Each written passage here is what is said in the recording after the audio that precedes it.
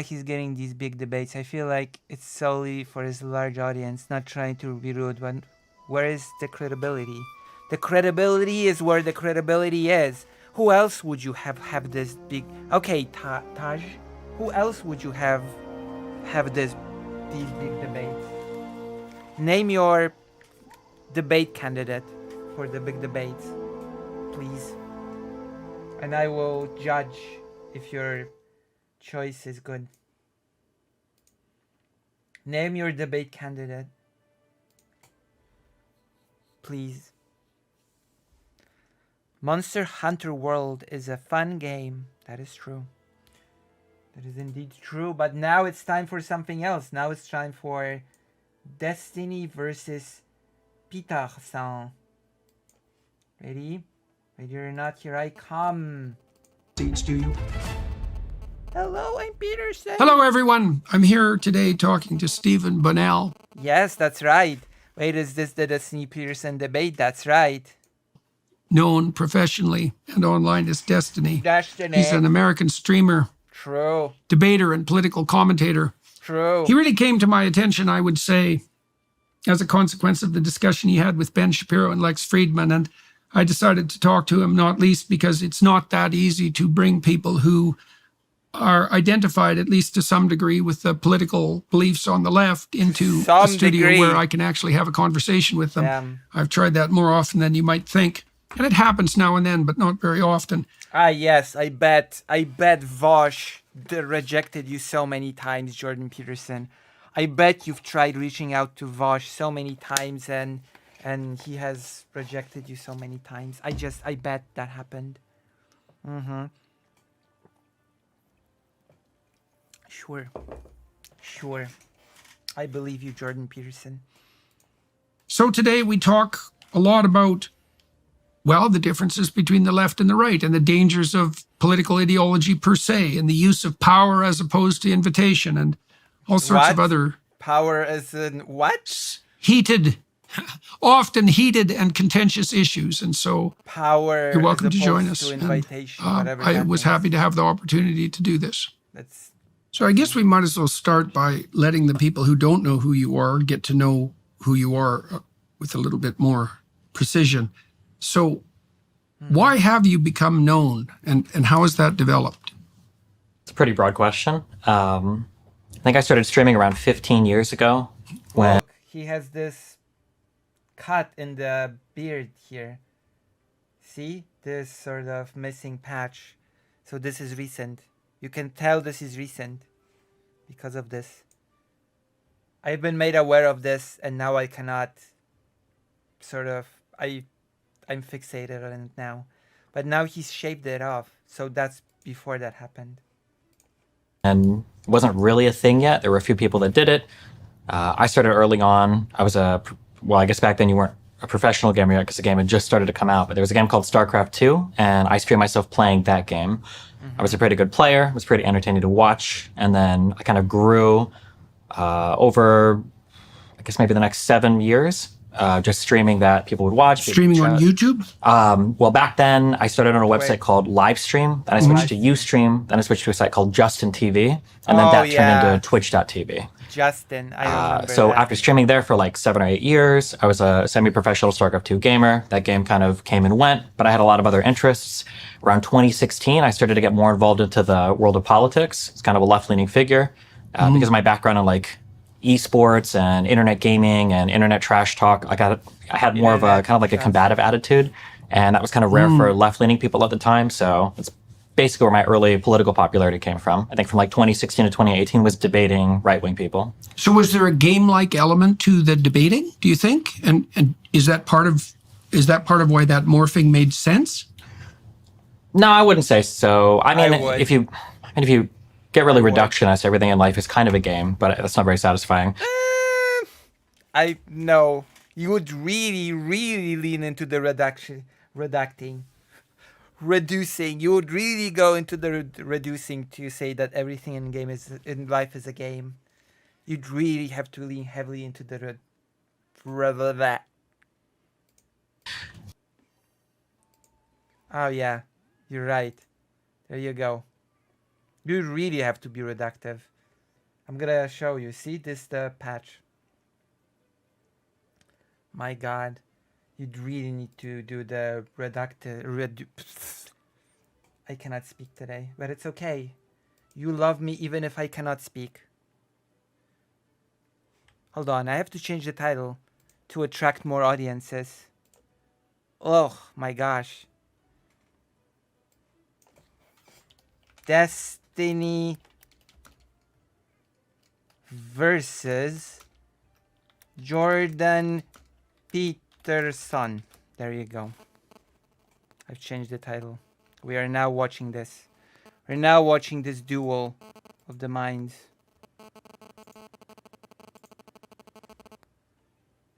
And then we're gonna talk about the terrorist attack in Russia. Isn't that a tone shift, if there is one? There's even one. I think I grew up like very argumentative. My mom is from Cuba, so my family was like very conservative. And then I grew up like listening to the news all day, listening to my mom's political opinions all day. And then I argued with kids in high school and everything. And I've always been kind of like an argumentative, type A, aggressive personality. Damn. So I think that probably lent itself well to the political stuff in 2016. Yeah. Was that useful in gaming? Yeah. That personality? In some ways, yeah. In some ways, no. I don't know directly for the games itself. I don't know how much it necessarily mattered. But for all the peripheral stuff, talking. in some ways it was really beneficial. I could kind of like cut out my own path and I could be very unique and I could kind of be on my own. In some ways it was very detrimental. I can be very difficult to get along with. And I'm very much kind of like, I want to do this thing. And if you try to tell me what to do, I don't want to have like a sponsor or a team or anybody kind of with a leash on me. So yeah, I guess it worked out. It's interesting because the temperamental proclivity that you're describing, that's associated with low agreeableness. And generally, well, and that's more combative, it's more stubborn, it's more implacable, it's more competitive. The downside is that it's more skeptical, it can be more cynical, it can be less cooperative. But generally, a temperament like that is not associated with political belief on the left, because the leftists tend to be characterized by higher levels of compassion, and that's low agreeableness. So, that element of your temperament at least is quite masculine, and a lot of the ideology that characterizes the modern left has a much more feminine, temperamentally feminine nature. So all right, so why do you think the shift from your popularity to political commentary worked? And you said that started about 2000. Yes. I have heard about Moscow. We're going to be talking about it today. Of course, I heard about Moscow. I'm from Eastern Europe. I'm Eastern European. I have to hear about all of Eastern Europe all the time, every day. Eastern Europe life is my life. He's a contrarian. Tell me something new. He's not on the left, is what Peterson is saying, basically. You don't really strike me as a person from the left. And Destiny's like, uh-oh. 2016, and why do you think that shift happened for you, like in terms of your interest? I think I've always been interested in a lot of things. Like I grew up with a very strong political bend. It was conservative until I got into my streaming years, probably 5 or 6 years into streaming. I slowly kind of started to shift to the left. And then you're going back to the I would say that you're coming back to your roots. I guess in around 2016, when I saw all of the conversations going on with the election and when all the issues being talked about, I felt like the conversations were very low quality. And in my naivety, I thought that maybe I could come in and boost the quality, at least in like my little corner of the internet, to have better conversations about what was going on. And so that was basically my injection point into all of that was, have you boosted the fighting quality? about those political issues and then arguing with people about them, doing research and reading and all of that. Yeah. And so did you do that by video to begin with as well? Yeah, it was all streaming. Yeah. It was all streaming. And so I presume you built an audience among the people who were following you as a gamer first, and then that started to expand. Is that correct? Basically, yeah. Without getting too much into like the business or streaming side of things, basically, actually, this probably carries over to basically to all media, I would imagine, is you've got people that will watch you for special events. So maybe you're like a commentator of the Super Bowl, or maybe you're hosting like a really huge event. Then you've got people who will watch you every time you're participating in your area of expertise. So for me, that's like a particular game I might be playing.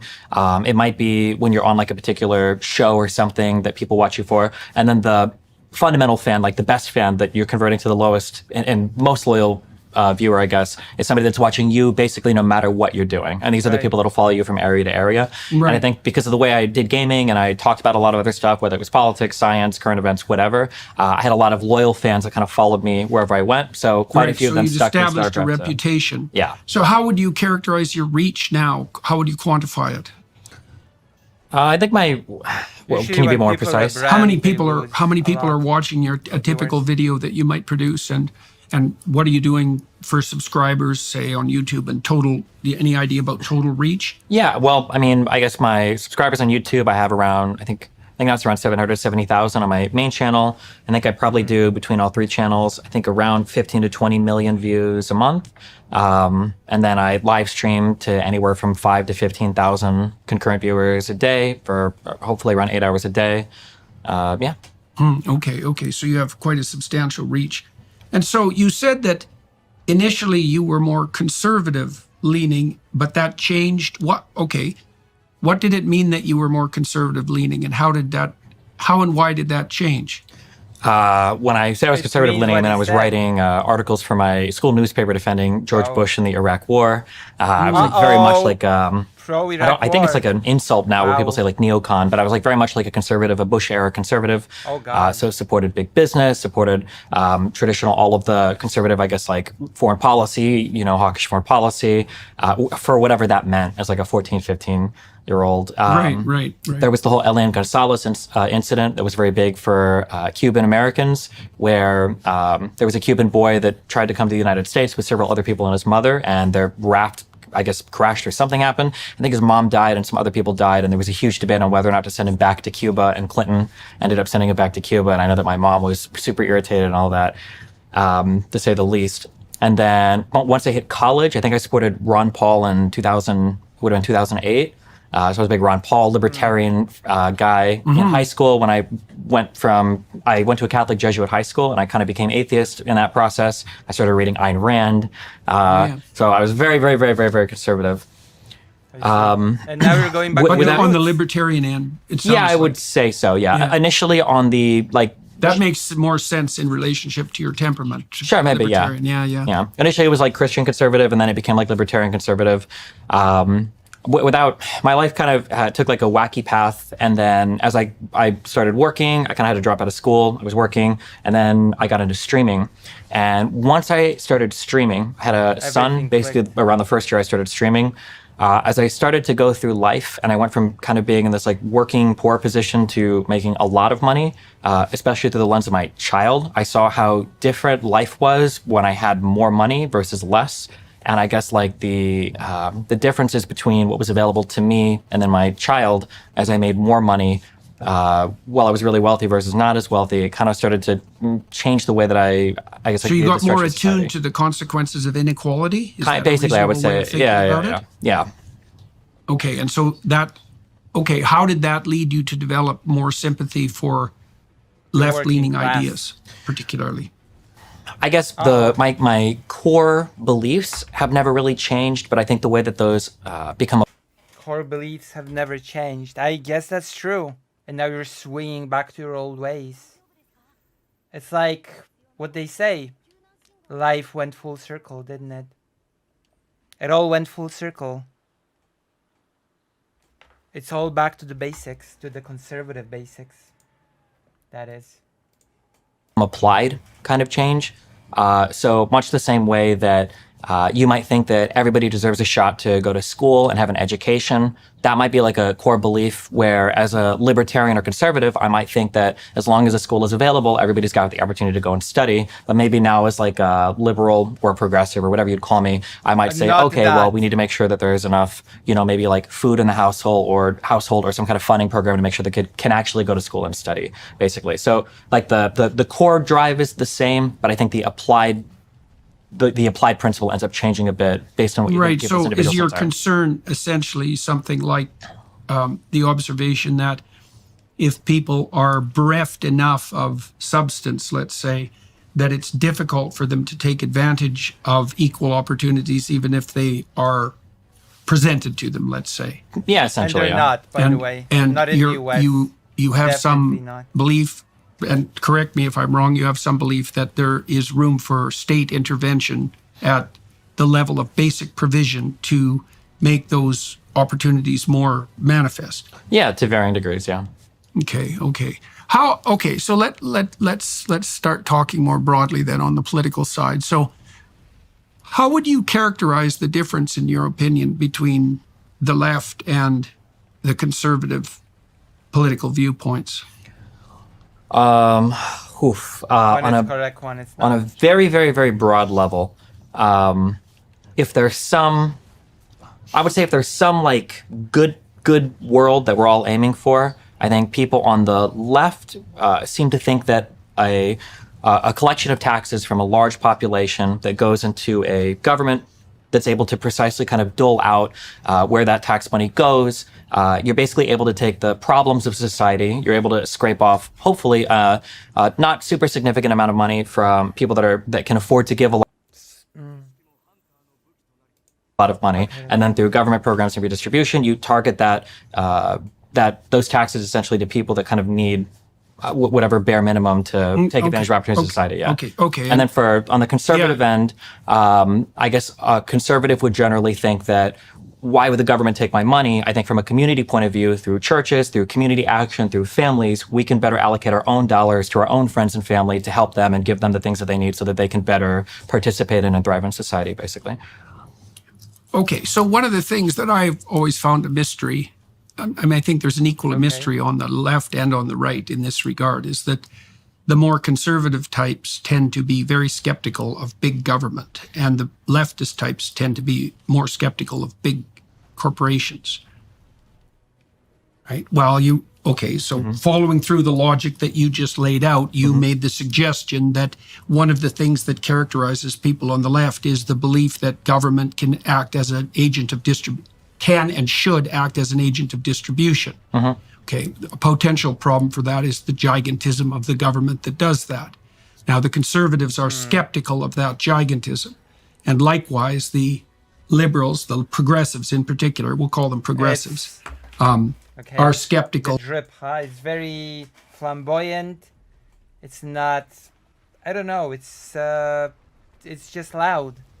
It's not very well thought out. It's just, I'm gonna wear something loud today and I'm cool.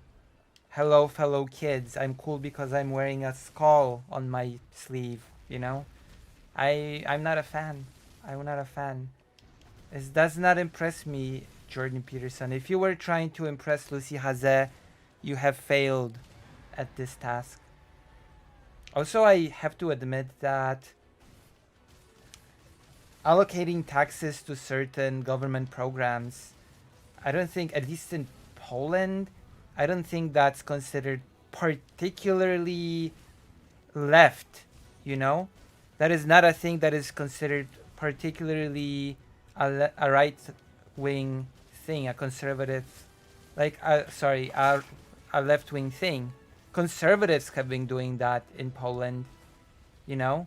That sort of thing, the social programs. So I guess that is a pretty significant difference in the political landscape between Poland and the US, if social programs are considered something exclusively left-wing and conservatives think that everything should be done through churches and community. Like, I don't know, that's bizarre. Actually, the right wing in Poland has won a lot of its popularity through the social programs that it installed, like 500 plus that later became 800 plus, which those programs are that all people that have children, 2 children, for each children they receive a certain amount of money from the government. That is one example of such programs.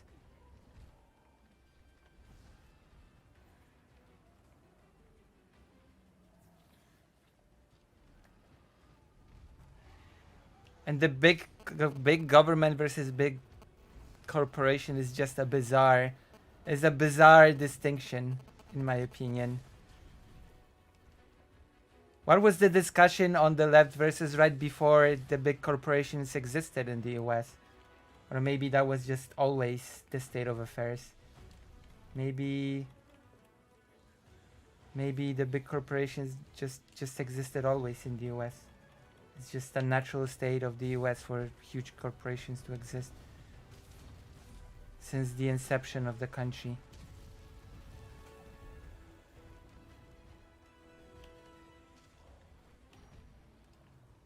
You know? But the truth is that in Poland, the right wing very happily reaches for the social programs in order to gain popularity.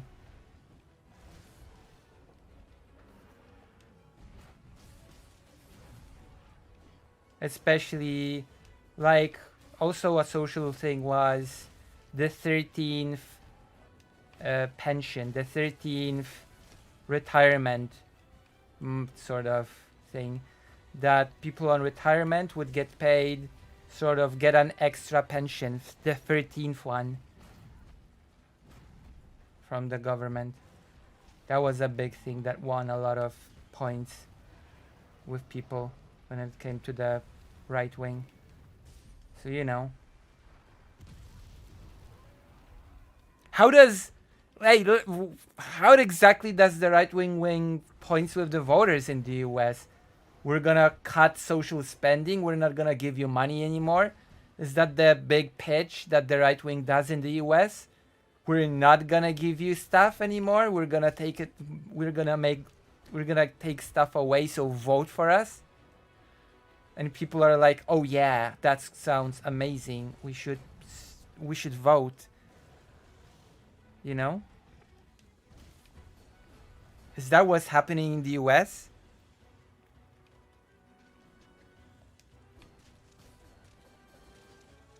Actually, nobody should get retirement money, as Ben Shapiro said. So we're gonna do away with retirement, and you're gonna love it. So vote for us. Is that the right wing's modus operandi? Of the reach of gigantic Is that a winning corporations. strategy in the US? And I've always seen a commonality in those two, in that both of them are skeptical of gigantism. And so one of the things that I'm concerned about, generally speaking, with regard to the potential for the rise of tyranny, is the emergence of giants. And one potential problem with the view that the government can and should act as an agent of redistribution is that there is an incentive put in place, two kinds of incentives. Number one, a major league incentive towards gigantism and tyranny. And number two, What? an incentive for psychopaths who use compassion to justify their grip on. Ah, yes. When the government redistributes money to help certain groups of people, that is when we get tyranny, because we get gigantism, as you know, as demonstrated in all of Europe with huge social programs. Those countries became the biggest dictatorships, of course. Sure. So what I'm getting from this so far is that the winning strategy for the right wing in the US is we're actually going to cut all social programs and we're gonna subsidize huge corporations, and that makes right-wing voters clap and vote.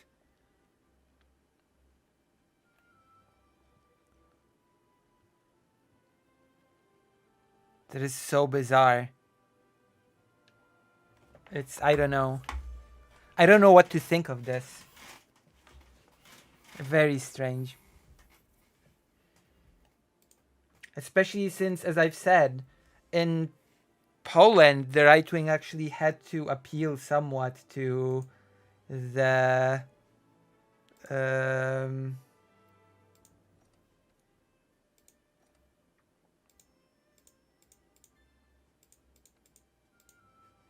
social programs, you know? According to Google. On power to take money and to claim that they're doing good. And I see that happening everywhere now, in the name of, particularly in the name of compassion. And it's one of the things that's made me very skeptical, in particular about the left, and at least about the progressive edge of the left. So I'm curious about what you think about those two. First of all, it's a paradox to me that the conservatives and the leftists face off each other with regard to their concern about different forms of gigantism, and don't seem to notice that the thing that unites them is some antipathy. This is especially true for the libertarians, some antipathy towards gigantic structures per se. And so then I would say, with regards to your antithesis between liberalism and conservatives, the That conservatives is such a weird way to discuss left wing versus right wing. That the main difference is that one group doesn't like giant corporations and one group doesn't like giant governments. There's one difference, by the way, even if I grant this, okay? I'm going to grant this, okay? Let's grant that the main difference between the right wing and the left wing is big corporations versus not liking big government. But do you know something else? At least on paper, there is a big difference between a huge corporation and a huge government. And that is that even, at least in a democracy, a well-functioning democracy, okay, people actually have some input into how the big government is shaped through voting and, I don't know, contacting your local representatives, being politically active. You actually do have some sort of influence over what's going on in the country by doing so, by doing all these, by taking advantage of all the instruments that are sort of available to you. With a giant corporation, what the hell are you gonna do? You have absolutely no say when it comes to how a huge corporation functions. Zero. So why would you want a huge corporation that more often than ever will just screw you over for the sake of profit and you won't be able to do anything about it most of the time? Like, what exactly are you gonna do? At least with a big government, you sort of do have an effect by, participating in the political process, by being an informed voter, by, again, contacting your local representatives. In fact, you can even, at least in Poland, you can even create bills and put them forward if you get enough votes from citizens, like so-called citizen bill initiatives, that you can create a proposition for a bill, what you want changed, and then you get enough people to sign it, and then you put it forward, and you can create change that way. So there are different sorts of avenues that you can take advantage of to sort of affect the reality around you, even if the government is big. But with a giant corporation, tough luck, tough shit. You can't do anything. It's game over. It's done. You're done. That is the reality.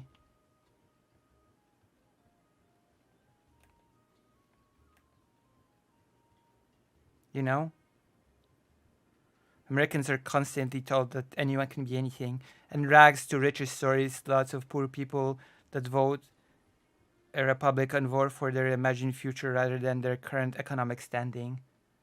Like, it's sort of like, I don't know. It's sort of like those people that just dream of making it big through schemes of various sort. Are pointing to the fact that there are intermediary forms of distribution that can be utilized to solve the social problems that you're describing that don't bring with them the associated problem of gigantism. And like it's been shocking to me to watch the left, especially in the last 6 years, ally itself, for example, with pharmaceutical companies, which was something I'd never thought I would see in my lifetime. I mean, for decades. Oh my God. For such a big, supposedly psychologist, I must admit that Jordan Peterson is a very shallow thinker. Is he gonna say that he is surprised to see the left aligning themselves with the pharmaceutical companies when it comes to the vaccines? Is it gonna be about COVID and vaccines? yes, I think people will align themselves with the things that can distribute the things that will stop people from dying. Yeah, I think I might be crazy, but I think that makes sense. It might be a weird thing for me to say and believe. How wild. The only gigantic corporations the left was more skeptical of than the fossil fuel companies were the pharmaceutical companies. And that all seemed to vanish overnight around the COVID time. So I know the story. That's a lot of things to throw at you, but it sort of outlines the territory that we could probably investigate productively. Yeah, so a couple things. I would say that the current political landscape we have, I think, is less. I understand the concept of conservatives supporting corporations and liberals supporting like large government. I think today the divide we're starting to see more and more is more of like a populist, anti-populist rise, or even like an institutional or anti-institutional rise. So, for instance, I think conservatives today in the United States are largely characterized with, I would say, with populism. In that they're supporting like certain figures, namely right now Donald Trump, who they think alone can kind of like lead them against the corrupt institutions, be them corporate or government. I feel like most conservatives today are not as trustful of big corporations as they were back in like the Bush era, where we would, conservatives would champion, big corporations. Yeah, I think that's right. Yeah. I don't That's think a strange thing because it makes the modern conservatives a lot more like the 60s leftists. Potentially, yeah. I'm sorry. I mean, what that did brings just, us into the issue What too. did I just hear? The fact that the whole thing is flattened to the big government versus big corporation is just bizarre to me. Of leftists. I don't That's think a strange. conservatives would be trustful of big them corporate or government alone populism. Conservatives today in the United States are largely characterized with, I would say, with populism, in that they're supporting like certain figures, namely right now Donald Trump, who they think alone can kind of like lead them against the corrupt institutions, be them corporate or government. I feel like most conservatives today are not as trustful of big I corporate. think that's been a thing for fascism for a long time, I don't think that's a modern phenomenon that you have this figure that people rally around that is very, populistic, promises to take care of things, promises to make a country great again. I don't know. Some names come to mind, like Mussolini, Hitler.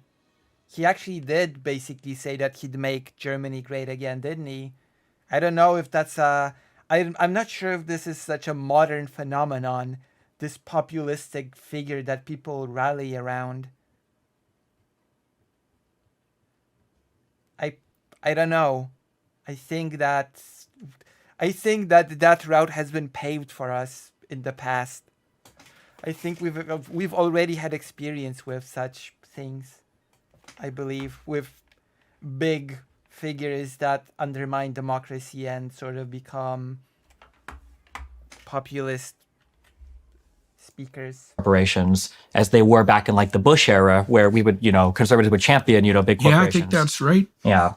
I don't That's think a strange thing because it makes the modern conservatives a lot more like the 60s leftists. Yes, the 60s leftists famously had a big populist figure that everybody just gathered around, and that 60s lefty would try to undermine democracy and become a dictator.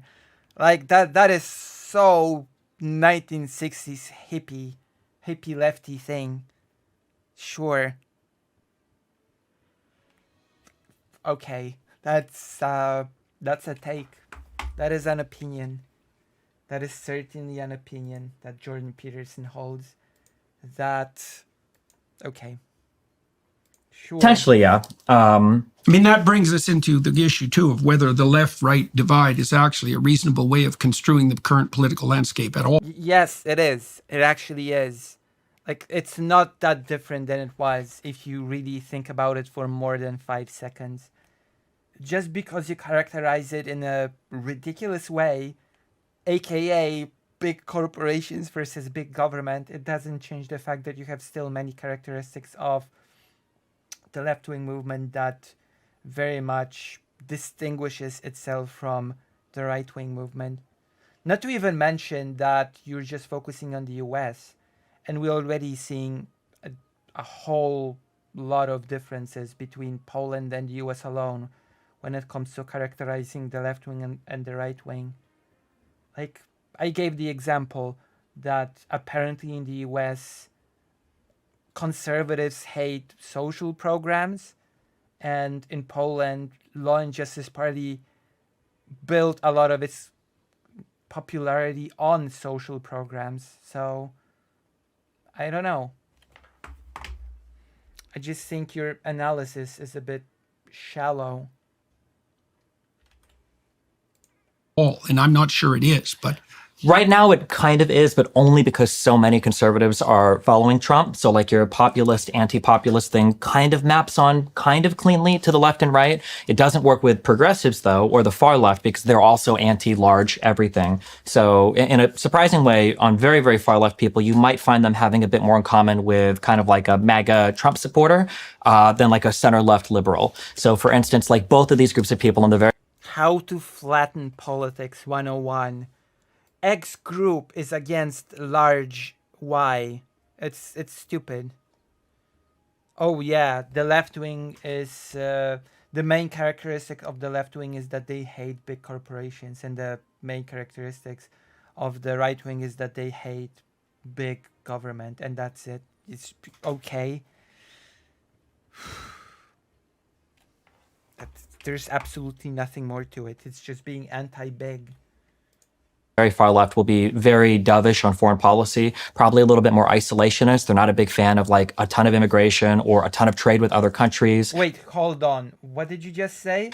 Or both of these groups, MAGA Trump supporter, very, very far left people, you might find them having a bit more in common with kind of like a MAGA Trump supporter than like a center left liberal. So A far right. What is a far left person? Maybe you should begin there. That is so ridiculous. My father, right after the fall of the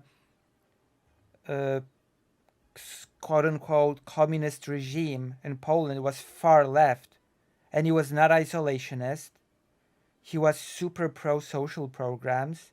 He was very much for sort of international relations, especially with the Eastern countries that were part of the Soviet Union / Soviet bloc. Is that really the case in the US, that a far left person, quote unquote, will be isolationist against immigration?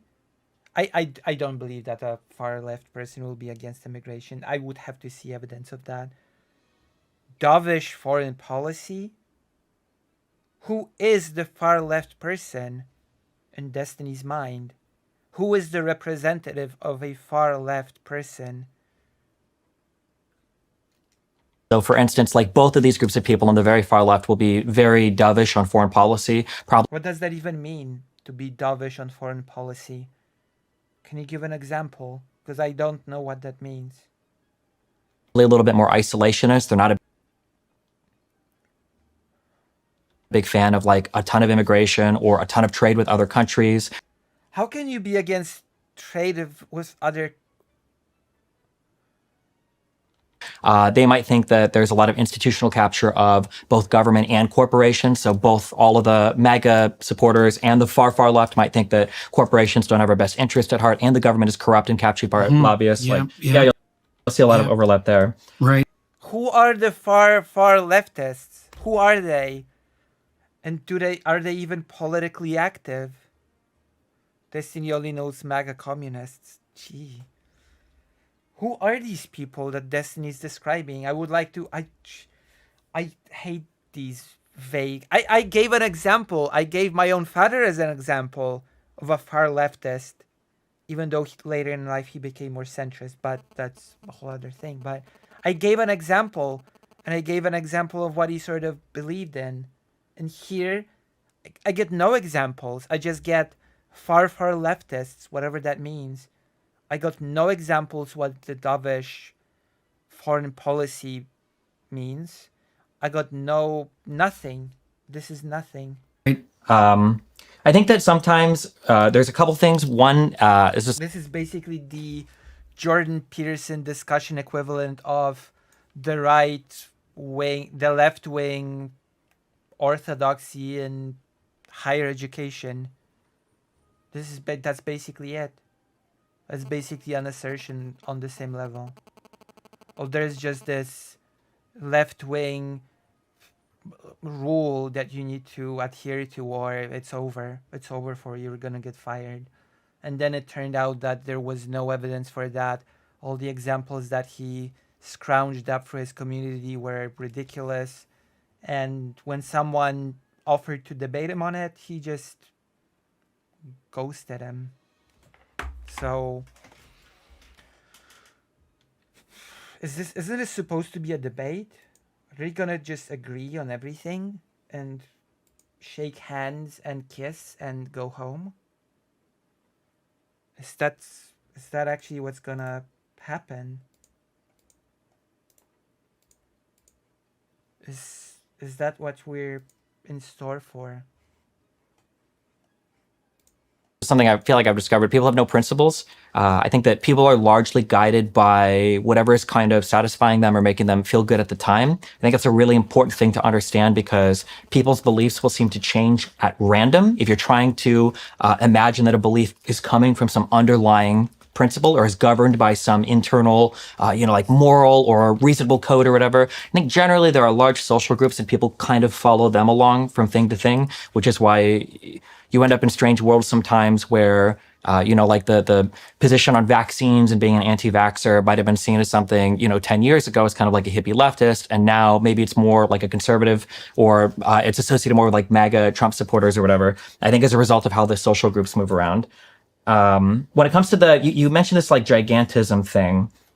That's another thing where I'm not sure if people actually care about gigantism or if they're using it as a proxy for other things that they don't like. Like I could totally. What the hell is gigantism? I've gotta Google.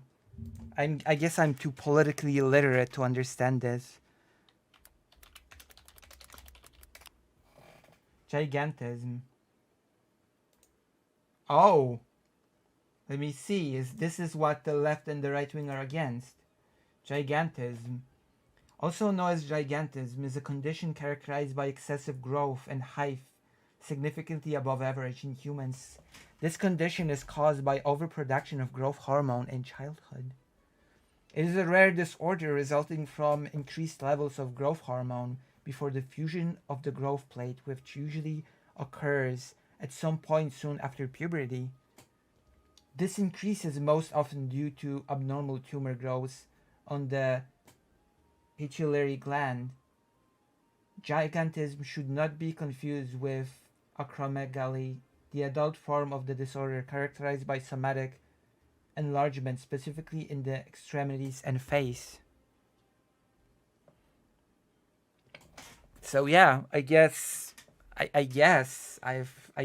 both the right and the left wing would hate this, no? Damn. All right, discussing gigantism. All right, I Really imagine a Well, I person. care about it. Sure, yeah, you might. Yeah, sorry. It just That's mean okay. in general. That's yeah. okay. Because like I I could mean, it is a serious condition, so I suppose so. I suppose you care about it. Hello. I suppose you care about it. imagine somebody saying that like they don't trust like a large government, they think there's too much, prone to tyranny or something like that, but also be supportive of an institution like the Catholic Church, which is literally, That is so stupid. Big government equals tyranny. one guy who has a direct Right, line to but they God. can't tax, Well, I mean, there's and they don't have a military, that and they is can't conscript you, true. right? Yeah, And they can't throw you in jail. that is true. Yeah, I mean, Right. Well, those are major and significant. I mean, I get the overlap. Don't get me wrong. sure, but I'm saying What, Jordan Peterson is a communist now. He wants to do away with the state.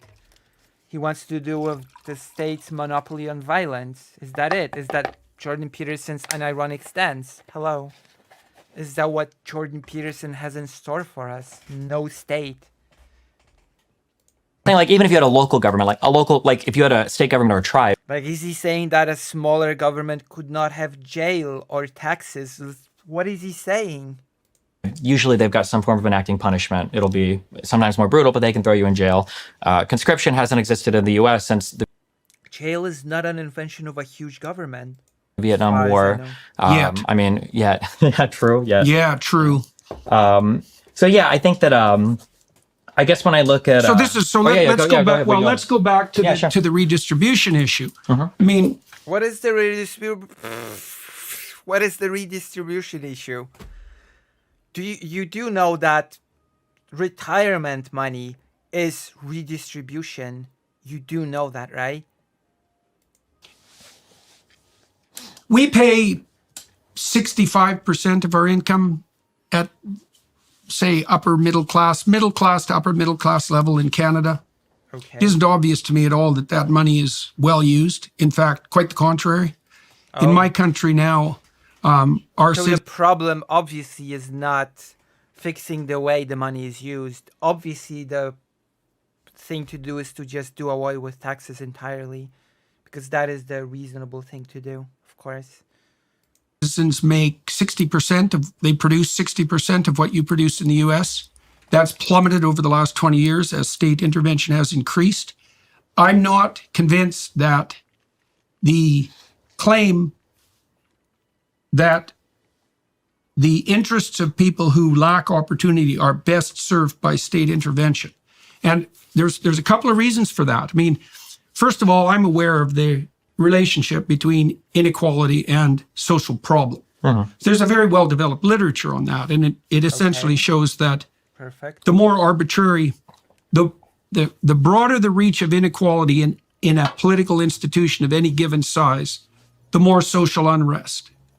So where all people are poor, there isn't much social unrest, and where all people are rich, there isn't much social unrest. But when there's a big gap between the two, there's plenty, and that's mostly driven by disaffected young men who aren't very happy that they can't climb the hierarchy. There are barriers in their way.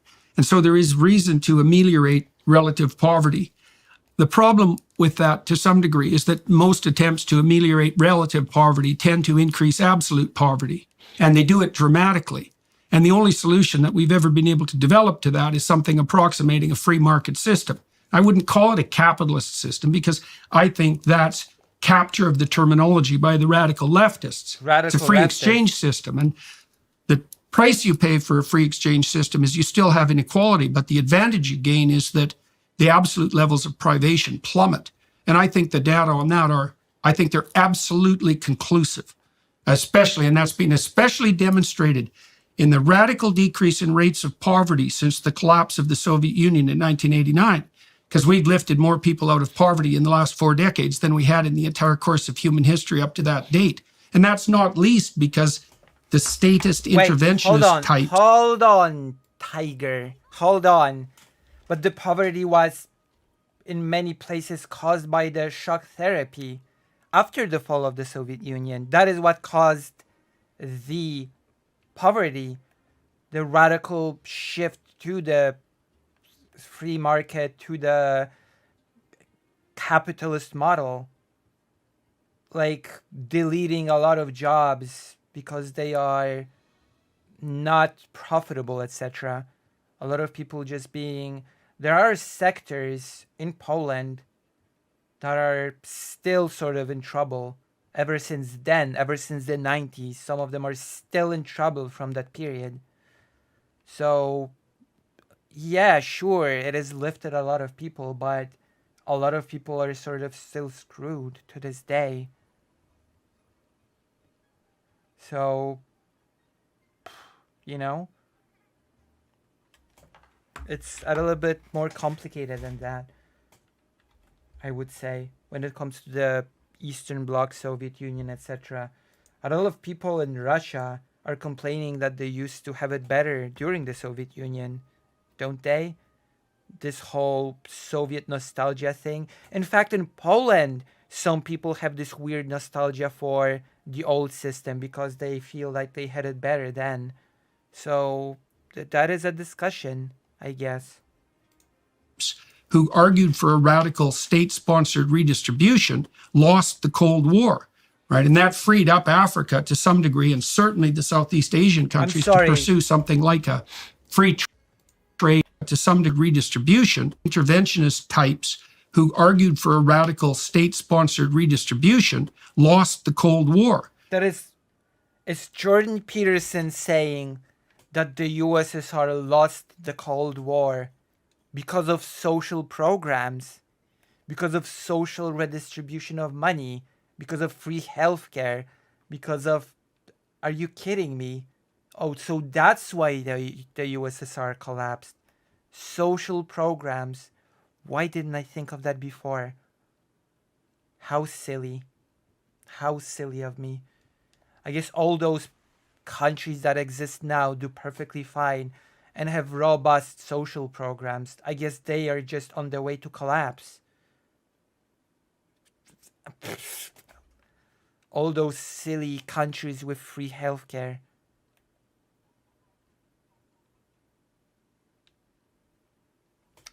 This is so silly. Ah, yes. Thing. Because the Soviet Union...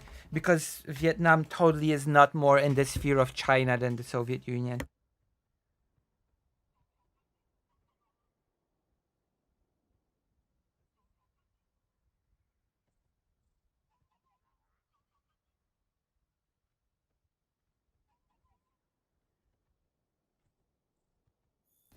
Okay. Is that a government responsibility to maintain an economy they deemed healthy, an economy of competition? It's just... What is this?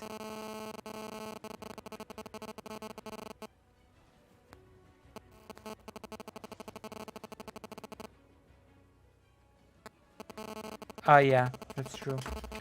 Exclaiming that the USSR lost free exchange, but it's also an argument, twofold argument, pointing out how we ameliorate absolute poverty, which should be a concern for leftists, but doesn't seem to be anymore, by the way. And also an argument for the maintenance of a necessary inequality. Like, I'm not sure that inequality can be decreased beyond a certain degree without that decrease causing other serious problems. Like what? And we can talk about that, but, we'll talk but it's a complicated problem. Yeah, for one point of clarification, when you say leftist, what do you mean by that?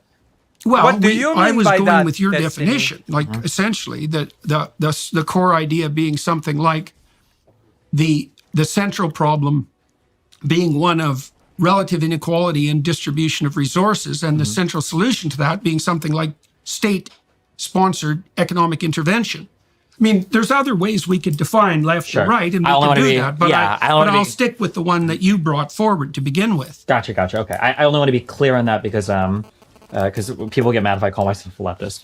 Oftentimes online or especially in Europe or worldwide, leftists will refer exclusively to like socialists or communists, and anybody to the right of that would be considered like a liberal. If you no, usually a fascist. Well, what? Depending on very rapidly. Yeah. I just wanted to be clear on that. So I'm absolutely a pro-capitalist, pro-free market guy. I'm never gonna. Okay. Yeah. Well, that's good. It's good to get that clear. Why? Yeah. Because I would argue that when you look at like the fall of the Soviet Union, or you look at the failure of like socialist or communist regimes, I don't know if the issue there was so much redistribution. I think the problem that was one of many issues. I don't think it was an issue at all. Actually, I would say I think the issue was command economies. Wait a minute. Go ahead. Yeah. Thank you, Destiny. Oh my God. I give credit where credit is due, saying that the Soviet Union fell because of the redistribution of funds, because of social programs, is the stupidest thing that I have heard all day and probably all night. I don't think I'm gonna hear anything more stupid. I don't think there's gonna... I think that's the peak stupidity. I don't think I'm gonna hear anything more stupid tonight. I think that ship has sailed and it's too late. A minute. What do you mean redistribution wasn't an issue? What the hell do you think they did to the kulaks? That was forced redistribution. It resulted in the death of 6 million people. So maybe I'm not... That is not redistribution, you idiot. What collectivization?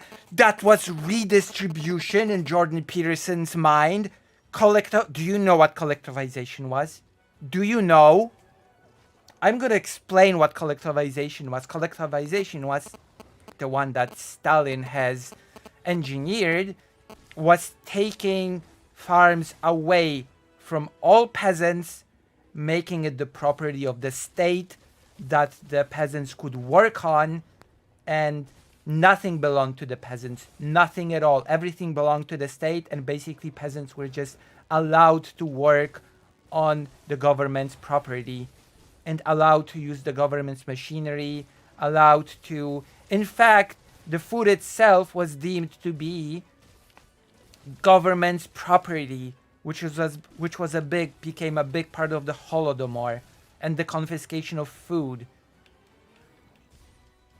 Because at some point, because the food was government property, owning food became a crime because it became stealing from the government. Jesus Christ, how is that redistribution to whom? The government?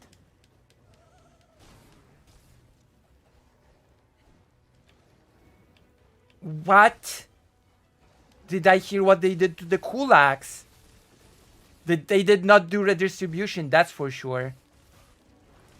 Wow. That is... Wow. Okay. Yeah. Jordan Peterson is not a historian. What is Destiny gonna say to that? Does Destiny even know what collectivization was?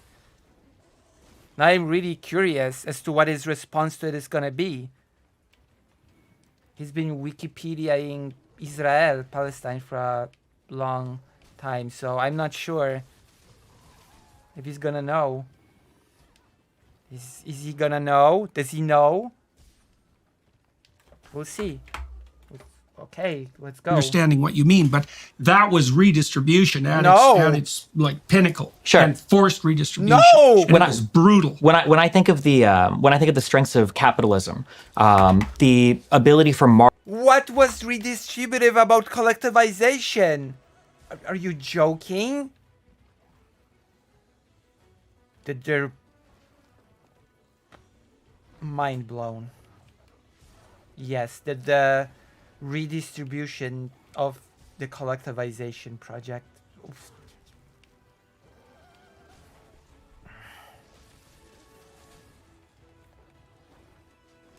Why?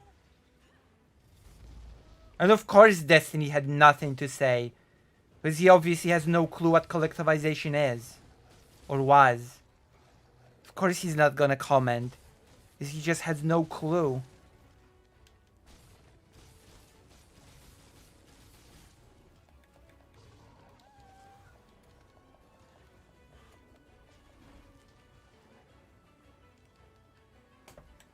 Well, you've been to work, so that's, you know. markets to dynamically respond to shifting consumer demand is like the reason why capitalism and free market economies dominate the world. When you've got socialist or communist systems, command economies where a government is trying to say, this is how much this is going to cost, this is how much you're going to produce and make.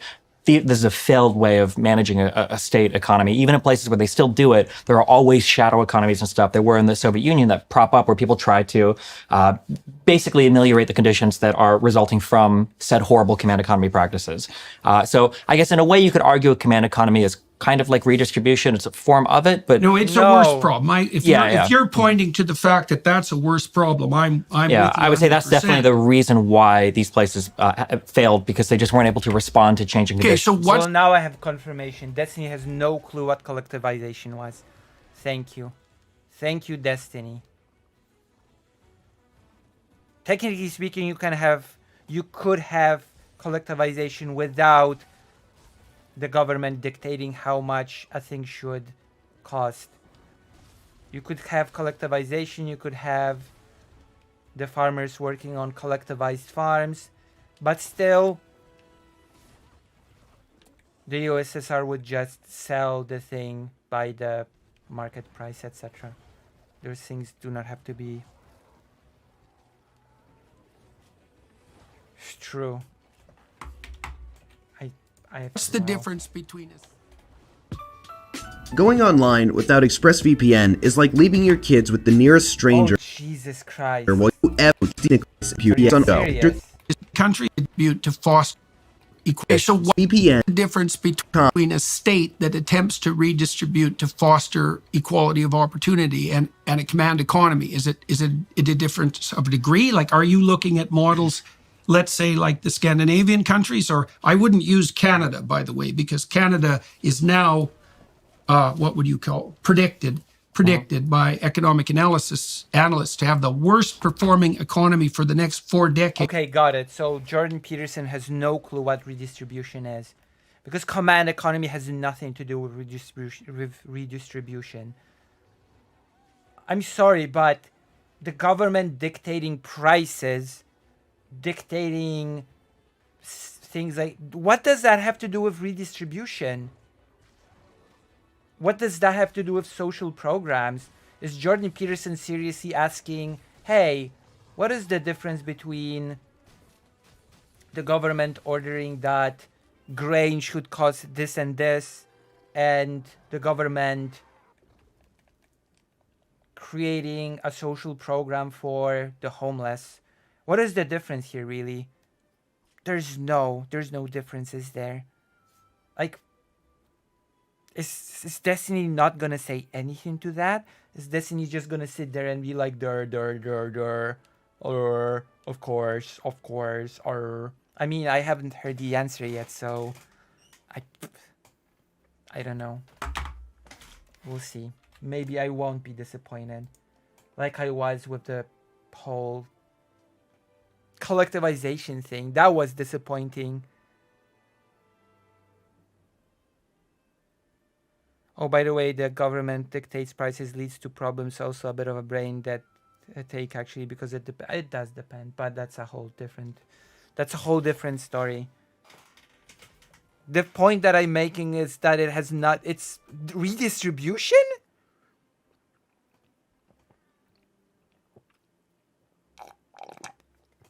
I mean, there are things that you do need to regulate prices on. I'll be right back.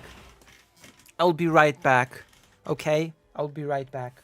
Don't go anywhere. In fact, get more people in here. This is a hot debate, so you should be excited to watch it with me, no?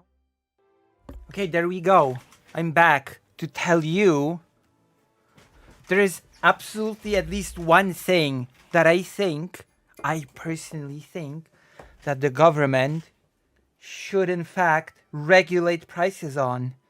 And that is, hold on to your hats, because in the US that might seem like a wild concept. Life-saving medicine. The government should definitely regulate the prices of life-saving medicine. That should definitely not be just left to the free market. Okay? It should not be like, oh, the medicine that if you don't take it, you'll just die, that costs $15,000. You know, because it's rare medicine and the market has regulated that it costs a lot. You can't afford it? Well, I guess you'll die. Come on. That's, like the medicine thing is like the most obvious case.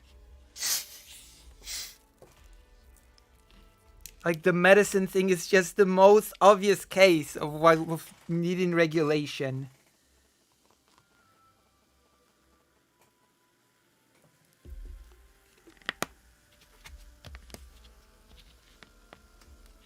Also, by the way, subsidies to the farming sector is a form of redistribution. Is Jordan Peterson saying that's wrong? Subsidizing the farming sector, is that wrong as well? I guess it is. It's nice, cool story.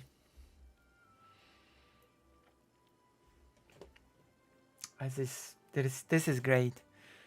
Of all the developed world. So maybe we'll just leave the example of Canada off the table. Sure. Scandinavian countries are often the polities that are pointed to by, I would say, by people who, at least in part, are putting forward a view of redistribution for purposes of equality of opportunity like you are. But they're a strange analogy because they're very... And look at how miserable those countries are, truly.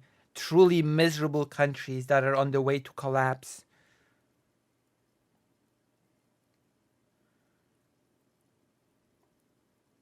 Small countries, and up till now they were very ethnically homogenous. Homogeneous, yeah. Exactly, and that makes a big difference when you're trying to flatten out the redistribution. Plus, they are What the fuck does that have to do with anything? Oh yes, the Scandinavian countries.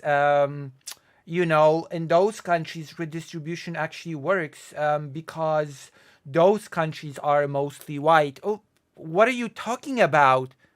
You're an idiot.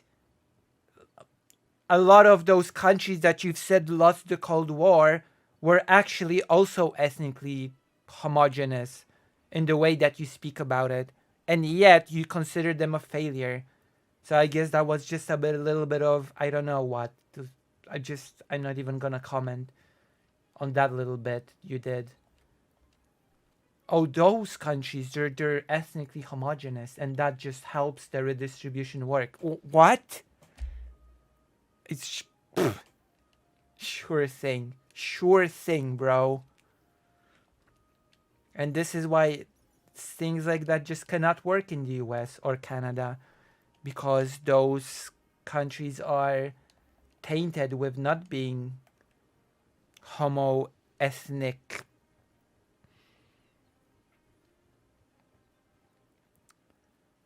Let's see how much Destiny sink into the ethno-nationalist arguments. Will he push back or embrace his friends' views? Friends who are like Lawrence Southern and Fuentes. Like, what the hell?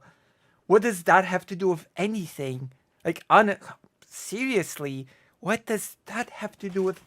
Okay, let's listen, because that was ridiculous. also incredibly wealthy, which makes, redistribution, let's say, a lot easier. So Oh yeah, because the US is such a poor country. Oh God, the US is such a poor country that it could never afford redistribution, could it? As we all know, the United States of America, are just a poor little country, a third world country that could not possibly be able to afford social programs. What is he arguing, that the Scandinavian countries are richer than the US then? Well, again, the US might be rich, but at least, it's not homo-ethnic. So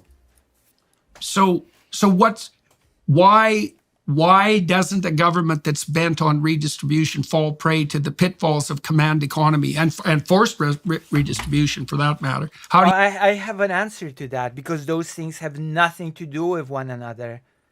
Because those things have absolutely nothing to do with one another. Social programs existed before command economy, and social programs did not create command economy. They're not products of one another. They're not even directly related. This is idiotic. This is just...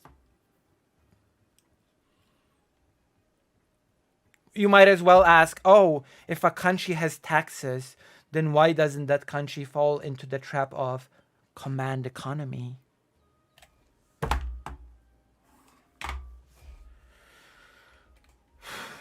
how do you protect against that? I think what you have to do is very, very, very difficult. Is people get very ideologically captured by both ends, and they feel very, I guess, like committed, or they feel very allegiant to pushing certain forms of economic organization. And I think sometimes it blinds them to some Social programs have nothing to do with command economy. Do you know what command economy is?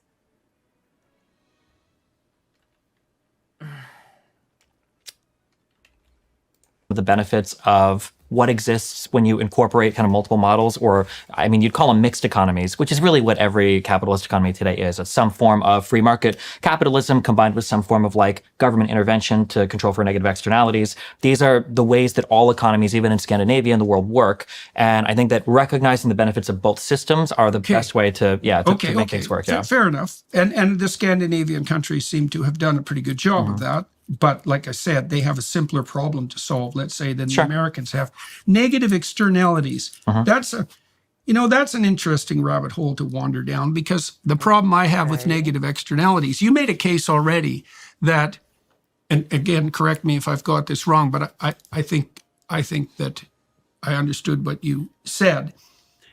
A free market, free exchange economy is a gigantic distributed computational device. Basically, yeah. Right, exactly. And Which, funnily enough, one of the big problems for command economies is called the computation problem, because no central body can actually compute, yes, the ins and outs of. Right, exactly. Right, that's not, that's a fatal problem, right? Because it doesn't have the computational power. It certainly doesn't have the speed of data recognition. It doesn't have the on-the-ground agents if all of the perception and decision-making is centralized, right? It's Well, that's because when it comes to regulating prices for certain things, and that is the main flaw of those who criticize it, by the way, that is because the profit motive is sort of thrown away in this instance. When we talk about regulating prices of medicine, of certain types of goods, like that is done for sort of, there's a higher good, there's a different motive that is taken into consideration rather than that thing ending up being profitable. So those calculations get thrown out the window. The problem, or rather the question becomes, can this person that needs this medicine afford it to live? And if not, we subsidize it and make the price really low for this person so that this person can get this medicine. We can afford to do this. We have sort of systems that allows us to do this, and we can regulate the price in this way. And in that sense, the whole topic of profitability is thrown out the window, because that's not the main issue that is being taken into consideration. The issue is whether or not the person that needs the medicine can get it. You know?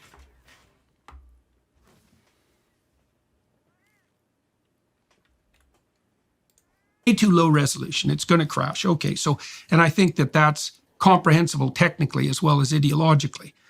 All right, so, but having said that, with regards to externalities, all the externalities that a market economy can't compute are so complex that they can't be determined centrally by the same argument. And There are ways to account for them, though. Really? That work with. Tell me. Yeah. How. Because I can't see that. Because I Well, can't see how that they can be accounted for. I mean, no offense, Dr. Peterson, but you're not exactly an economist, so I would not be surprised if you couldn't see many things. Without the same computational problem immediately arising. Yeah, and I understand that. And I think that's a problem sometimes of people very far on the left when they want to deal with certain problems.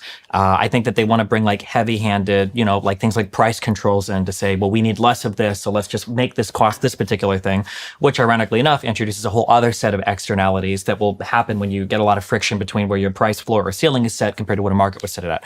But ideally, if you're a reasonable person and you view economies as mixed economies, what you try to do is you try to take these externalities, meaning things that aren't accounted for with your primary system. So in a capitalist system, an externality might be something that causes a negative effect, but it doesn't cost you any money. Pollution would be a good example of that.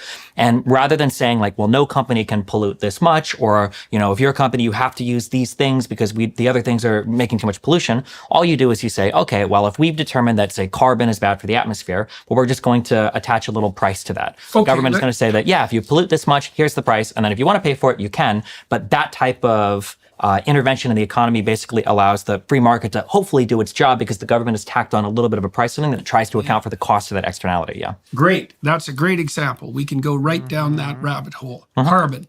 Okay, so first of all, one of the things I've seen, you tell me what you think about this, something that I've seen that actually shocks me, that I was interested in watching over the last 5 or 6 years.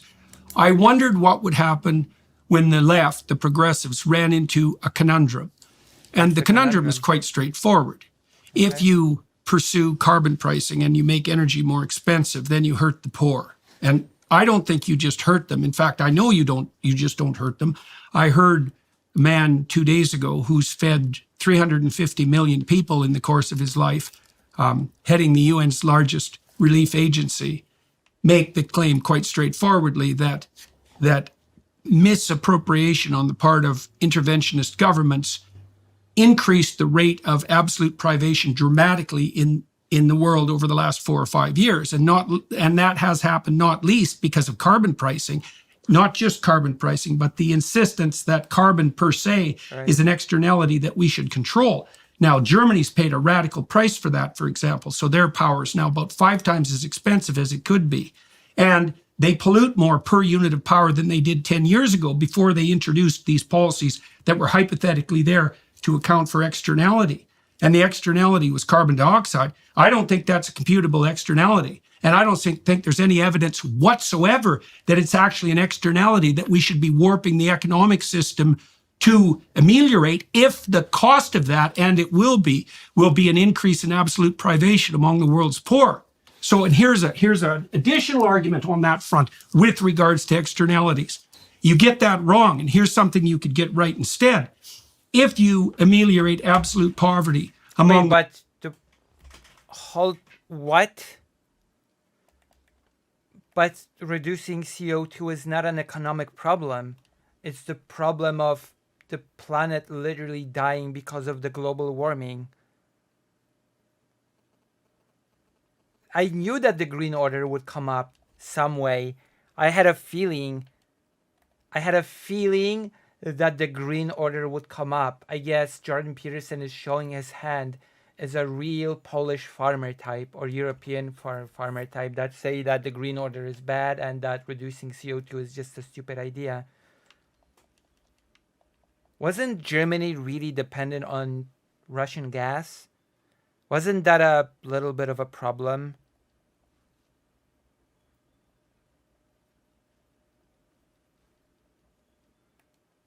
Wasn't that a little bit of an issue that could have been, calculated, as they put it? Silly. The world's 1 billion poorest, they take a longer view of the future. And that means they become environmentally aware. And so the fastest route to a sustainable planet could well be the remediation of absolute poverty. And the best route to that is cheap energy. And we're interfering with the development of cheap energy by meddling with the hypothetically detrimental externality of carbon dioxide.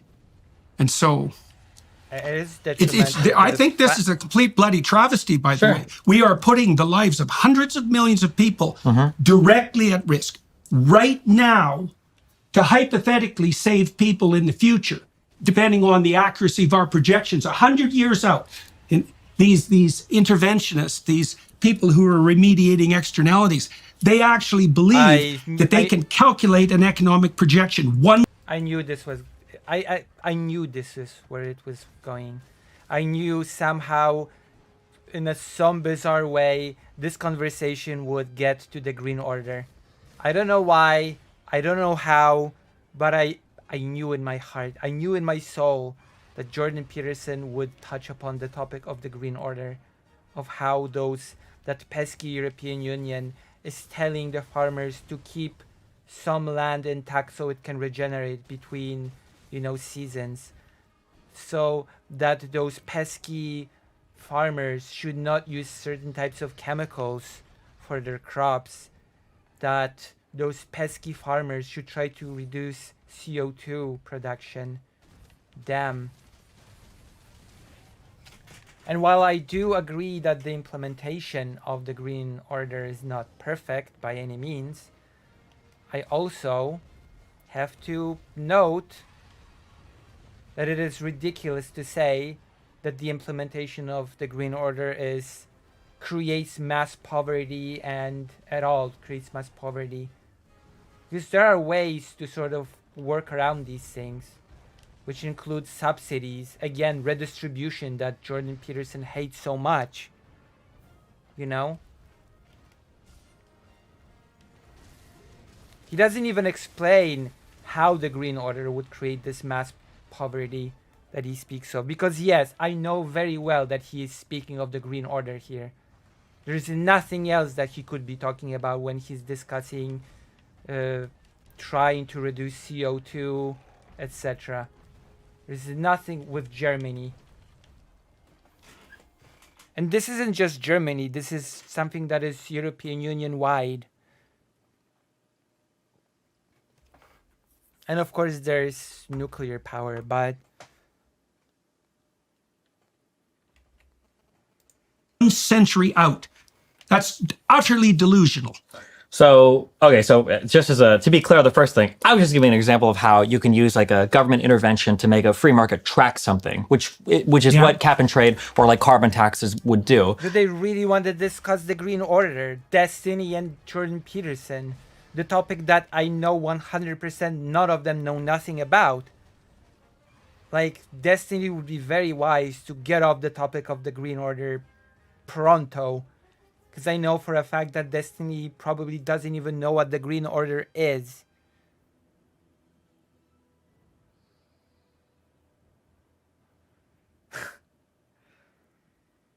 Like, I'm very sure that he has no clue what the Green Order even is.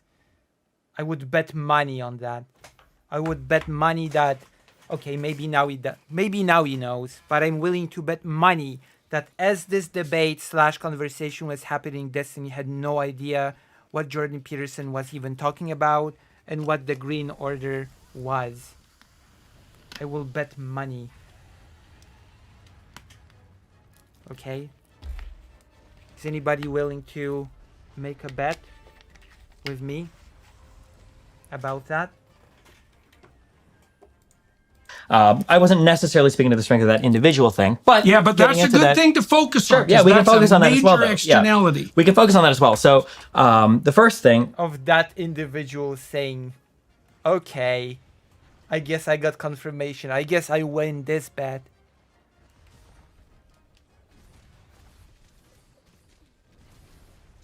I guess I win this bet.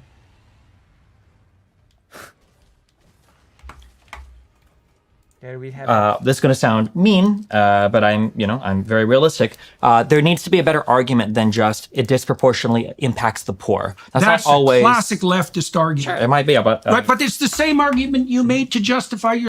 Okay, make your case. How does the Green Order, as badly as it's implemented, disproportionately target the poor?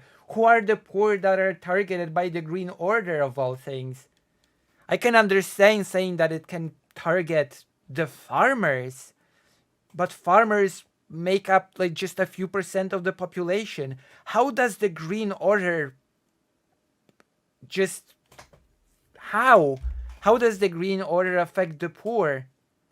I just don't see the connect. Maybe I don't know enough about the Green Order to make that connection. Explain it to me, Jordan Peterson, because you seem to be the expert on the European Union policy when it comes to farming and ecology.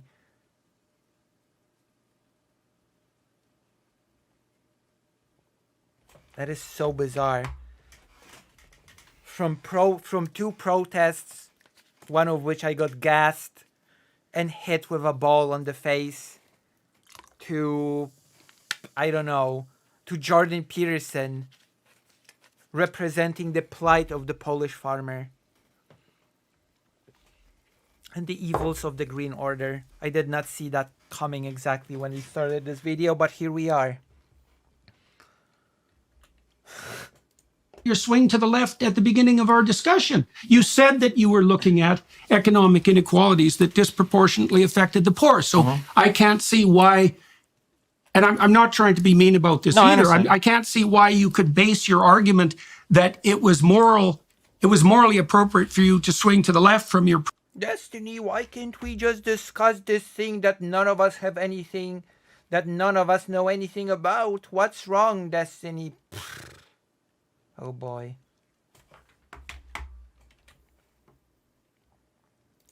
Previous position because you saw disproportionate effects on the poor, and I can't use that argument in the situation that I'm presenting it right now. No, you can't. What is the disproportional effect on the poor? Who are the poor? What policy of the Green Order affects those poor? Like, I need answers to those questions before this conversation even moves forward. Destiny doesn't even know what you're talking about. And you're trying to... I don't know. I don't know what you're trying to do. Amazing. Because it depends on if we think it's a condition that ought to be remedied or not. For instance, if I walk, around and I see homeless people, and I'm like, man, this is really sad. We ought to spend more money on homeless people because it seems like they're disproportionately affected by their living conditions. And then somebody says, oh, well, do you think we should still lock up, rapists and murderers? Aren't they disproportionately poor? I'd probably say, well, yeah, we probably should. And I go, well, isn't that hypocritical? Well, no, I think that rapists and murderers should probably be in jail, but we can also help the homeless at the same time. It's I think such a that just weird helping the example. poor isn't an argument like a blank check to do every possible thing to satisfy poorer people. Right, And it's going to agree. depend on from issue to Yeah, issue. that's fine. So, like, for But instance, that's I think because the poor, everyone who's poor is not a victim. Some people who are poor are psychopathic perpetrators. Sure. And it's very useful to distinguish them. But I was making a much more specific argument. My argument was that the fastest way out of absolute privation for the world's bottom billion people is through cheap energy. Yeah, I understand what you're saying there. So I just working my way towards that. Yeah. I just want to say that just because something targets the poor is not necessarily an argument against it. Depends on how hard it targets them, and it depends on whether mass starvation is the outcome. The outcome is important. That I agree Well, with. So, you for instance, need like a to sin tax. demonstrate- Taxes on the like outcome will be mass starvation. Yeah, I'm in getting this to it. Okay. situation. Yeah, I'm getting to it. Okay. Sin taxes on like cigarettes and alcohol are always going to disproportionately. Yes, it's basically the... What are we talking about now? Is he blaming the Green Order on problems with energy? That is... wow. Jordan Peterson. Literally would fit right in on the protest of the farmers in Poland. He could be a leader of the protests with the stupid things that he's saying. Mass starvation. Okay, Jordan Peterson. Proportionally impact the poor, or even sugar, we might say, right? But just because that disproportionately impacts the poor, is that a good thing or a bad thing? These are probably the people that suffer the most from those particular afflictions, right? Right. So, And that is an tax that immediate targets- versus delayed It issue is. too, right? Because the reason, is it immediate? I mean, obesity isn't immediate. I don't think alcoholism the reason is. for the tax is to stop people from pursuing a certain form of short-term gratification at the For cost sure. of their longer-term well-being. Correct. And that exact same idea, if you believe climate models, or if you believe that we're heading in a certain direction in terms of climate, the overall warming of the planet, would be the same argument you would make for climate change. Only That- if you believe that you could model economic development 100 years into the future. Well, we're not trying to model. We're more concerned with modeling climate development, economic No. development. We're Yes, equally absolutely. okay. Tell me how I'm wrong. I don't believe that, because what I see happening is two things. We have climate models that purport to explain what's going to happen over a century on the climate side, but we have economic models layered right on top of those that claim that there's going to be various forms of disaster for human beings economically as a consequence of that climate change. Yes. And so that's like two towers of Babel stacked on top of one. Are you kidding me, Jordan Peterson? Yes. Imagine that. Imagine whole areas of the planet becoming unlivable will have economic consequences. What a shocking revelation. How bizarre. How is it possible that a huge refugee crisis that will be the effect of the fact that people won't be able to live in certain places in the world could create economic effects? Wow. That is such a weird prediction. That is such a weird prediction to make. Jordan Peterson, the genius. Wow.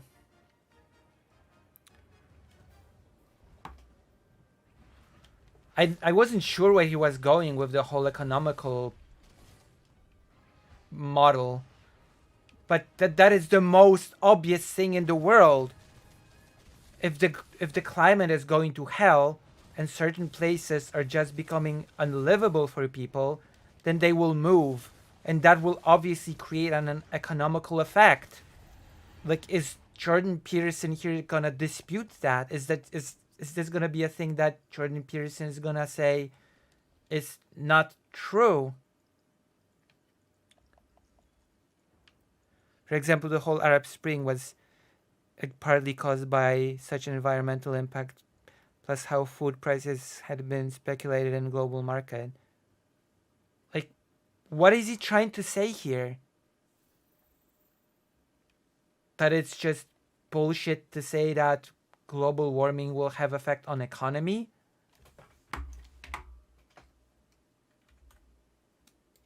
One another. And so, because if people were just saying, oh, the climate's going to change, there'd be no moral impetus in that. It's the climate's going to change and that's going to be disastrous for the biosphere and for humanity. But that's an economic argument as well as a climate-based argument. Sure. It's both, but the worst projections of what would happen if the climate took a disastrous turn are worse than the worst projections of what is our planet going to look like economically if we hardcore police, Right. fossil But why fuels. would you? Okay, but So I the don't argument- understand the- the distinction Well, the between the models. Well, the argument would be that Okay. whatever pain and suffering poor people might endure right now because of a move towards green energy, that pain and suffering is going to be short-term and far less than the long-term pain and suffering. Right, but that that's comes along dependent with- on the integrity of the economic models and and the climate models as well, right? Right, exactly, Of course, but is in exactly the stacked manner that I described. And like, there's nobody in 1890 who could have predicted what was going to happen in 1990 economically. Not a bit. Not a Okay. bit.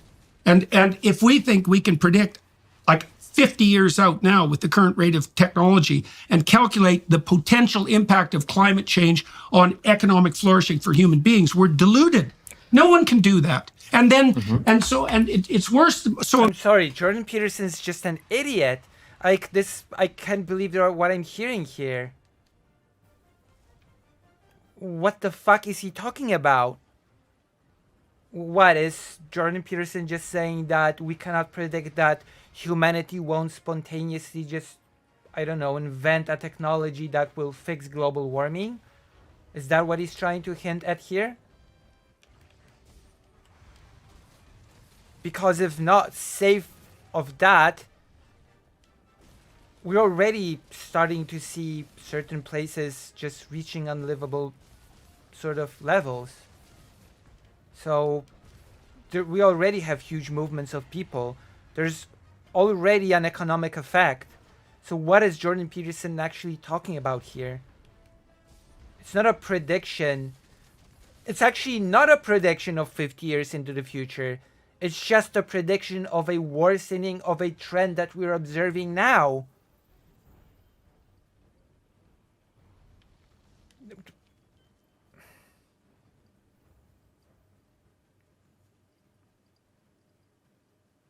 Jordan Peterson, the great.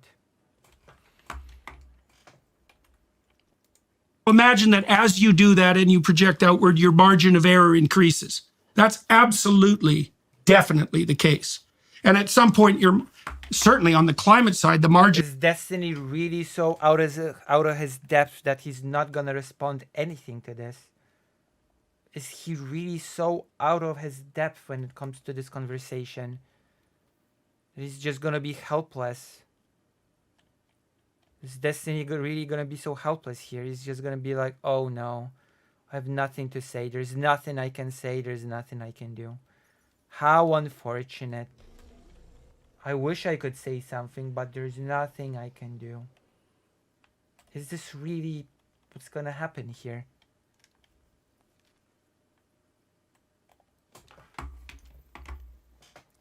Of error gets rapidly to the point where it subsumes any estimate of the degree to which the climate is going to transform. And that happens even more rapidly on the economic side. Potentially, And so, but I think right now, this is a disagreement on the fact of the matter, though, not the philosophy of what we're talking about in terms of controlling externalities. If we think, I'm curious, let's say that we think we can accurately predict the climate and the economic impact, and we think that the climate impact would be far worse if we don't account for that, both in terms of human I conditions don't believe any of those presumptions. I Sure, think but they're then both if you faulty. don't, but I mean, like, obviously, if Okay, so Jordan Peterson is just, basically doing a projection of his global warming denialism.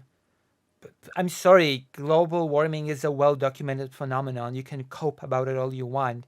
You cannot believe these predictions, but they're already happening. So I'm sorry. All you're saying is that you're an idiot. Basically, that's all you're saying, Jordan Peterson.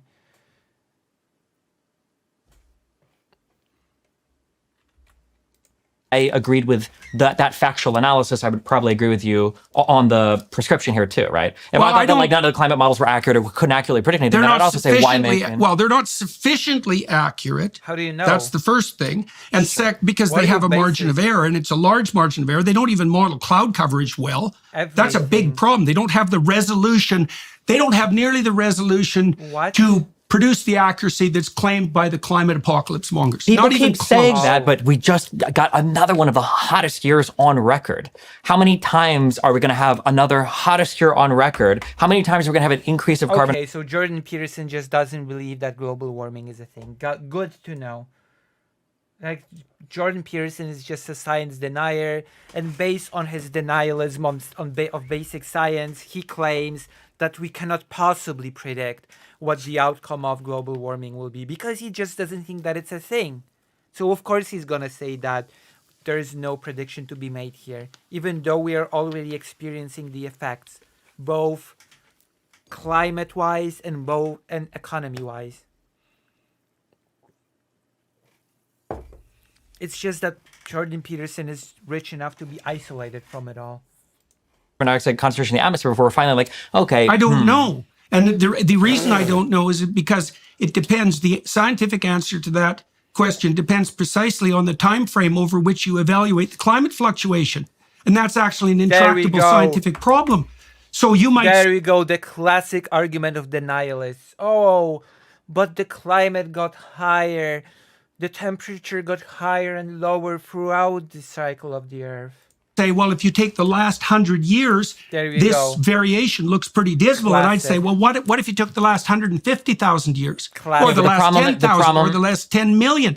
You can't specify the damn time frame of analysis. The time frame is incredibly important. That would be like saying, look at your, let's say somebody developed cancer and they didn't realize it, and the person has lost, 40 or 50 pounds in the past 6 months. And I'm just like, you look very sickly. And you're like, okay, well, look at my weight fluctuation over the past 10 years. You say, well, that doesn't really matter. What matters is the fact that I'm not saying the time frame isn't important. Well, but I'm saying that it is important. Yeah, I'm just saying I don't know how to specify it. Well, you would probably specify it with the beginning of the industrial age, right? Why? Because that's when carbon dioxide, which is a gas that's seen as trapping. That is why Jordan Peterson's an idiot. That is where the CO2 peaked. Well, not peaked, but highly increased. More heat on the planet. Why is that relevant to the time over which you compute the variability? Because it seems like as carbon dioxide has increased in the atmosphere, the surface temperatures have risen at a rate that is a departure from what we'd expect over 150,000 year cycles of temperature variations on the planet. No, not with that time frame. That's just not the case. It's absolutely the case. No, what do you mean? You just flipped to 150,000 year time span. What I'm saying is that if we expect to see a temperature do this in a 150,000 year time span, in a 100 year time span, seeing it do this, that's very worrying. Now, you mean like Michael Mann's hockey stick, the one that's under attack right now in court by a major statistician who claimed that he falsified his data? I mean, that spike? I'm talking about the record temperatures that have been declared for like the past 5 years that have also increased with the concentration of parts per million of carbon dioxide in the atmosphere. I mean, I'm not going to tell you that every model is perfect. They're not perfect. Now, sure, but right now we're like standing in traffic with our eyes closed saying the car hasn't hit me yet, so I don't think there's any coming. I think it's pretty undeniable at this point that there is an impact on climate across the planet. I think that's highly deniable. We have no idea. How cute that anyone expects Jordan Peterson to care. How cute. Wow. I'm really hoping that at least on this front, Destiny will have something to say. That Destiny will be able to push back on a global warming denier. I expect that Destiny has debated a lot of those, no? But does he have any arguments? What the impact is from. We don't know where the carbon dioxide is from. We can't measure the warming of the oceans. We have terrible temperature records going back 100 years. Almost all the terrestrial temperature detection sites were first put outside urban areas, and then then you have to correct. Then you have to correct for the for the movement of the urban areas, and then you introduce an error parameter. Is he serious? Is he seriously saying with a straight face, we don't know where the CO2 is coming from? Is that a real serious take that Destiny is going to take seriously? When Jordan Peterson says with a straight face, we don't know where the CO2 is coming from. Like, I could sort of understand Destiny not being able to fact check bullshit claims on the go. But this one, we don't know where the CO2 is coming from. He is pushing back, yeah. Like, that is the most bullshit claim I've heard out of the whole time frame, 150,000 years. That has got to be the biggest bullshit claim of this whole thing. We don't know where the CO2 is coming from. Seriously? Actually, it's from the cows, which ironically enough is true. A lot of the CO2 does come from the cows from the meat industry, but that's a whole different topic. We can pinpoint where the CO2 is coming from. Like, come on.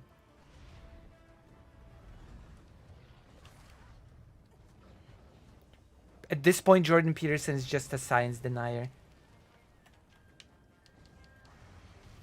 This is ridiculous.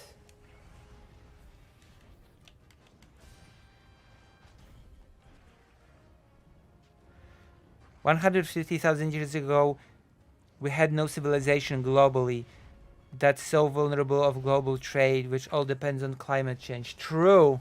I mean, not that you know of. Maybe there was some, you know. Maybe there was a secret civilization of aliens that is being kept secret from you. You don't know, Karasu. You have no idea. You can't know, as Jordan Peterson would say. If we don't know where the CO2 comes from to the atmosphere, then we might as well say that we don't know if there wasn't a secret civilization 150,000 years ago that you're just not being told about. It's basically the same level of analysis at this point.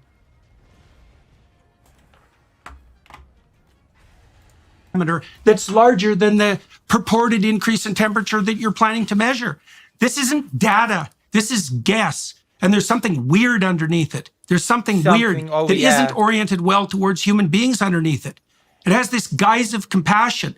Oh, we're going to save the poor in the future. It's like that's what the bloody communists said. And they killed a lot of people doing it.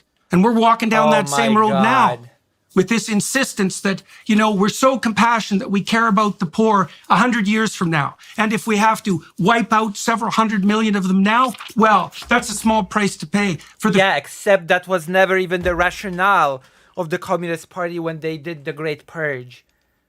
Jordan Peterson. So again, you're an idiot. Not only don't you know what global warming is, you don't know what redistribution is, you don't even know what the Great Terror is. As a big opponent of communism, shouldn't you know at least what the Great Terror was? You know, the thing that was directed at the evil kulaks, the evil spies, the evil traitors, you know, the thing that had absolutely nothing to do with saving any poor people in the future. It's so great to listen to Jordan Peterson.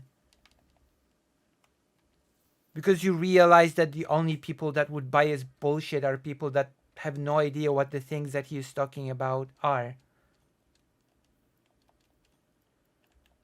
What does the Great Terror have to do with saving any people in the future? Nothing. Because it was a program that was targeted at the enemies of the state, quote unquote, not at saving some poor people.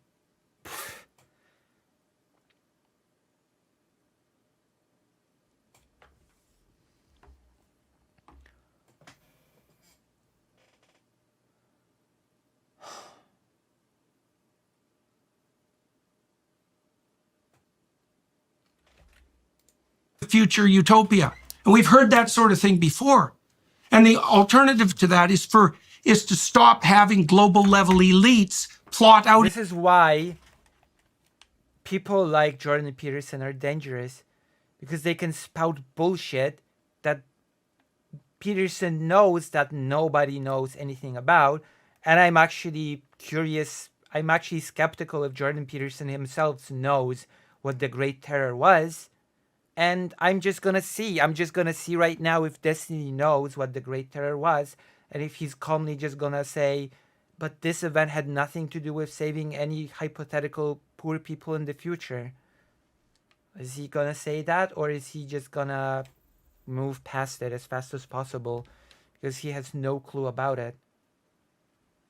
Because the big critics of the Soviet Union, as it actually happens, know nothing about it.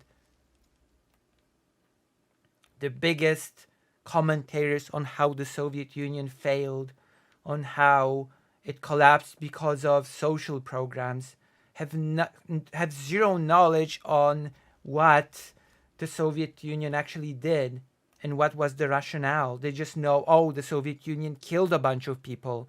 It must have been to save poor people in the hypothetical future. This is so stupid. A utopian future, or even an anti-dystopian future. And that's exactly what's happening now with organizations like the WEF. And if this wasn't immediately impacting the poor in a devastating manner, I wouldn't care about it that much, but it is. You know, I watched over the course of the last 5 years, the estimates of the number of people who were in serious danger of food privation rise from about 100 million to about 350 million. That's a major price to pay for a little bit of, what would you say, for progress on the climate front that's so narrow it can't even be measured. I don't think they You know what creates a bigger food insecurity than, trying to reduce CO2? You know what actually creates a far bigger food crisis around the world? War in Ukraine. You idiot. The country that's at this point, it's fair to say, the breadbasket of the world. Not just Europe, but the world. I think that is a little bit of a bigger issue. Things surrounding Ukraine. But I might be wrong.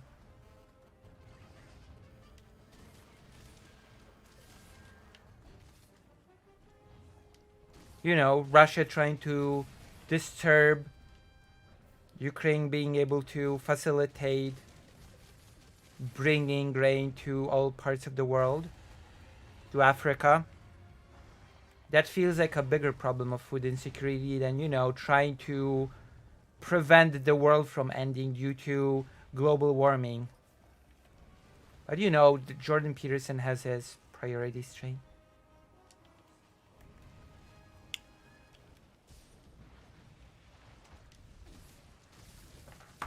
Oh God. the increase in hungry people on the planet is because of climate policies. Why I don't not? think- because I don't think that countries in Africa are being pushed away from fossil fuels. I think most developing Of course they nations are. They can't even get loans from the World Bank to pursue fossil fuel development. And there's plenty of African leaders who are screeching at the top of their lungs about that because the elites in the West have decided that, well, it was okay for us to use fossil fuel so that we wouldn't have to starve to death and our children had some opportunities. But maybe the starving masses that are too large a load for the world anyways shouldn't have that opportunity. And that's direct policy from the UN, fostered by organizations like the WEF. They're going to have to turn to renewables. Yeah, well, good luck with that, because renewables have no energy density. Besides that, they're not renewable and they're not environmentally friendly. And then one more thing. There's one more weird thing underneath all of this. Okay. Well, let's say if carbon dioxide was actually your bugbear and it was genuine. Well, then why wouldn't the What is Jordan Peterson even talking? I swear he's talking like a farmer from the protest.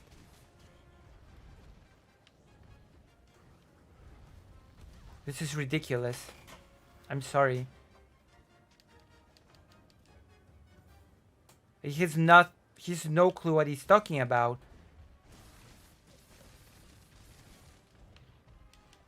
He's basically just taking the position of Polish farmers. Oh, we've been farming the soil for hundreds of years. We just know what we're doing. CO2? Oh, SHMEO2. You're gonna tell us what to do? Are you telling us what to do? This is so stupid.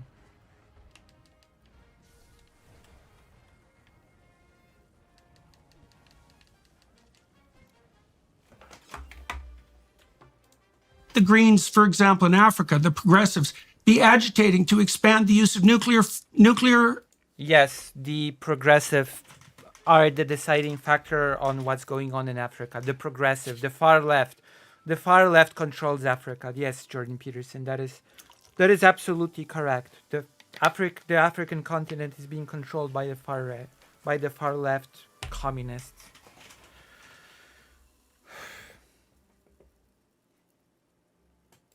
Energy, especially because Germany has to import it anyways, especially because France has demonstrated that it's possible. We could drive down the cost of energy with low-cost nuclear, and there'd be no carbon production. And then the poor people would have something to eat because they'd have enough energy. And that isn't what's happening. And that's one of the things that makes me... So what is happening, Jordan Peterson? What is happening? Explain it to us. What is happening?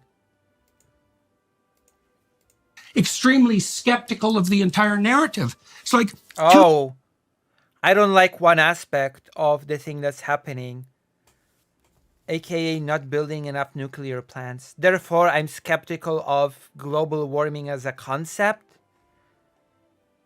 That sounds fair and rational and really well thought out.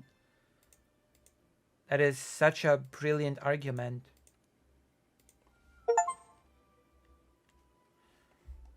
Two things. The left will sacrifice the poor to save the planet. And the left... Yes, of course, it's all the left. Wow. ...will deindustrialize even at the nuclear level, despite the fact that it devastates the poor. And that's even worse, because if you devastate the poor and you force them into a short-term orientation, in any given country where starvation beckons, for example, they will cut down all the trees and they will kill down all the animals and they will destroy... I really hope to hear some pushback on this. I am going to hear some pushback, right? This is not going to be a repeat of Ukraine and Ben Shapiro thing, right?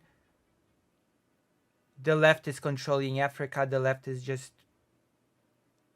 I feel like I'm in the middle of the protest again. I literally feel like I'm in the middle of the protest again. Am I going to get gassed anytime soon?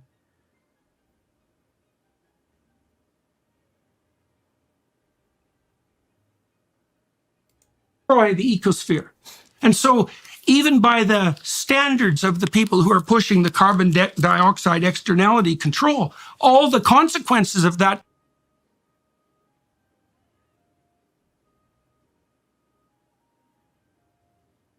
doctrine appear to me to be devastating even by their own measurement principles. We're trying to fix the environment.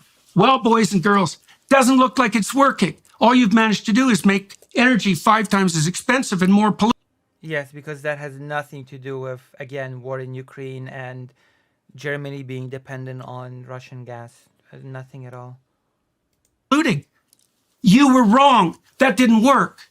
And I can't understand. You can help me. That's why you're here today talking to me. I can't understand how the... Take it away, Destiny. I'm hoping to hear some pushback.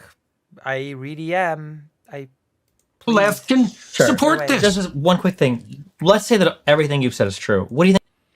Nuclear is the best we can do at the moment. The West is the hard part because of the storage, but it'll take that and then slow destruction and death of our current... Yeah. I mean, we should invest more in nuclear. That is for sure. What do you think is the plan then? What is the goal? What is the drive? Like, why push obviously horrible ideas for the planet and the poor? That's a good question. That's a good question. Well, because you're positing it, right? So what do you think is the driver goal? Well, I listen to what people say. Here's the most terrible thing they say. Yes? There are too many people on the planet. Okay, so who says that? I've heard people say that for 30 years. Perfectly ordinary. Oh shit. Oh crap. Is this some weird conspiracy that there's a push for, there's a fake conspiracy that there is global warming because now policies can be pushed that will kill off the poor because there are too many people on the planet? Is that where he's going with? Is that where he is going with here?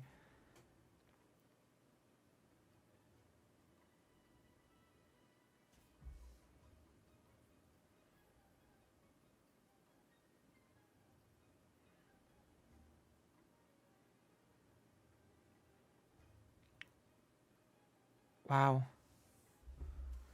God. Wow.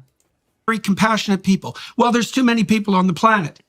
And I think, well, for me, that's like hearing Satan himself take possession of their spine and move. He is saying that. He is saying that through the Green Order policy, the elites want to kill off the poor in order to reduce the population of the planet.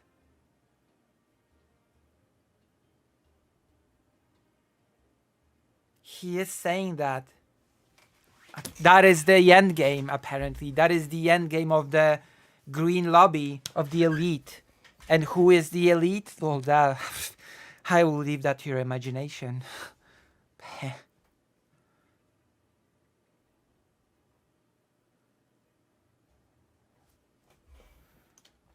I mean, obviously, the solution cannot be just one thing.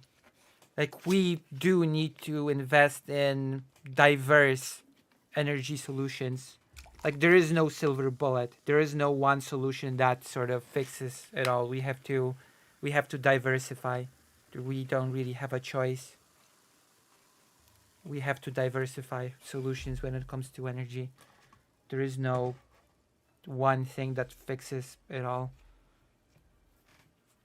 But of course, Jordan Peterson would just reject that outright. He would say, no, we should stay with fossil fuels and destroy the planet because global warming is fake and it's just those pesky elites that wants to depopulate the planet.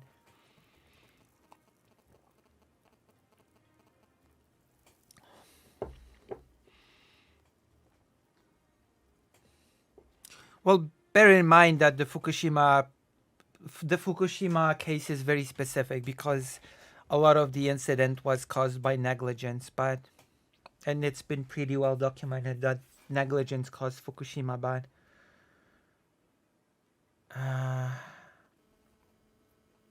it's a little bit like with Ukraine, right? You invest in renewables, but you do need to find solutions that will work for the immediate now, because I assume that investing in renewables, it takes at least a little bit of time.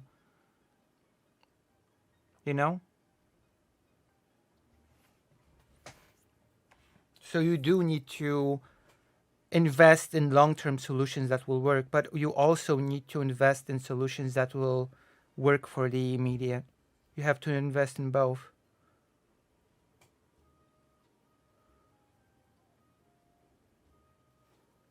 Well, I'm not pointing to anything in particular. I'm saying that you do need both, you know?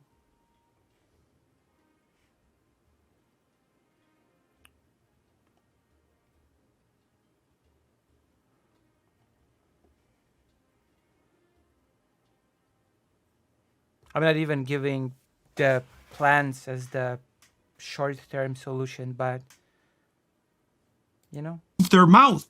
It's like, okay, who are these excess people that you're so concerned about? And exactly who has to go and when and why and how? And who's going to make that decision? And even if you're not consciously aiming at that, you are the one who uttered the words. You're the ones who muttered the phrase. What makes you think that the thing that possessed you to make you utter that words isn't aiming at exactly what you just declared? And so that's a terrible vision. But when you look at what happens in genocidal societies, and they emerge with fair regularity, and usually... What the fuck is a genocidal society? Now I need... What? Jordan Peterson, now you've entered a new phrase into the fray, a genocidal society. The rise of the genocidal society.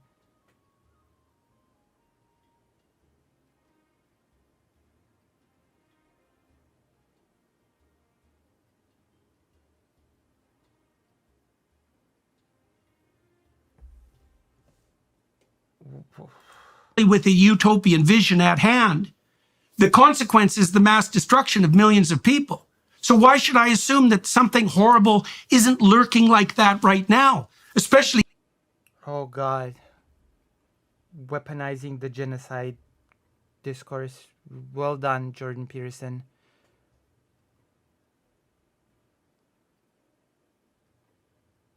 given that we have pushed a few 100 million of people back into absolute poverty when we were doing a pretty damn good job of getting rid of that.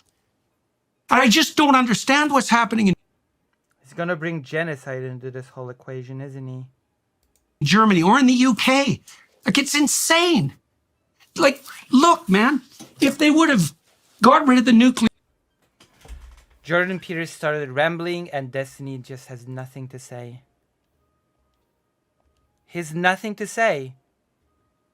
No pushback, nothing.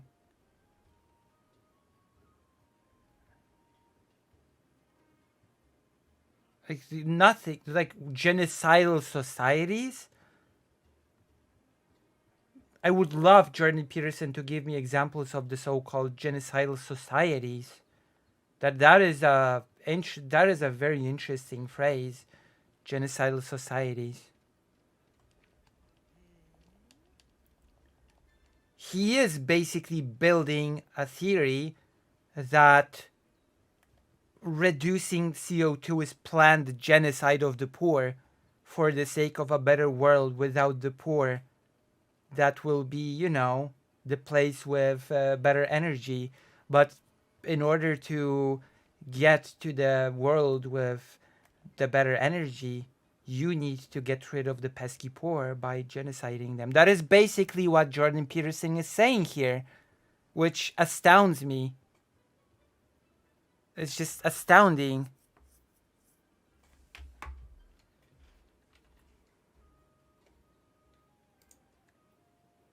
And we appreciate the fact that Jordan Peterson is floating around the idea that reducing CO2 is a genocidal plan of the elites. Nuclear plants and made energy 5 times as expensive. And the consequence would have been they weren't burning lignite coal as a backup, and their unit production of energy, of pollution per unit of energy had plummeted. You could say, well, look, you know, we hurt a lot of poor people, but at least the air is cleaner. It's like, no, air's worse and everyone's poorer. So, like, explain to me how the hell the left can be anti-nuclear. Okay. I don't understand it at all. Gotcha. All right. The city, go on. This is something that I brought up earlier that is concerning to me. I feel like when people get political beliefs, I feel like what happens is, what we think happens, what we'd hope happen is you have some moral or philosophical underpinning. And then from there, you combine this with some epistemic understanding of the world. And then you combine these two things, you engage in some form of analysis. And through your moral it'd be view, nice if that was true. Yeah, you start to apply like prescriptions. So maybe I mean, even with renewables, you have to diversify, no? Like, even renewables themselves can be sort of detrimental to certain types of environments. Like, I know that solar can be detrimental to certain types of environments. So even with renewables, you do have to sort of diversify. You know? Even with renewables, you have to be actually smart about it.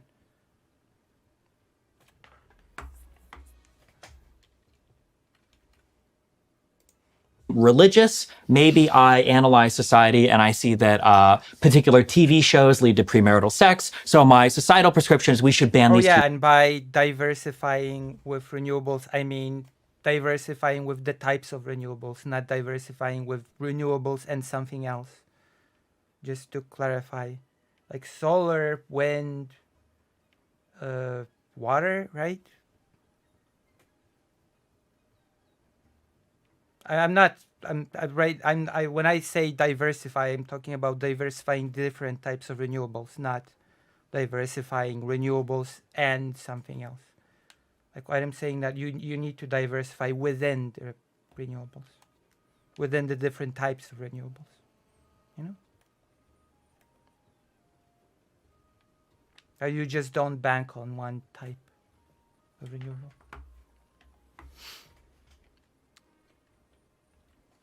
I mean, that will depend. That will depend on the area, right? I would think that in really windy regions, windmills are probably pretty effective. TV shows, right? Ideally, this is how you would imagine this process works. What I find happens, unfortunately, all too often is what people do is they join social groups, and then with those social groups, they inherit something that I call like a constellation of beliefs. And this constellation of beliefs. Oh Jesus! Oh no! Destiny's just going to peddle his theory now. Oh God! Oh no! Oh crap! Oh, what's happening? Oh, oh.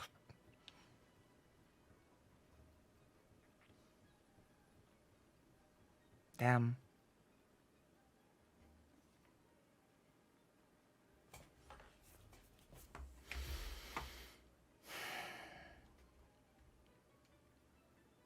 Damn. He's doing the theory that he was talking about recently. The whole people just get their beliefs from their friend groups. Is he going to say that Jordan Peterson got all of his beliefs from his friend group? But yes, I moved on from the plants. I'm talking about diversity within the renewable energy sources. Instead of rationally building on each of these, you basically get this like Jenga tower that is like floating over a table, and every block is like supporting itself, and no real part of the tower can be addressed because if you pull out one piece, it all falls apart. So Right. people become like very stuck Right. in all of this combined constellation stuff, and none of it is really given like any analysis, and you can't really push anybody from one way or another in terms of like reevaluating any of the beliefs that are part of this constellation. I wish I would have. That's good. Yep. That's fine. I wish That's I would've- right. Oh, Sleep is the foundation of our mental and physical health. You must remedy work. Sleep at a time. Limited That's 40% off. Jesus, how many of these ads does this 2-hour debate have?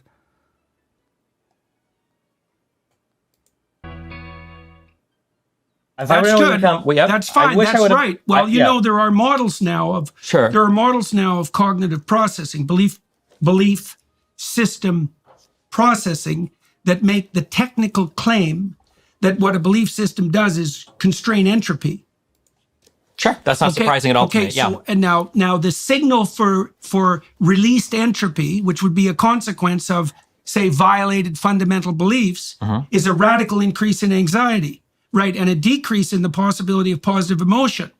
And so people will struggle very hard against that, which is exactly the phenomena that you're describing. Yeah. Okay, I agree with what you said. Although, So here's my so I'm not issue sure or why worry. it's relevant to the issue I was pursuing. I'm getting. Okay, fine. Yeah. Here's my issue. Okay, so when I'm trying I'm using Opera GX. to evaluate a situation, I like to think that I have I've got some insulation from the effects of what liberals think or what conservatives think, is because on my platform, I don't necessarily have an allegiance to a particular political ideology. Like right now, I'm like center left to progressive, but I break really hard from progressive on certain issues. I think Kyle Rittenhouse is in the right. I think basically everything you guys are doing with indigenous people is insane, including the complete mass grave hoax. I think that I'm a big supporter of the Second Amendment. I have beliefs where I can break from my side, pretty hardcore because I am not like allegiant to certain political ideology. One thing that worries me with this constellation of beliefs thing is that sometimes when it comes to evaluating a particular policy or a particular problem, I feel like it's part of the constellation, and sometimes it inhibits people from like taking a step back and reasonably thinking about the issue. So when we're talking about climate change, Basically, that's what you're doing, Jordan Peterson. Is what Destiny is hinting at here. That is what you're doing, Jordan Peterson. you mentioned the Saying that Jordan Peterson's camp is crazy about indigenous people. Can you reverse what he said? I mean, I can go back, yeah. UEF, step back and problem. I feel like a constellation beliefs thing is that sometimes As I understood it, he said that I'm not like allegiant to certain beliefs where I can break from my side, what he said is that they're being crazy about indigenous people, and the whole Musgrave hoax thing is crazy that they would say it. That is what I understand.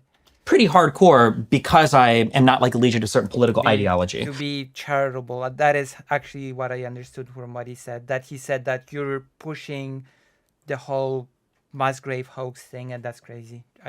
That is what I understood what he said. One thing that worries me with feel like it's part of the constellation, and sometimes it inhibits people from like taking a step back and reasonably thinking about the issue. So when we're talking about climate change, you mentioned the WEF sacrificing tons of people, the UN, global elites. You mentioned people from like taking a step back and reasonably thinking about the issue. So when we're talking and evaluating a particular policy or a particular problem, I feel like it's part of the constellation. Sometimes I'm not like allegiant to certain political I break from my side, pretty hardcore because I am not like allegiant to certain political ideology.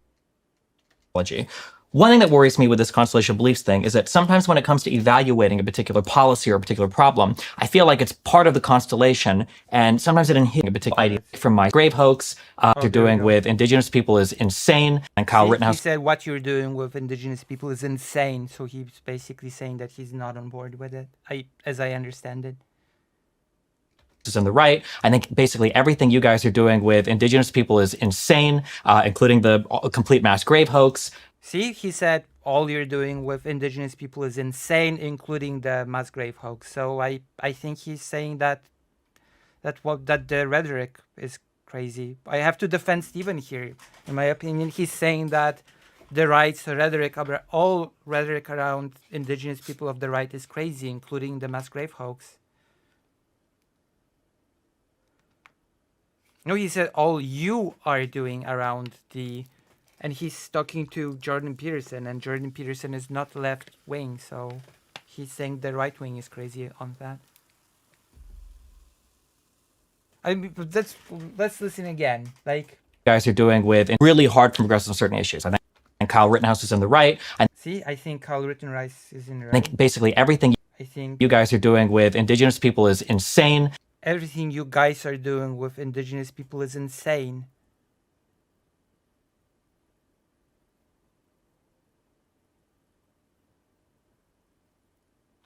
Including the complete mass grave hoax. I think that I'm a big supporter of the Second Amendment. I have beliefs where I can break from my side. Is he? That would be really stupid, but pretty hardcore because I like right now I'm like on my platform. I don't necessarily have an allegiance to a particular political ideology. Like right now I'm like center left to progressive, but I break really hard from progressive on certain issues. I think Kyle Rittenhouse is in the right. I think basically everything you guys are doing with indigenous people is insane. I don't know. I thought there was a counter argument that he is giving one argument where he is on the right, one when he's on the including the complete mass grave hoax. I think that I'm a big I mean, if that's the case, then he's just being stupid. Damn. Supporter of the Second Amendment. I have beliefs where I can break from my side, pretty hardcore because I am not like allegiant to certain political ideology. One thing that worries me with this constellation beliefs thing is that sometimes when it comes okay. Oh, now I get it. You doing okay, yeah. Yeah, right. Okay, that makes now oh yeah. If you means Canada, then yeah, it makes sense, yeah. If you doesn't mean you, Jordan Peterson, in your side of the aisle, but it means Canada, then yeah, it makes perfect sense, yeah. Destiny's just being an idiot, and I have failed at trying to be charitable. Yeah, okay. I just didn't want to believe. That's what he was saying, but I've been proven incorrect. Comes to evaluate. I've just been proven incorrect. I just didn't want to believe that he'd say that, but here we are. Here we go. Damn. That's what I get. That's what I get for charitability. Charitability is my undoing. evaluating a particular policy or a particular problem, I feel like it's part of the constellation, and sometimes it inhibits people from like taking a step back and reasonably thinking about the issue. I guess lesson learned. So when we're talking about climate change, you mentioned the WEF sacrificing tons of people, the UN, global elites, 5 times energy costs in Germany, genocidal people. I feel like this is part of like a whole thing where it's like, okay, well, let's take a quick step back and let's just like think rationally about this particular issue for one moment. Okay. Well, you asked me what the motivation for anti-poor policies might be, so that's why I was trying Well, I to flesh did, but that out. Yeah, and then genocide, and then Jordan Peterson has decided to spout a whole theory on how pushing for renewable energy is a plan of genocide against the poor. Wow. Jordan Peterson is the most rational thinker I've ever met. Well, I've never met Jordan Peterson, but you know what I mean. But I got all of those things before I even asked that question.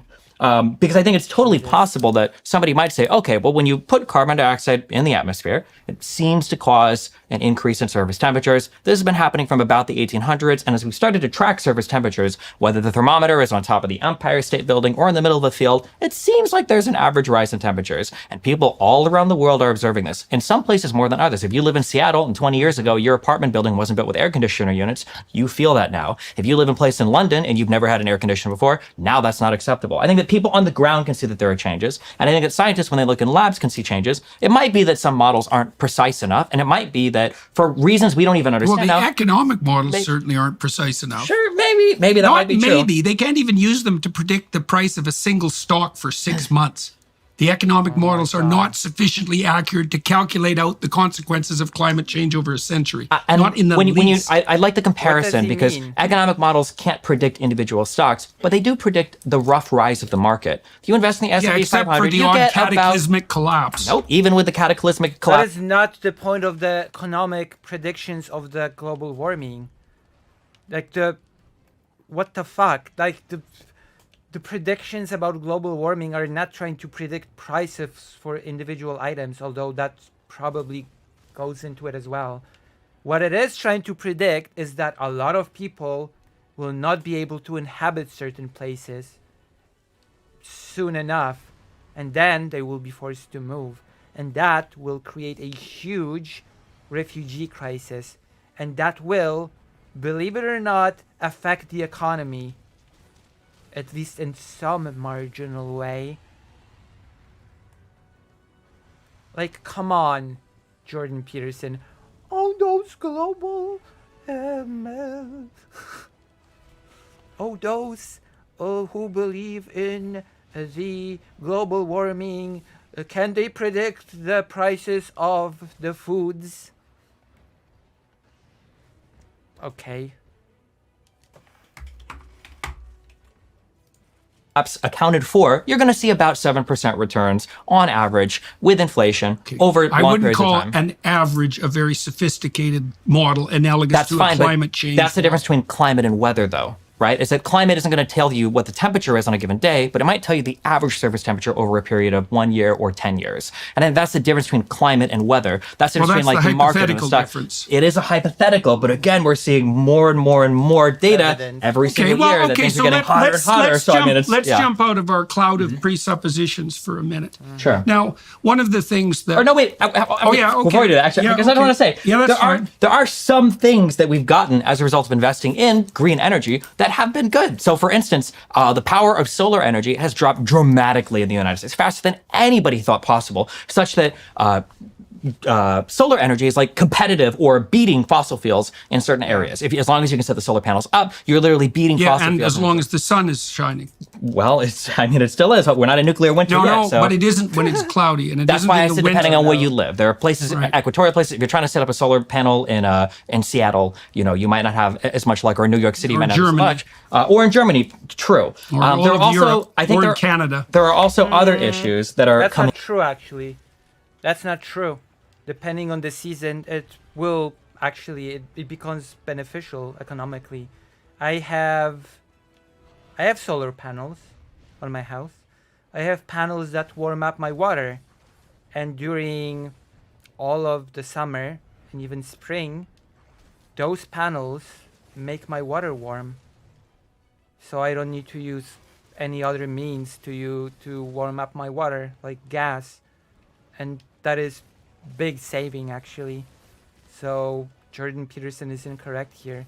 Even in Europe,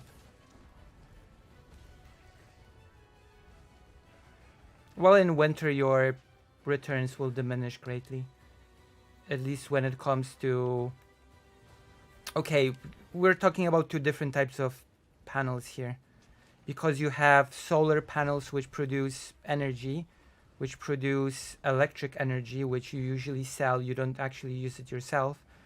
You sell it, which creates a whole different number of problems, because in order to take full advantage of those panels, you actually need to have infrastructures that is able to accommodate for it. And in many cases, you just don't have that infrastructure. So the energy that you produce just gets wasted, which is a whole different problem. That is not a problem of solar energy. It is a problem of insufficient infrastructure. But you also have heat panels which depend on the heat from the sun. And those panels basically collect the heat and, for example, warms up your water. You know? So when it comes to the heat panels, they'll just not give you much in winter, the heat panels, which also depend on the sun. But solar panels, sure, you have sunny days even in the winter, so you might still produce energy even in the winter to sell. Again, usually you don't use the energy yourself. Usually you sell it to the electric companies.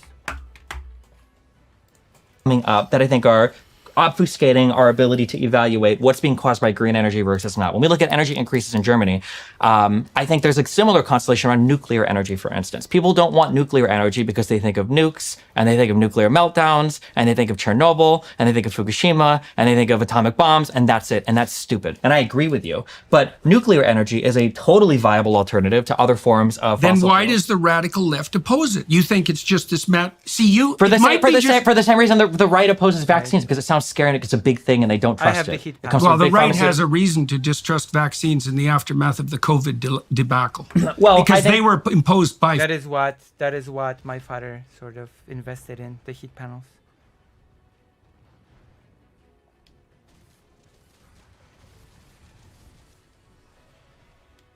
My father got them through, interestingly enough, because there are subsidies. There are subsidies for panels in Poland. You enter a program and you get funding for installing panels on your house. So you don't even have to pay out of pocket for these things yourself. You apply for a grant.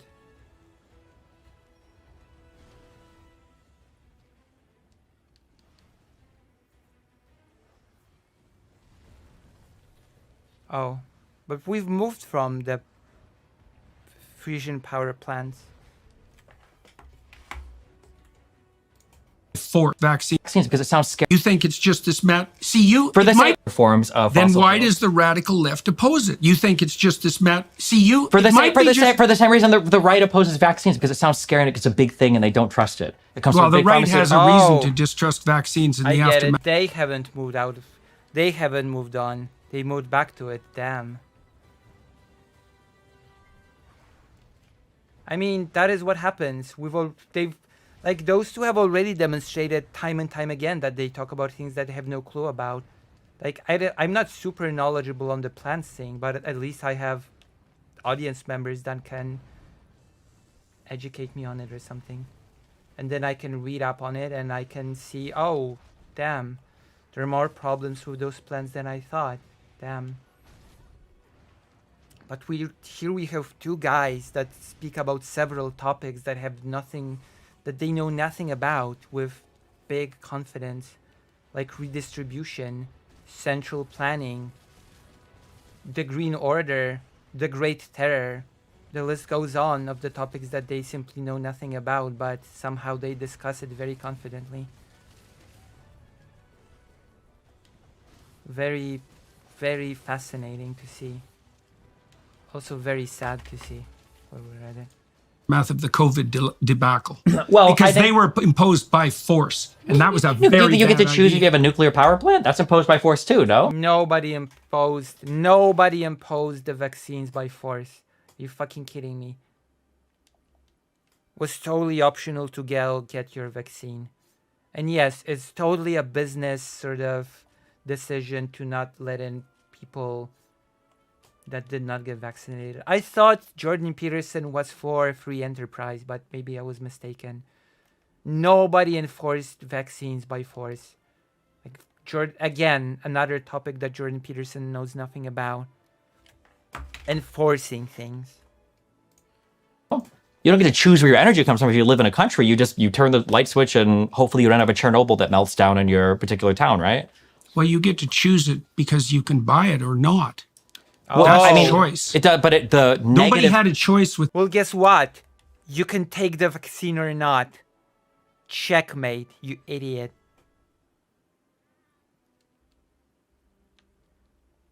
There was no force in Poland. I'm sorry. In Poland it was you can take it or not. It's free. Vaccination is free, you can take it or not. Nobody was forced to take the vaccine. the vaccines. Nobody had a choice whether or not they lived near Chernobyl or not. Nobody's a choice. Sure they There's a could. They nuclear could power move plant. away. Well, how realistic that's is it a to move choice. like 500 miles? That's like telling Oh, just conservatives move. when Biden tried to do Okay, the OSHA well, mandate for vaccines. Like, Great, just move.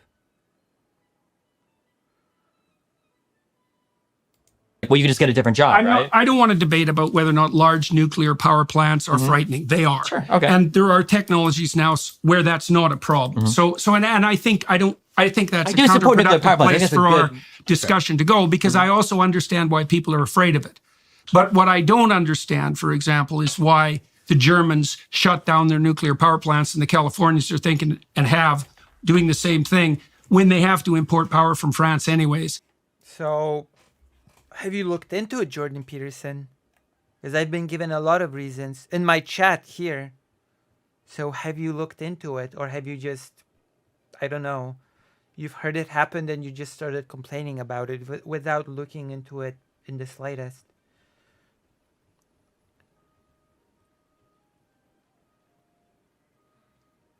Could you travel outside of Poland? I don't think that's true. No, I don't think that's true. I think you could still travel freely within the European Union because there's no border check within the European Union. How would people know you did not get vaccinated? There was no border patrol on between Germany and Poland that would stop you and say, "Halt, are you vaccinated? You cannot enter Germany until you show proof of vaccination." I don't think that was a thing. I think you could, at least within the European Union, you could travel just fine. I'm pretty sure.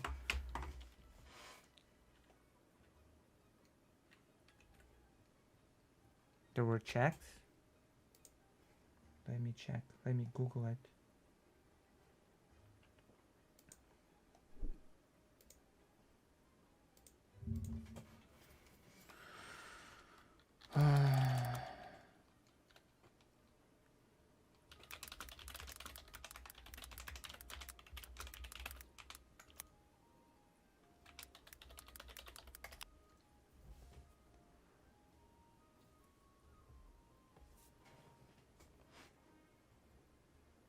I'm pretty sure the thing was that you just had to have a test, not a vaccine.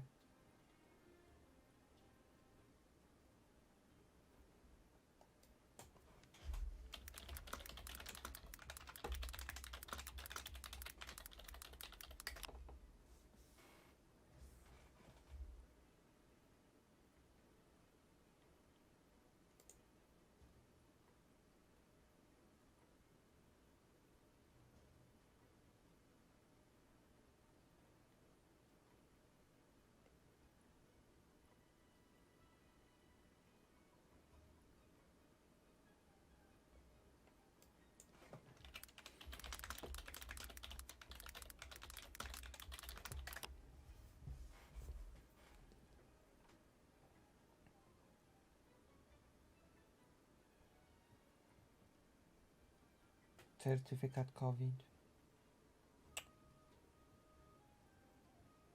I don't know. It even if it's I don't know. It still doesn't. Still feels like a far cry from forcing.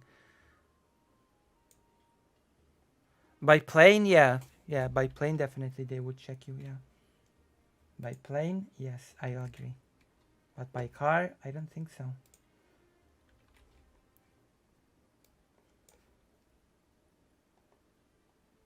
But then again, I think that's still a far cry from the vaccine being forced on the population. Like it's complete Or bloody- burn coal, which is a million they're- times worse. Not Yeah. just coal, lignite. Yeah. Right. And then with regards to these renewable power sources, they have a number of problems. One is they're not energy dense. They require tremendous infrastructure to produce. They might be renewable at the energy level, but they're not renewable at the raw materials level. So that's a complete bloody lie. They're insanely variable in their power production. And because of that, you have to have a backup system, and the backup system has to be reliable without variability. And that means if you have a renewable grid, you have to have a parallel fossil fuel or coal grid to back it up when the sun doesn't shine and the wind doesn't blow, which is unfortunately very, very frequently. And so again, and I'm not going to say there's no place for renewable energy like solar and wind, because maybe there are specific niche locales where those are used. On. But solar and wind are not the only. Solar and wind are not the only sources of renewable energy. I'm pretty sure rivers are considered renewable energy, no? River, like water, you know what I mean, right? The water plants like that depend on the kinetic energy of the flowing water. That doesn't stop ever, no?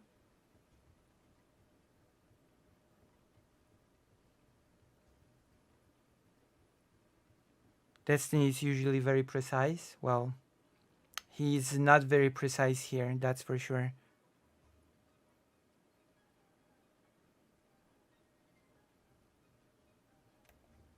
I don't know, it's interesting that there are 3 types of renewable energy, and Jordan Peterson is just also conveniently avoiding the one that works 24 hours a day, you know?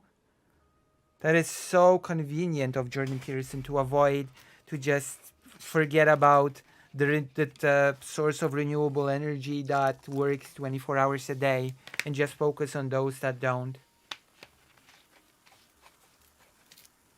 Even though there are places on Earth where basically it's always sunny. So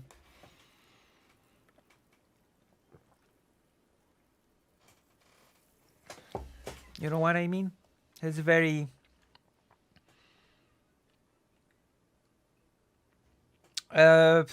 damn. I've heard there were problems with the idea of making big solar panels on deserts, but I don't remember what the problem was with that.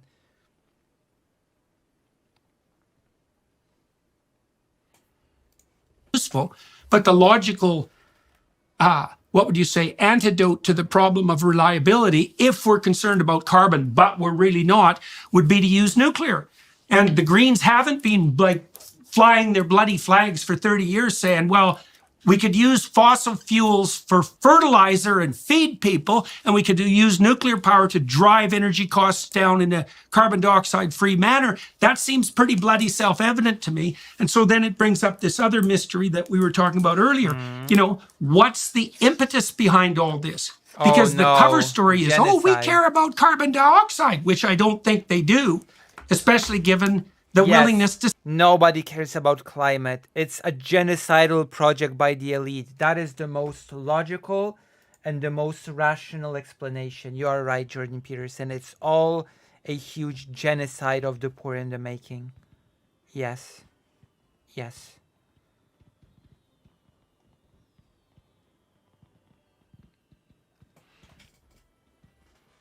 And yes, just do it. The infrastructure is a problem as well. For solar, for example, yes. But that is not the problem of renewables. That is the problem of actually building the infrastructure that needs to be done, that needs to be invested in.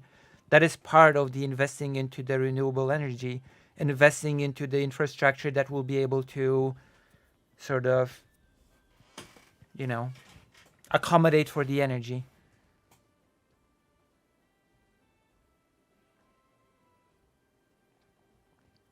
I've heard of solar panels creating so much heat that it basically makes an invisible wall of ultra hot air that birds will burst into flames when flying past. But like it would be from a field of panels. Yes, I've heard that that is the problem with doing the big thing on the deserts. Yes, thank you, Greater Rain. Thank you, Greater Rain. Thank you. Sacrifice the poor. It makes no sense to me. And I think it's relevant to the issue you brought up, which is that people have these constellations of ideas, and there's a driving force in the midst of them, so to speak. They're not necessarily aware of what that driving force is. Isn't it more likely that people are either misinformed or misguided than people are legitimately trying to depopulate the planet? Misinformed and ignorant, that's plenty relevant and worth considering. And stupidity is always a better explanation than malevolence. But malevolence is also an explanation. And no, I don't. True. And Jordan Peterson just wants to sell you the idea that a certain elite of people just happens to want to genocide a big part of the population, which is extremely rational. It's very, perfectly sound.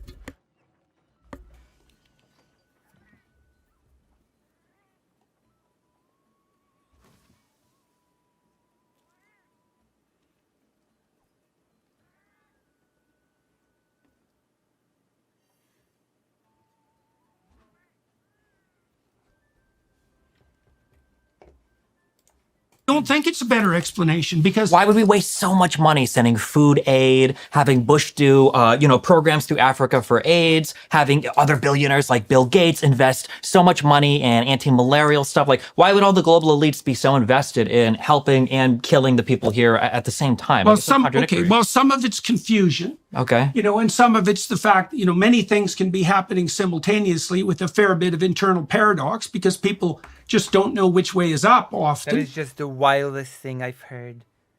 On one point, on the one hand, Jordan Peterson is pointing to some genocidal project, but now he's saying that actually the genocidal project is just being stumbled into by mistake. But the problem with the argument, okay, so you tell me what you think about this. So, Hitler's cover story was that he wanted to make the glorious Third Reich and elevate the Germans to the highest possible status for the longest possible period of time. Okay, but that wasn't the outcome. The outcome was that Hitler shot himself through the head after he married his wife, who died from poison the same day, in a bunker underneath Berlin while Europe was in flames. Well, he was insisting that the Germans deserved exactly what they got because they weren't the noble people he thought they were.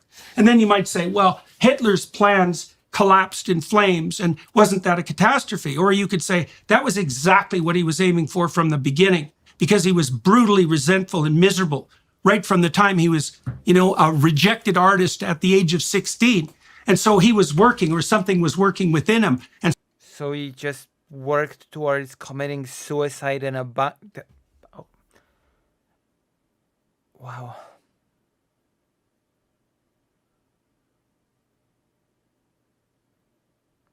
Lucy, did I hear it right? Do you trust more the opinion of chatters than either the research of these two? Yes.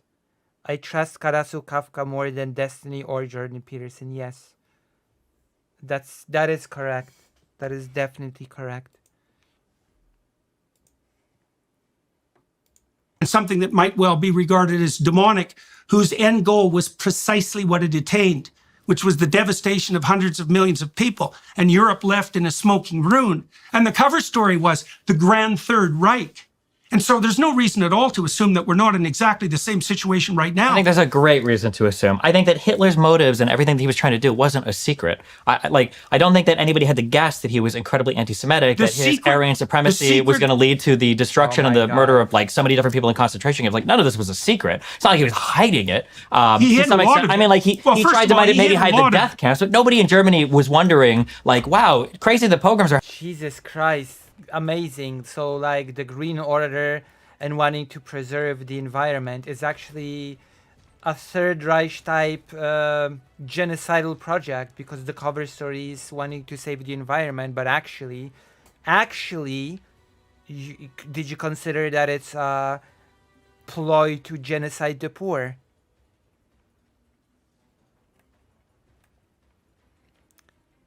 Wow. I don't know what to say. Even the protesters, even the farming protesters have not considered that angle. That actually, you know, it's all a part of that genocidal ploy. It's like, wow. Amazing.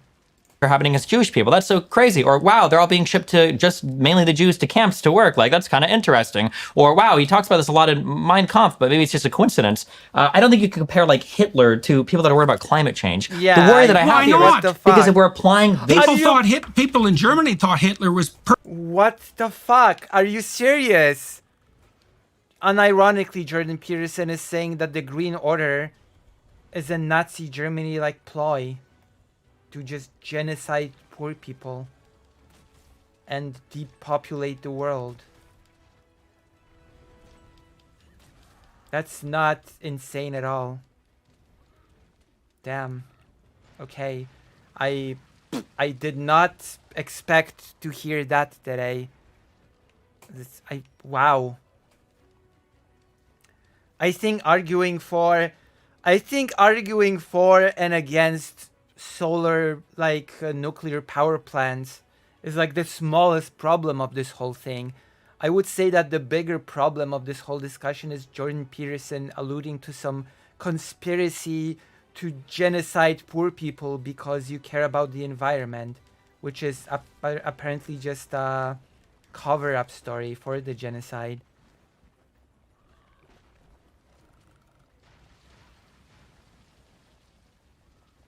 Jesus.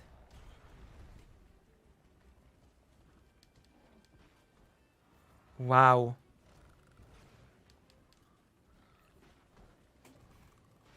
Does Jordan Peterson actually does Jordan Peterson even believe what he's saying? Like I'm asking seriously, does Jordan Peterson believe any of the perfectly motivated by the highest of benevolent? If I were to take this standard of evidence and apply this lens of analysis, couldn't I say the exact same thing about the conservative constellation of belief? They don't want to intervene anywhere in the world because they don't care about the problems there. They're anti-immigration because they hate brown people. Trump wanted to ban Muslims from coming to the United States because he's xenophobic. Conservatives don't want to have taxes to help the poor because they want homeless people to starve and die in the winter. But like, I feel like some of that's true. And yes, you can adopt that criticism. I think the difference with regards especially to the libertarians. Unfortunately for Destiny, Jordan Peterson is not afraid to say what the conservative movement wants. I don't think Destiny expected that. I honestly don't think Destiny expected that. Yeah, but you could say that Trump was just xenophobic. Well, yes, some of it is true. Well, damn. Destiny just screwed himself with this one. He didn't expect Jordan Peterson to just flat out agree. Unfortunate. How unfortunate. That was a stupid argument to make of Destiny. It was a very stupid argument to make of Destiny. Because the things that he listed are actually true. To the point that even Jordan Peterson said all those things are true. God damn it. Like, god damn it, Destiny. Why did you have to give examples that are actually true? Side of the conservative enterprise, but also to some degree to the conservative enterprise, is they're not building a central gigantic organization to put forward this particular utopian claim. And so even if the conservatives are as morally addled as the leftists, and to some degree that might be true, they're not organized with the same gigantism in mind.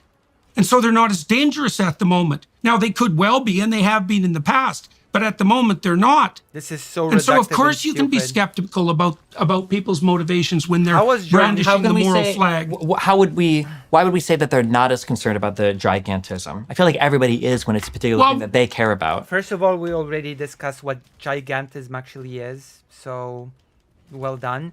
And second of all, this is so reductive and stupid. This is just conspiracy baiting. This is just conspiracy theorizing. This pointing to the genocide conspiracy scheme. Where did that come from? Like, come on.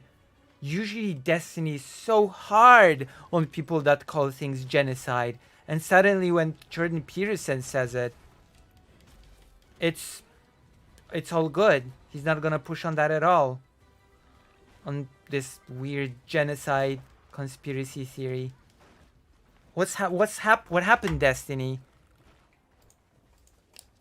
You mean whether they would be inclined in that direction? For sure, that conservatives wield the power of the government whenever they feel they need to, just as liberals do, right? Conservatives were very happy to see, for instance, abortion was brought back as a state-regulated thing. That's a good objection. I think that you're correct in your assumption that once people identify a core area of concern, they're going to be motivated to seek power to implement that concern. I think cancel culture is a good idea too. I think conservatives, prior to the 2000s, if they could censor everything related to either LGBT stuff or weird musical stuff or stuff that they didn't want their kids to watch, conservatives would do it. But now that you see that like liberals and progressives are kind of wielding that corporate hammer, now conservatives are very much, well, hold on, we need freedom of speech, we need to platform everybody. And now progressives are like, well, hold on, maybe we shouldn't platform people. I've got no disagreement with those things that you said, and I have no disagreement about your proposition that people will seek power to impose their central doctrine. Okay, so then you might say, and so we can have a very serious conversation about that. What do we have that ameliorates that tendency? In the United States, we've got hopefully a form of decentralized government. I can't speak to Canada as much, but yes, yes, that's true. So that's one of the institutional protections against that, because what that does is put various forms of power striving in conflict with one another, right? And so that's a very intelligent solution. But then there are psychological and philosophical solutions as well. Jesus. And one of them might be that you abjure the use of power, right, as a principle. And so, and this is one of the things that was done very badly during the COVID era, let's say, because the rule should be something like, you don't get to impose your solution on people using compulsion and force. There's a doctrine there, which is any policy that requires compulsion and force is to be looked upon with extreme skepticism. Now, it's tricky because now and then you have to deal with psychopaths, and they tend not to respond to anything but force. And so there's an exception there that always has to be made, and it's a very tricky exception. But look, let me tell you a story, and you tell me what you think about this. Now he's just rambling. Because I think it's very relevant to the concern that you just expressed, and I don't believe that the conservatives are necessarily any less tempted by the calling of power than the leftists. That's going to vary from situation to situation. Though I would say probably overall in the 20th century, the leftists have the worst record in terms of sheer numbers of people killed. So I mean, it depends on how we're quantifying not that. Really. Okay, we'll just quantify Mao. How's that? Direct death of 100 million people. So, that's a pretty stark fact. And if we're going to argue about that, well, then we're really not going to get anywhere. So, I'm not disagreeing that the Holodomor happened as well. The Soviet Union and China were horrible. 20 to 50 million people in the Soviet Union. Say those were horrible things. Yeah, of course. It's a war of. I'm just saying for World War II, it depends on how much you. Yes, Stalin, the typical leftist. Jesus. Are they really gonna talk about the Soviet Union when they don't even know what the Great Terror was? attribute the war deaths to Nazi Germany, et cetera, et cetera. But sure, like largely speaking, I don't think that the left beat the right because the right wasn't trying. I don't think it's because Hitler's lack of trying led him to kill less people than who ended up dying during the Great Leap Forward or during the industrialization of the Yes, well, I also think it's an open question still to what degree Hitler's policies were right-wing versus left-wing, and no one's done the analysis properly yet to determine that. Well, what do we because consider? He was Okay. Oh, I want to hear this. I want to hear that. Yes, go on. Explain to me why Hitler was a left-winger. National Socialist movement for a reason. And the socialist part of it wasn't accidental. Well, but there was no, cooperatively formed businesses that were owned by all of the people for the people and distributed to the people. And I don't think redistribution was high on Hitler's list of things to do. That's true. It was a strange mix of totalitarian policy. I don't think it was a strange mix. I think it was a bid to appeal to mid-left and center-left, the KPD and the German Socialist Party by calling themselves National Socialists. I think it was very much like an authoritarian. There you go. At least Destiny's pushing against that. Thank you, Destiny. Thank you, Destiny, for pushing against the idea that Hitler was a leftist. Thank you. At last we get some pushback. Thank you. What a ridiculous notion. And yes, Hitler has been analyzed to death. So to claim that that the policy of the Nazi Germany has not been properly analyzed is just a laughable proposition.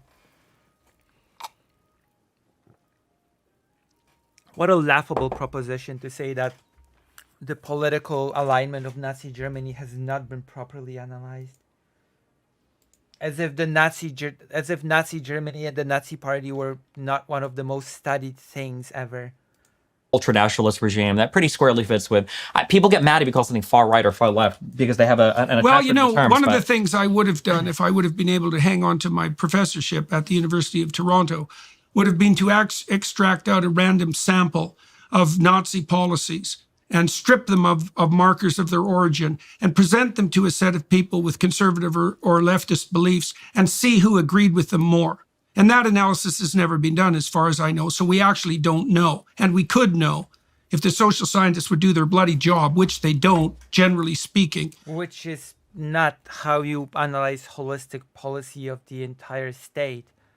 To just take selective policies and say who would like them more, because that is just nonsensical. By that notion, the Law and Justice Party is a leftist party because it introduced social programs. That is just nonsense. I'm sorry. You don't take selective policies to determine whether or not the entire party's political sort of direction was left or right, because you will get very misleading results. Like if you just took the social programs of Law and Justice, you'd come out of that analysis saying that, oh, okay, Law and Justice is a left-wing party. Amazing. Which is definitely not.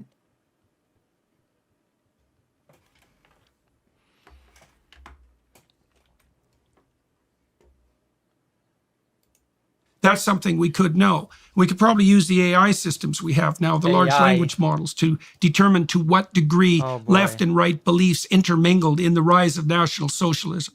So that's all technically possible. So, and it hasn't been done, so it's a matter of opinion. Sure. So, I don't necessarily disagree. Yes, they're both not political scientists as well, so amazing. Political analysis of Jordan Peterson is stellar. Wow.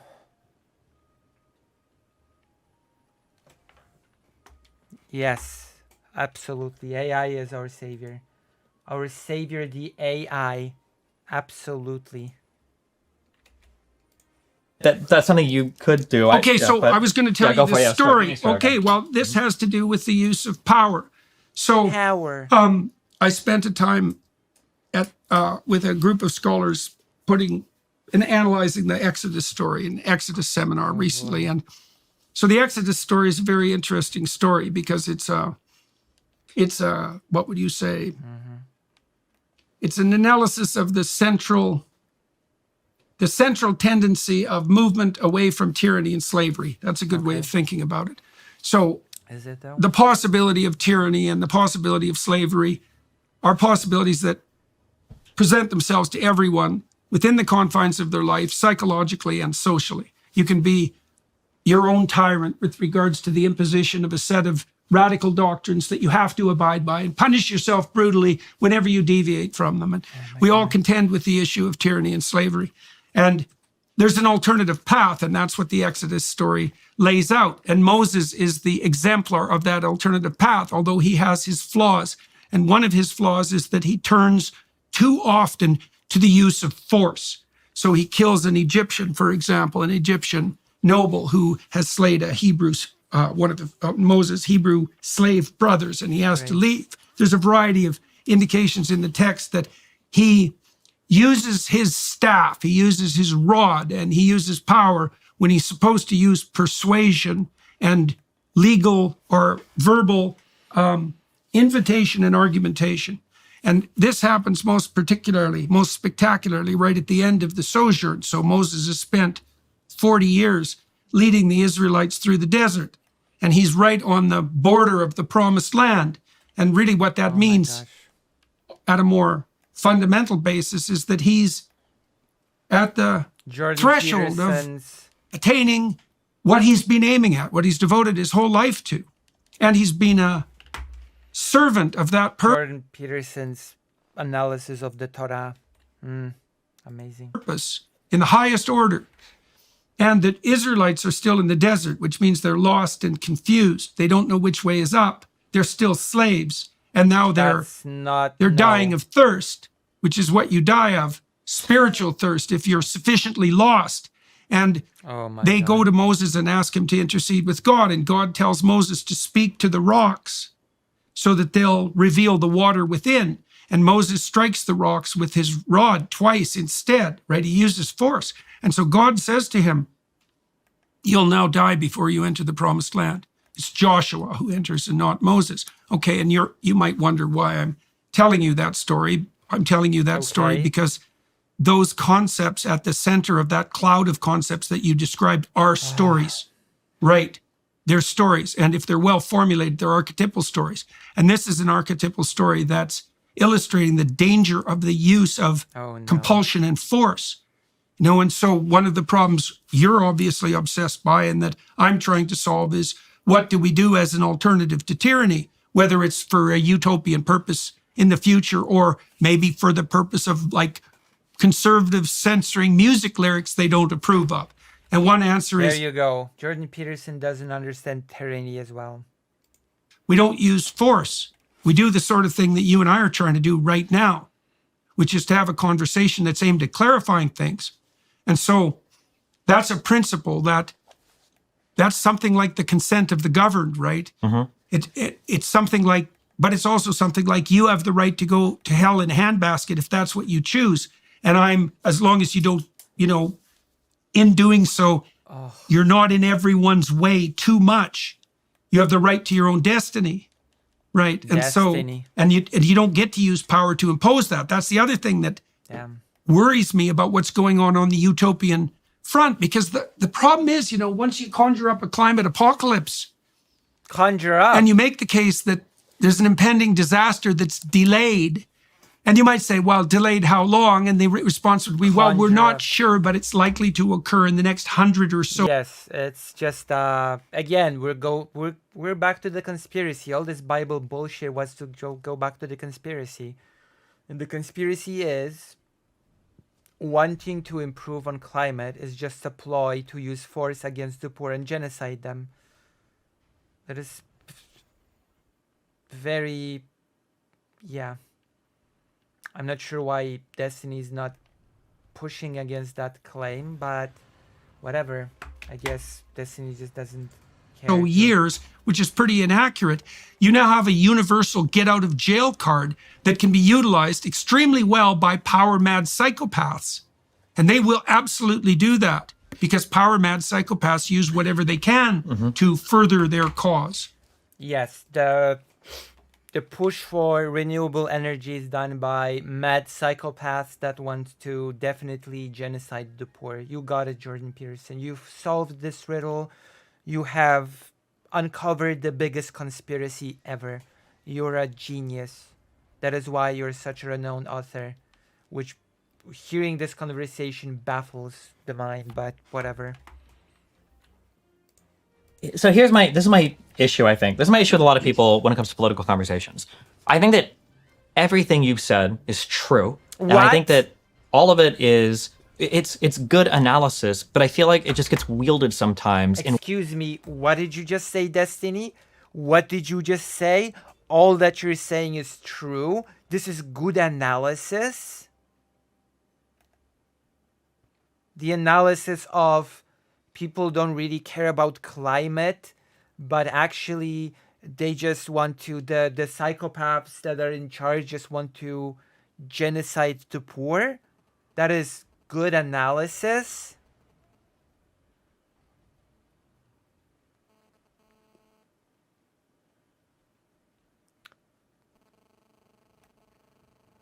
Great. Okay, that's okay. Oh. Good analysis. Jesus. in one direction, and then people kind of miss that it completely and fully describes their entire side as well. And the thing that I feel like the only solution for this is you hinted at it. It's more than just conversation, although that's a good start. We have to go back to inhabiting similar areas. We have to go back to inhabiting similar like media landscapes. I think that the issue that we're running into right now more than anything else is people live in completely separate realities at the moment, such that if we were even to describe basic reality, how many illegal immigrants came into the United States last year? That should be a factual number that we can know. How many do you think? Somebody, the actual number, probably in the hundreds of thousands. I think some conservatives think it's 3 million per year over the past 3 years because they look at like border contacts or they look at asylum seekers and they're not looking at Yeah, I like, think it's crossings and 3.6 million. laws. Came into the U.S. and stayed? Yes, through the southern border. Okay. So You know the historical. Historical average is about a million. I understand the sure. Well, historically, there's like 13 to 15 million people full stop in the United States illegally. That's like the whole history of illegal immigration in the United States. But hey, maybe I'm wrong there, right? So we can say that's an example of us living in a fundamentally different reality.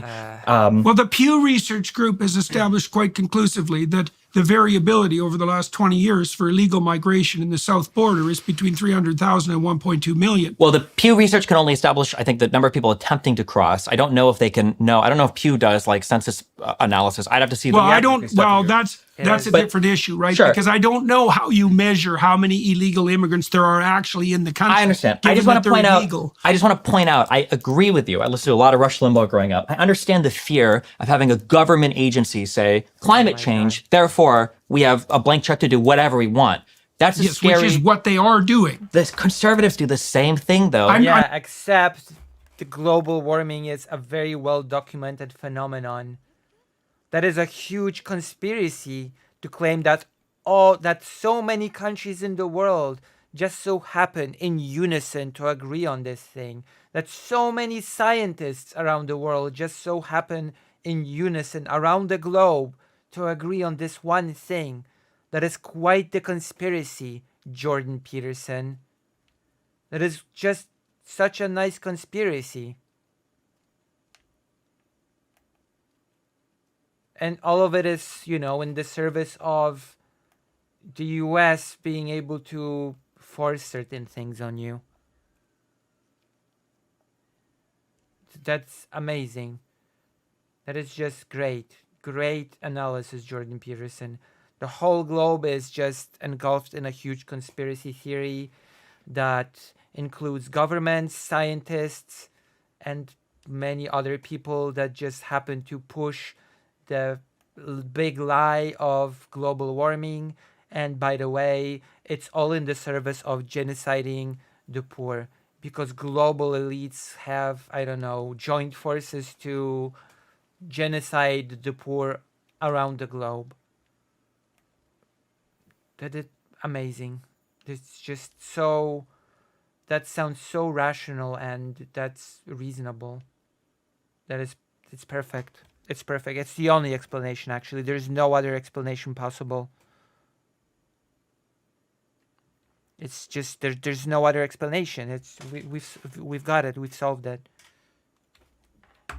got him. I'm not They claiming didn't. otherwise. Yeah, but the problem is, I think people don't talk about it. So, for instance, so we can pretend now that the conservative argument was just compulsory vaccines are bad because they infringe on my freedom. That wasn't the conservative argument. The conservative argument was that mass deaths were going to happen, mass side effects were going to happen. There was going to be all this corruption and stuff related to vaccine distribution, to the crazier theories were microchips and blah, blah, blah. No, Jordan Peterson says that global warming is fake. He already made that clear before.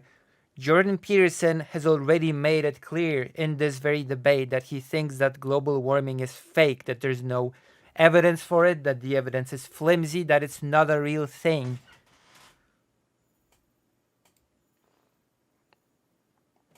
And that based on that lie, the government is imposing policies that will disproportionately target the poor. And then he goes to say, and why is that? It's because the elites want to genocide the poor, which is a term he actually used in this debate. He said genocide. He said the elites want to no. Explain it in the chat.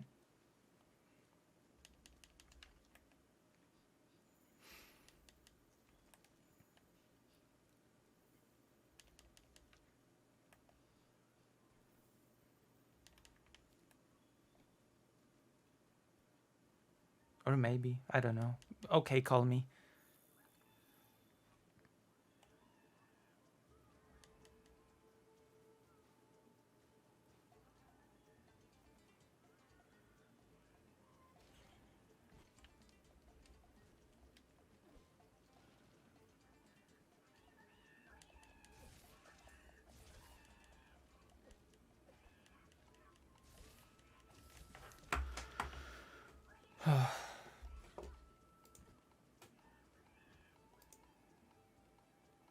Hey, Hello. how's it going? It's going okay. So yes, you wanted to. So, well, Oh god. all right. Yeah, go on. Well, there's a point to Jordan Peterson because why he believes in this all-encompassing conspiracy. Yeah. Because he sees that the world, like it says, people say like, oh, climate change is such a bad thing. We should do everything we could to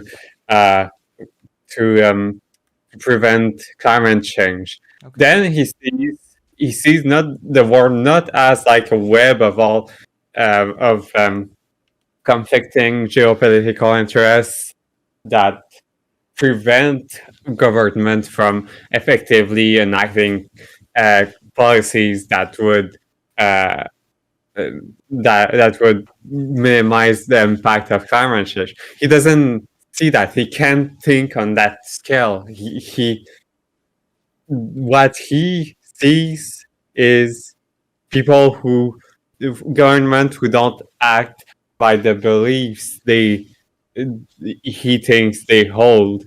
And so to him, the only possible explanation to that is that it's just the government says that as an excuse to enact policies, the policies they want the excuses to inflict tyranny. And sorry, can you repeat what are you saying? so Jordan Peterson Yes. can't think about the world as a web of interconnected geopolitical interests. That part. And okay then. So because he can't think on that level, Okay. his only conclusion from that is that the things he thinks those government believes, well, they aren't being trustworthy on that. They aren't being truthful about that, and so he thinks it's just a ploy. It's just an excuse to enact tyranny. Well, no, that's Which- not what he's saying. He's not saying about enacting tyranny. He's very explicitly said that apparently the whole world is enacting draconian policies which are supposed to, in theory, help the climate and to save people in the future. But in reality, it's not really about saving the humans in the future. It's Well, about genociding the poor in the now. Yeah, because what he's he sees that those He's not saying that he's not it- saying that the policies are not effective. He's saying that the policies He- are aimed at he is- genociding the poor. he is saying that he is, well, like he's saying that since He's- those He's not policies are saying that there exist effective policies that could help the climate, well, but they're it not being doesn't- done. no, it doesn't matter to him. It's not. Exactly. Well, like he thinks that since the policies that are supposed to address the problem are so counterproductive to him, it doesn't seem like. Well, they're not counterproductive to him. He doesn't believe global warming is real. No. So there are no No, but- productive solutions to him. No, that's begin the thing. He thinks it's so counterproductive that it must mean that the problem doesn't exist, and it's instead a conspiracy to. No, it's the other way around. He doesn't believe the problem is real to begin with, and therefore he believes that the real thing is wanting to genocide the poor.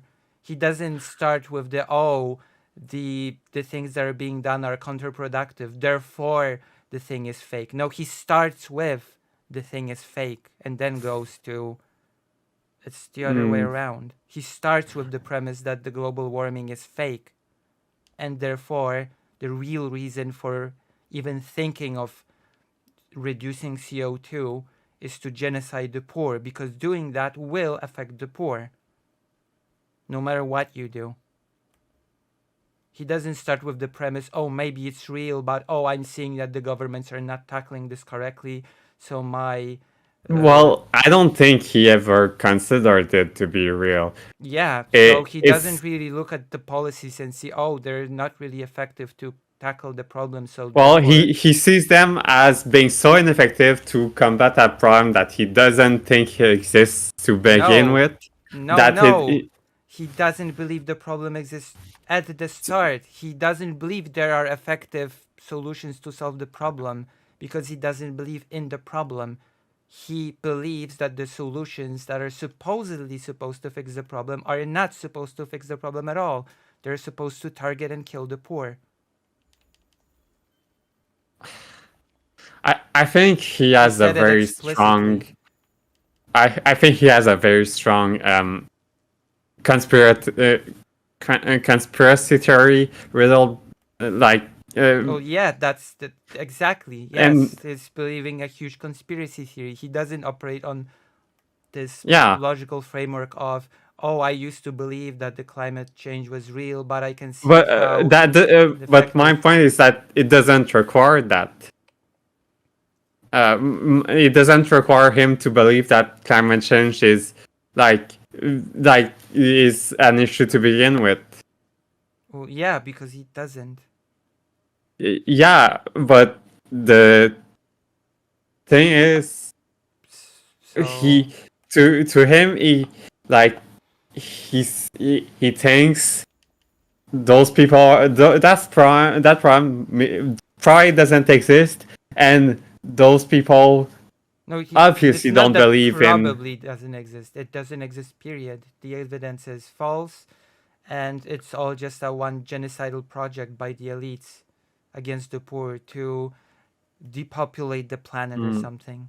That is what he said in this conversation with Destiny. well, if we think about his previous points, his previous interactions on the matter,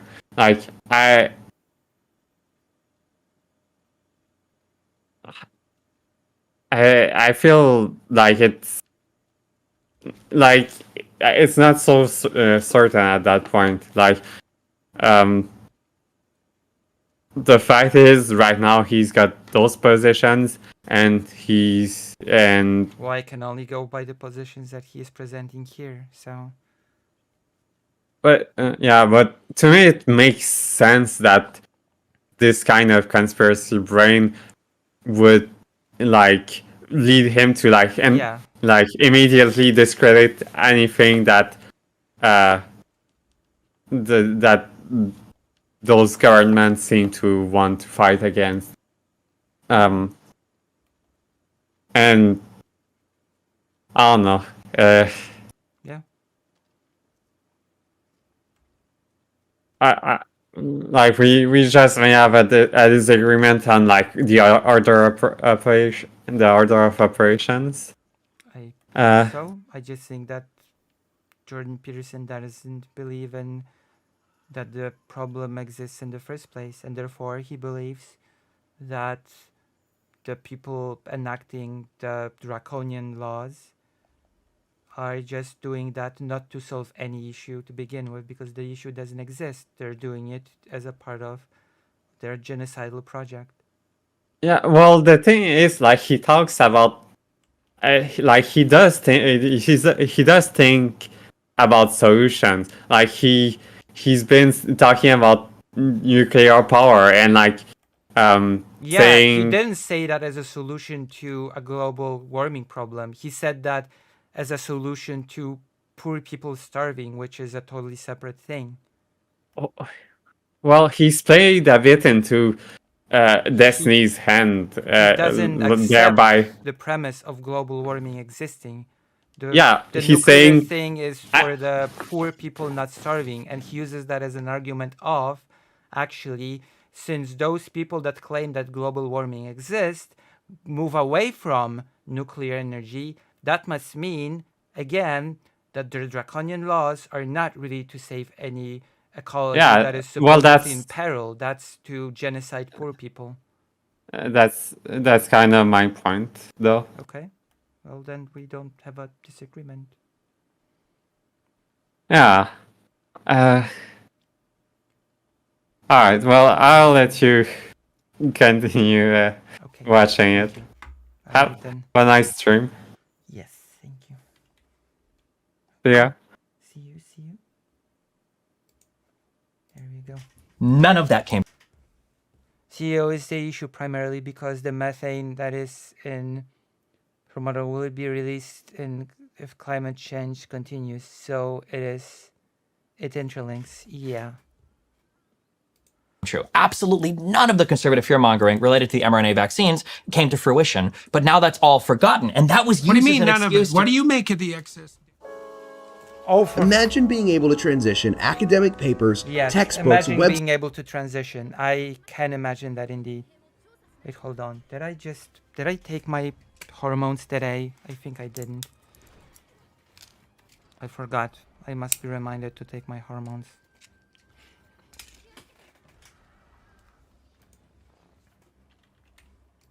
emails. The vaccine distribution going to happen are bad because so I'm not they claiming didn't. That's just he said. Agree with all immigrants. Well, us. I don't know if yes, I think I went too far. man's power of a unit to impose that. That's the other thing that worries me about what's going on the utopian power to the right to your own destiny, right? And we're responsible. We're not sure, but it's likely to occur and get out of, and they will absolutely do that because power mad psychopaths use whatever they can. this is my issue. I think this is my issue with a lot of people when it comes to political conversations. Okay. I think that everything you've said is true. Like Oh, it, no. it probably order con into the wait. I got average is about a million. I understand. While on the move. Pad and got you covered. And use code Excess. Jordan There we at go. checkout today. Jordan. Forgotten, and that was Okay. What do you Yes, mean an none of it? excuse What to do you me. make of the excess deaths? there There's that no for time to install stuff now. related to vaccines. There are almost none. The mRNA vaccines have been administered to. Excess For deaths related in to Europe. vaccines, We don't know. absolutely No. not. We We don't know. absolutely know. We absolutely. Wait This a is like second. What do settled we know? science. What do we know? In terms of vaccine related. No. That's not my question. Excess deaths in Europe are up about 20%, and they have been since the end of the COVID Sounds pandemic. really high to me. 20%. Go look. Go I'll look. check afterwards, but Is this including like the Ukrainian war with Russia? No, it's not including the Ukrainian war. Okay. No. What no, are you implying that you think it's because of vaccines? I'm not or- implying anything. I'm Well, but saying you- what the excess deaths are. But Now, what is your take on what's causing it?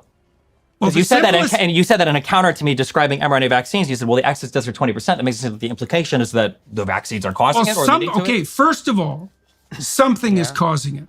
Well, and that obviously, yeah. Something is causing it, or some Imagine. combination of factors. Sure. I see. Now, one possibility is that the healthcare systems were so Oh. disrupted by our insane focus on the didn't COVID know. epidemic that we're still mopping up as a consequence of that. Wait, are these excess deaths tracing back through COVID as well? Post-COVID. Just post-COVID. Post-COVID. Okay. Right. They're terrifying. Right. They're terrifying. Oh my God. And they're not well publicized. And I think excess trust are the fact that you're speaking to them right now seems like yeah, but I ferret down a lot of rabbit holes. It's not like it's front bloody page news on the New York Times. sure, but I think Oh, excess no. deaths that's a metric that you can Google, and I'm pretty sure there are like 3 different huge So organizations. what he's basically saying here is, Destiny, I'm a conspiracy nut. I've just, what do you mean? It's not on the mainstream news because, like, mainstream news don't really pander to my conspiracies. So what do you expect? Organizations that track excess deaths around the world. And There in are different many more countries. than 3, yes, in every single European country. Right. Okay, well, so one relatively straightforward hypothesis is that it's a consequence of the disruption of the healthcare system, the staving off of cancer treatment, etc., the increase in depression, anxiety, suicidality, and alcoholism that was a consequence of the lockdowns, the economic disruption. And there's plenty of reason to believe that some of that is the case.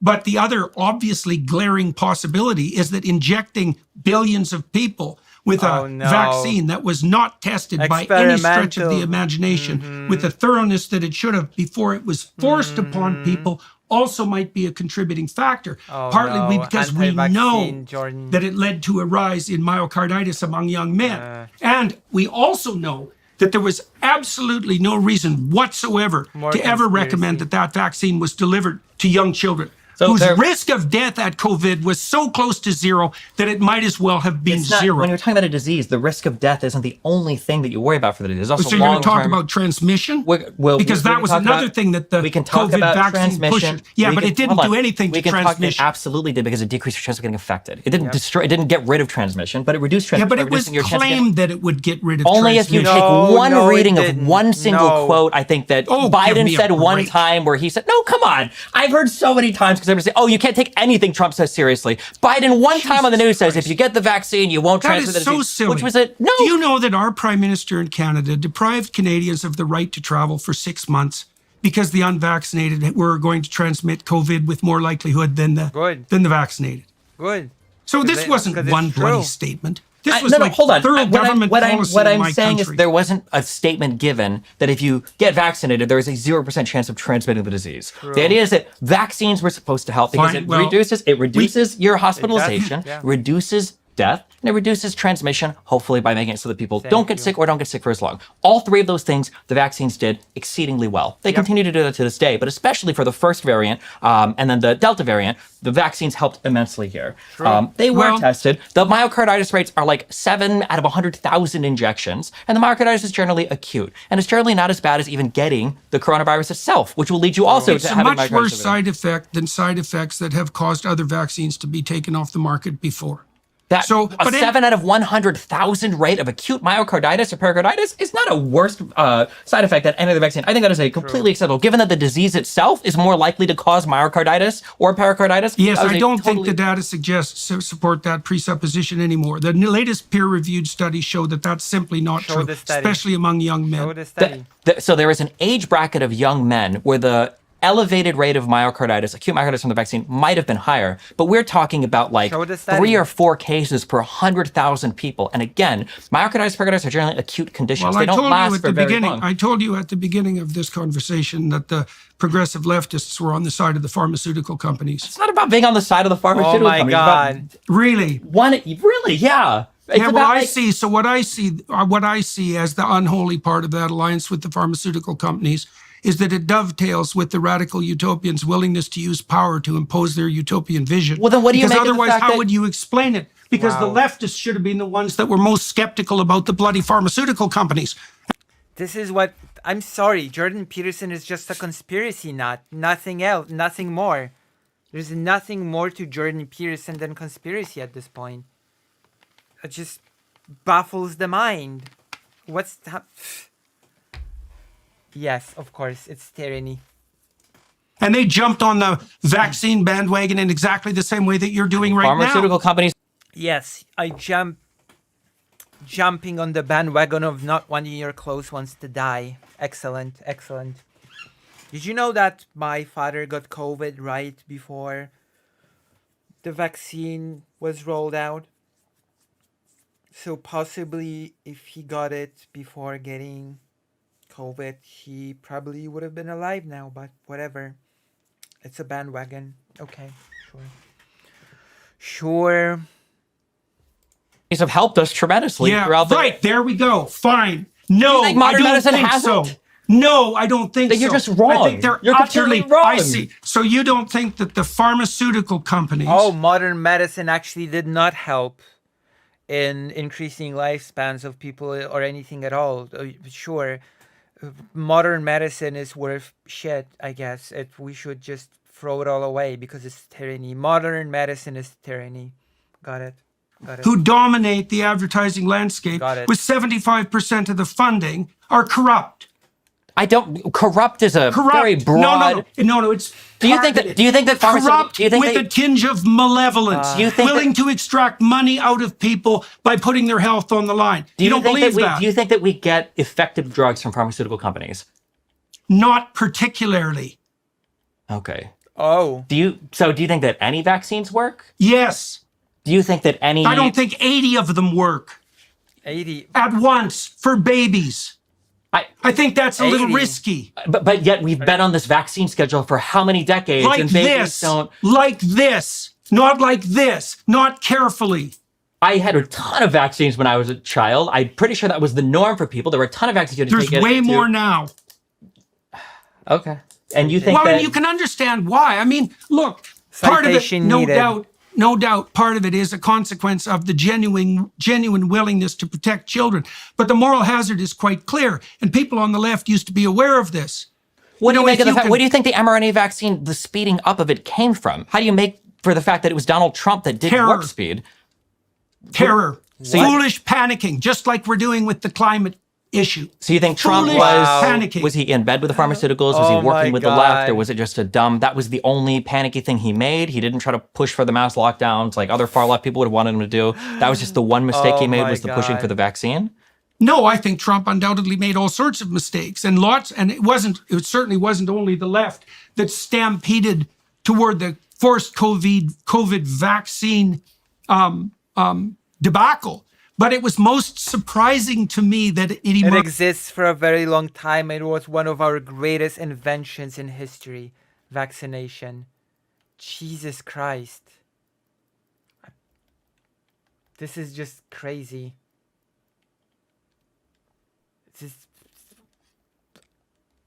Jordan Peterson is just a conspiracy nut. This can... Wow. Amazing. This is just amazing. I have no clue what's happening here. What am I being exposed to here?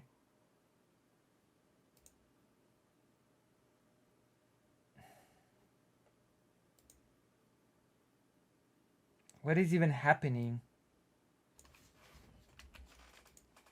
On the left because the left at least had been protected against the depredations of gigantic predatory corporations by their skepticism of the gigantic enterprises that can engage in regulatory capture, and that just vanished. Is it not possible that maybe people looked and they said, "Hey, if all the governments, all the institutions, all the schools, all the private companies across all the countries around the world are saying the same thing. Yeah. Maybe it is the case that Yeah, it's just a global conspiracy of the elites to kill people again.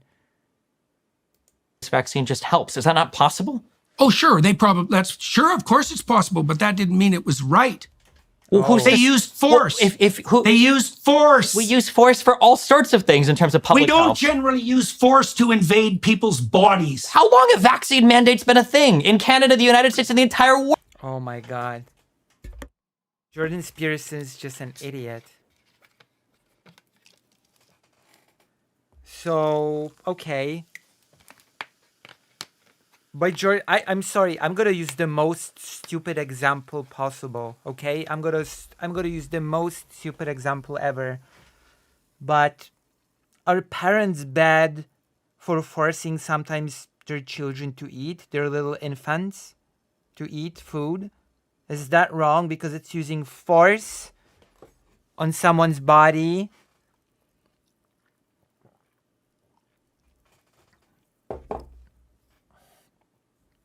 I don't know what to say here. Is mandatory education bad? According to Jordan Peterson. Is he against that as well? World. I don't think they should have been a thing. That's great if you don't think they should have been, but when you say we don't generally use force, we absolutely use force. We've enforced vaccines for a long time. It's an important part of public health. Fair enough. We did it on a scale and at a rate during the COVID pandemic, so-called pandemic, that was unparalleled. And the consequence of that was that so-called pandemic. So Jordan Peterson doesn't even believe that the pandemic was real. The pandemic was just as fake as global warming then. There was no pandemic. There was no COVID all around the world, which is what a pandemic is. Which is basically just a bigger version of an epidemic. A pandemic.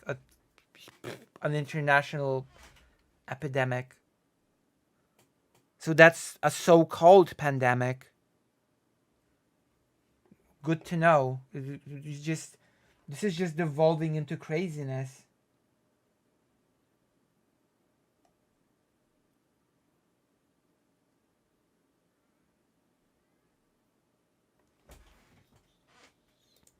we injected billions of people with an experimental, and it wasn't a bloody vaccine. It wasn't. Yes, it was. No, it isn't. Yes, it is. What? It's What, not. because it have a 100% success rate? You think it's a definition of vaccine? Well, the point of the vaccine is to give your body a protein It's to train not on the so that your same immune system works. in the technology. future. Who cares if it's not the same? There's They different used types the word of... vaccine so that they didn't have to my contend God. with the fact that it wasn't the same technology. There are different types of vaccines There certainly are, that are and different technologies. fine. The mRNA vaccines is a type This of used to vaccine be technology. vaccines. Now this is vaccines. No, it was like this and now it's like this. No. It was like this and now it's like this. The mRNA technology. Holy shit. Now it's not even a vaccine anymore.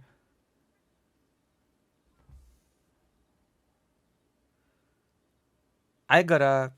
Holy shit. So now we've gotten to the point where this, like, it's not even a vaccine anymore. It's something totally different that people just call the vaccine to, I don't know, lure people into a false sense of security. Oh my God. It's not even a it's not a vaccine. Was a radical qualitative leap forward in technology. You can call it a vaccine if you want to, but it bears very little resemblance to any vaccine that went before that. And the reason it was called a vaccine was because vaccine was a brand name that had a track record of safety, and shoehorning it in that was one of the ways to make sure that people weren't terrified of the technology. And I think the reason it's called a vaccine is because they're injecting you with something that's inoculating you against something in the future because it has proteins that resemble a virus that infects there your are immune system to overlaps train against. between the mRNA technologies and vaccines, to be sure, but they wouldn't have been put forward with the rate that they were put forward if they weren't a radical new technology. And it's bad in principle to inject billions of people with an untested new technology. Isn't it also bad in principle for billions of people to get infected with a worldwide pandemic that initially was causing a decent number of deaths, a ton of complications, shutting down world economies? Maybe it was. So shouldn't we be able to looks like engage in that analysis and figure out, like, if we look at the We're side not effects of the vaccine- engaging in the analysis. No, because now we're talking about whether or not vaccines are even vaccines or not instead. No, don't play that game. That is not what I was doing. I was making a very specific and careful case The No, mRNA you are not. technology, You by are wide not. recognition, is an extraordinarily novel technology. And you That doesn't can make call it not a vaccine, though. Well, okay, Well- it's a radically transformed form of vaccine. I don't We give a make damn. updates, That still makes it something so new that the potential danger of its mass administration was highly probable to be at least or more dangerous than the thing that it was supposed to protect you against. know? And we are What? seeing that in the We excess are deaths. absolutely we're not. not. So are you implying now that the Yeah, excess deaths right. were caused by the vaccines, or I don't. It sounds like I don't bloody well know what they're that's what you're caused by. implying now. Well, look, if you're going to use Occam's razor, you're kind of stuck in an awkward place here. I'm Because you got- absolutely not stuck in it. This is Yes. the most administered vaccine in the or inoculation, or whatever you prefer to call it, in the history of all of mankind. Every single organization around the world is motivated to call this out if it was a bad thing. You don't think Russia or China would be screaming if Donald Trump or the United States warp sped through a vaccine that was having deleterious effects on populations all around the True. world? You don't think there wouldn't be some academic institution? You didn't think there'd be more than a handful of doctors and Joe Rogan and some conservatives saying this Thank vaccine you, might have been bad Destiny. if it was the case that American companies working with companies in Europe and Germany especially, right, because that's where BioNTech is from, in order to create or manufacture a vaccine that was causing excess deaths all around the world. There are so many different people that we motivated to call this out. How do you explain We the are fact that calling it out. No, it's a handful No. of people. Where are the governments Look, calling it out? Where are it's the always academic institutions calling it out? Where are the other private companies calling it out? Wouldn't you stand to make a killing if you were a private company in Europe and you could say, look, the mRNA vaccines for sure are causing all of these issues? Why wouldn't Putin? Why wouldn't Xi Jinping? Why wouldn't anybody else in the world call this out if it was as horrible as it was? There are plenty of people attempting to call Nobody out the- credible and no huge institution. What do you make of the excess deaths? You haven't come up with a bloody hypothesis. I don't even know if there are 20% excess deaths in Conspiracy. Europe right now. If I had to guess off the top of my head, it's going to be, like you said, one might be lingering effects of an overwhelmed healthcare system. Another one might be deaths related to the war in Ukraine. Another one might be rising energy costs that have But it's happened for a couple of absolutely reasons. impossible that any of it could be unintended consequences of a novel technology injected into billions of people. I think that if excess, first of all, there aren't billions. Possible, but you need evidence, Jordan. You need evidence. Anything's possible. The trick here is what you can prove. Life isn't run by conspiracy, I'm sorry to say. To people in Europe. So if there were didn't say excess there deaths, were. I understand, but you're talking about excess deaths in Europe. I'm not aware of excess deaths that exist in other places that are completely and totally unaccounted for, where the only explanation could be the vaccine. I think if there Well- were, I think more people would be talking about it. Well, first of all, the number of people talking about something is not an indication of the Well, scientific. we're talking about it, Stephen. We're talking about it right now. So checkmate. Mate. validity of a claim. I Quite the agree with that, contrary. but for a Well, then why vaccine that are was- you using mass consensus as the determinant of what constitutes Because truth? I think for That's something, never been the case. Because I think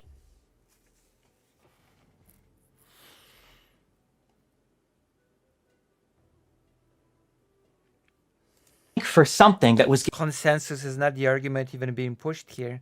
The argument is that if that US made vaccine didn't work, then geopolitical enemies of the US would definitely point it out. That's the argument, not consensus. given to billions and billions of people, if this was something That that's is having a the measurable effect on people, argument it would being be impossible to cover it up or ignore it. Well, We what do wouldn't you- have to look at the one case right. brought up on a documentary. We wouldn't have to look at the one thing being talked about. And what do you, make but of the VAERS data? the There's more negative side effects reported from the mRNA vaccines than there were reported for every single vaccine ever created since the dawn of time. And The not by a dawn of small margin. time. So it's not just the excess deaths. I agree. It's the VAERS data. What is VAERS data? Vaccines existed since the dawn of time. You got it here from Jordan Peterson.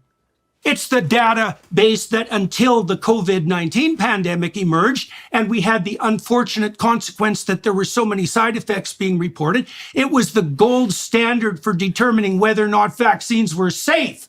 And now as soon as it started to misbehave on the mRNA vaccine front, we decided that we were going to doubt the validity of the VAERS reporting system. Okay, the VAERS reporting system never been the gold standard for anything. VAERS reporting is just if you want to report that there is some issue that you have after getting a vaccine. That's it. I think it's What do you mean vaccine that's it? adverse What the hell do you think it was set up for? to report adverse events. that Why? have- Also, I can't believe I have to say this. I can't believe I have to say this, but even you have certain effects after getting a vaccine, It doesn't necessarily follow that the vaccine caused it. Correlation does not equal causation. Believe it or not. You might have effects after getting a vaccine, but those effects might be totally unrelated to the vaccine itself. That is also a thing that people should sort of keep in mind, remember. Happen after a vaccine Why? to track and see if something was related to the vaccine. Right. So Why? most people didn't even know Why? VAERS existed until after the COVID vaccine. Once people know that it exists, of course, more people are going to engage with it. But what happens So when it's you all submit a noise. report? No, it could be or it couldn't be. So what do? When a bunch of stuff Well, you first of all might begin when by suggesting that maybe it's not all noise. correct. So when Especially all given of the these excess things are deaths. admitted to VAERS, what they do is from there they investigate. All you can do, all VAERS is I might go and get a vaccine, and maybe in 3 days ago, I got a headache. I'm gonna go ahead and like call my doctor and make this report, and they'll say, okay, well, it's an adverse event after vaccine. Doesn't mean the vaccine caused the headache. And now that more True. people I know didn't about say this it system meant than it. ever, I'm saying that just the saying VAERS that There you go. Destiny just said what I said. Correlation does not mean causation. You might get certain effects even 5 seconds after getting the vaccine. It doesn't mean the vaccine caused it.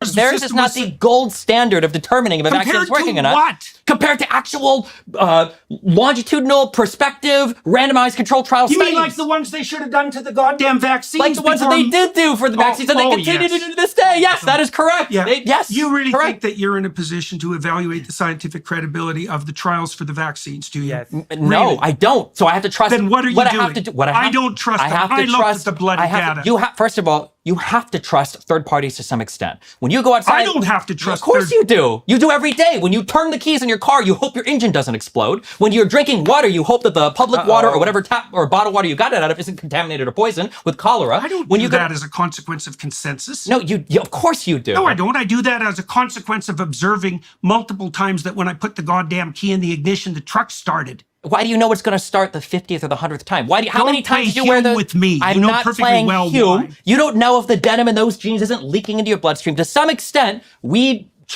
have to trust third-party institutions to make Except when they determination. use force. How about that? Especially when they use force. We trust the police officers. We trust the We judicial do, Abe. systems. We do. We on the left trust the police, do we? To some extent, do we? If somebody's breaking That's into your why we house, who do you defund call? them. I'm not a defunder, but if somebody's breaking into your house, you can be the most defund person in the world. Who are you going to call? Are you going to call your neighbor? Are you going to call Joe Biden? Are you going to my call mom. Obama? Are you going to call the Black Panthers? You're going to call the Okay, cops. so tell me this. Tell me Gonna this, call my then, mom. because the core issue here is use of force, as far as I'm concerned. You know, we examined some of the weeds around that.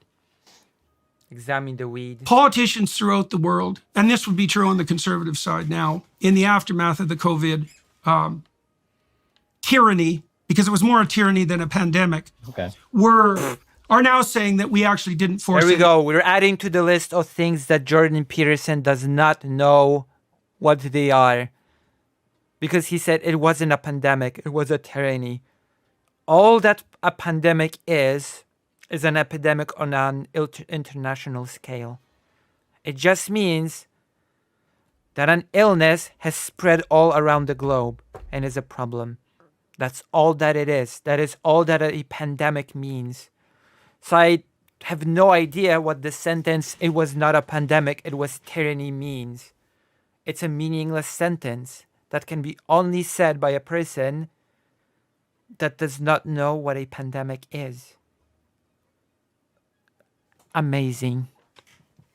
Now I understand why he said that was a so-called pandemic, as if trying to say that COVID actually did not spread all around the world, which would be a pretty idiotic thing to say if you actually understood what the word pandemic means. I'll be right back. Conversation is not over. This was a great conversation. Why do you say that? I'm fascinated now. Why do you say this was a great conversation, James Clown 22? I think it's a crazy conversation full of conspiracy theory. But you tell me why you think it's great. Hold on. A great conversation, huh? welcome to the stream, James Clown. If you're still here. Assuming you're still here. Oh gosh. Oh gosh. Anybody to take the vaccine. So what do you think of that claim? Like, so let's define force. I think it's Because in technically Canada- true, but I think it's silly. What do you mean Yes. it's technically true? Define Technically force, true, then. and that in the United States, at least, I think the idea, what they tried to do, they weren't able to do it. I guess the stupidest sentence of today is it wasn't a pandemic, it was tyranny. Because the Supreme Court shot it down, was Biden tried to make it so that OSHA, who's the body that regulates job safety, could make it so that employees had to get vaccinated. Now, eventually, what? that it was, Or what? or they'd lose their job. Okay, does that qualify as force? That's why I said technically. Yeah, I know, not, but it's a serious question. I mean, because we need to define what constitutes force before we can. It seems to me. You could argue it's a type of force, sure. I mean, I think it'd be silly to say it's nothing. It is a type of force. It's the same as a cop telling you have to do this, you're going to be killed. No, but it's on the Right. spectrum. Sure, of course, yeah. It's as much force as the mRNA vaccines are vaccines. Sure. What? It is a type of force, and the mRNA vaccines are a type of vaccine. So sure. Look, There we I really think the problem was What? with the COVID response. I really China. think the problem was the use of force. I mean, I can Oh, understand to some degree, although I'm very skeptical of the pharmaceutical companies and far more skeptical than your insistence upon the utility of consensus might lead me to believe you're skeptical of them, which is surprising, I would say, given I'm that very the skeptical of them. That's why I'm glad there's multiple companies, multiple countries, multiple academic institutions that do research, and the FDA. Yeah, I'm very skeptical. You should be in any private system. You should be skeptical of every private company, of course. Whether we're talking media, pharmaceuticals, or automobile manufacturers, yeah. But skepticism doesn't mean a blind adherence to the complete total opposite of whatever it is they're saying, right? There are undoubtedly, like, if you look at How about Alzheimer's if you're- research, there's been groundbreaking improvements if on you're- drugs to treat Alzheimer's research over the past 3 years. There's a difference between being skeptical and being a conspiracy nut. Jordan. Like, come on. Like, I'm sorry to say, Jordan Peterson, but conspiracy nuts are basically the opposite of being skeptical. You're not being skeptical at all. You just buy wholesale into the stupidest, craziest conspiracy theories. So no, I'm gonna call bullshit on you being skeptical on things. That 5 years ago, none of these drugs even existed. And now, yeah, so I mean, How it about if depends. you're skeptical of anyone who's willing to use force to put their doctrine forward? Then, how's then that you're as a rule of skeptical of thumb? literally every single person, political idea. Then I guess you should be skeptical of public education then, which I'm sure Jordan Peterson is, because education is mandatory. At least primary school and high school are mandatory, which implies force. So what now?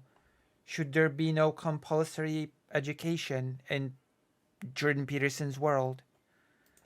Ideology ever have existed in all of humankind. Some degree of force, you would undoubtedly believe this, right? Some degree of force is probably necessary for any kind of cohesive society, right? No, I don't believe that. Of course there is. No, I Even if don't you had a believe tribe that. of 100, 120 people, if somebody was stealing something, right? You have to punish that person. I said earlier that becomes complicated when you're dealing with the psychopathic types.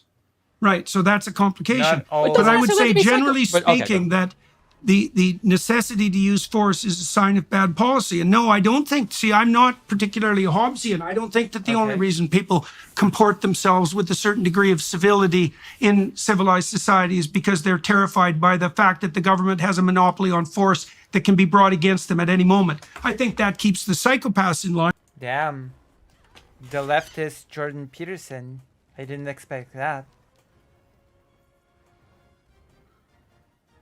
So what Jordan Peterson is saying, that there should be positive incentives in place that would, that would make people accept vaccines, right? That there should be positive incentive instead of force. That people should be persuaded in a positive and constructive way as to the merits of taking the... No, he's not actually saying that. He's not actually saying that. He's not saying that at all. Which is why I find this whole argumentation to be bullshit. to some degree. But I think that most people are enticed into a cooperative relationship, and that formulating the structures that make those relationships possible is a sign of good policy. I have to ask, because I have watched a lot of your stuff in the past. I remember you speaking very distinctly on this, that for instance, when two men are communicating with each other, there is an underlying threat of force that kind of puts on the guardrails those particular social interactions. For instance, Yeah, the threat of force is don't be psychopathic. What is it? How broader is psychopathic here? Are we defining? Well, I can define it. I mean, Sure, yeah, go for it. Well, a psychopath will gain short-term advantage at the cost of long-term relationship. Okay. That's really the core issue. Well, you know, you made a reference to something like that earlier in your discussion when you pointed out that people claim to be motivated, let's say, by principle, but will default to short-term gratification more or less at the For drop of social a hat. goods, yeah. Yeah, exactly. That's Well, psychopathy. the exaggerated proclivity to do that is at the essence of psychopathy. So it's a very Do you think, I'm curious, immature. with this definition of psychopathy, does It's that mean the like, definition of psychopathy. It's not an ad. It's not mine. That's the core of psychopathy. okay, I'm not, in the United States, I think we call it all ASPD now. No, for the- it's separate from, that's antisocial personality disorder. I thought that separate. subsumed psychopathy and sociopathy. Psychopathy is, no, psychopathy is more like it's more the pathological core of antisocial personality disorder. Okay, maybe that might be So true, okay. that's a better way of thinking. Like the worst, a small number of criminals are responsible for the vast majority of crimes. It's 1% commit 65%, something like that. Do you think, is psychopathy something that can be environmentally induced, or do you think this is core to a person? It's both. So, for example, if you're disagreeable, like you are, by the way, your proclivity, if you went wrong, would be to go wrong in an antisocial and psychopathic direction. And that's more true of men, for example, than it is for women. That's why men are more likely to be in prison by a lot. I think it's 10 to 1 or 20 to 1 generally. It depends on the particular crime, with it being I've always higher been proportion told of I'm very men agreeable, as the by the violence way. of the crime mounts. So you can imagine on the genetic versus environment side. So imagine that when you're delivered your temperamental hand of cards, you're going to have a certain set of advantages that go along with them that are part and parcel of that genetic determination. And there's going to be a certain set of temptations as well. So, for example, if you're high in trait neuroticism, you're going to be quite sensitive to the suffering of others and be able to detect that. That's useful for infant care. But the cost you'll pay is that you'll be more likely to develop depression and anxiety. And if you're disagreeable, extroverted, and unconscientious, then the place you'll go if you go badly is in the psychopathic or antisocial direction. And there are environmental determinants of that to some degree. Sure, genes express themselves in an environment. I agree.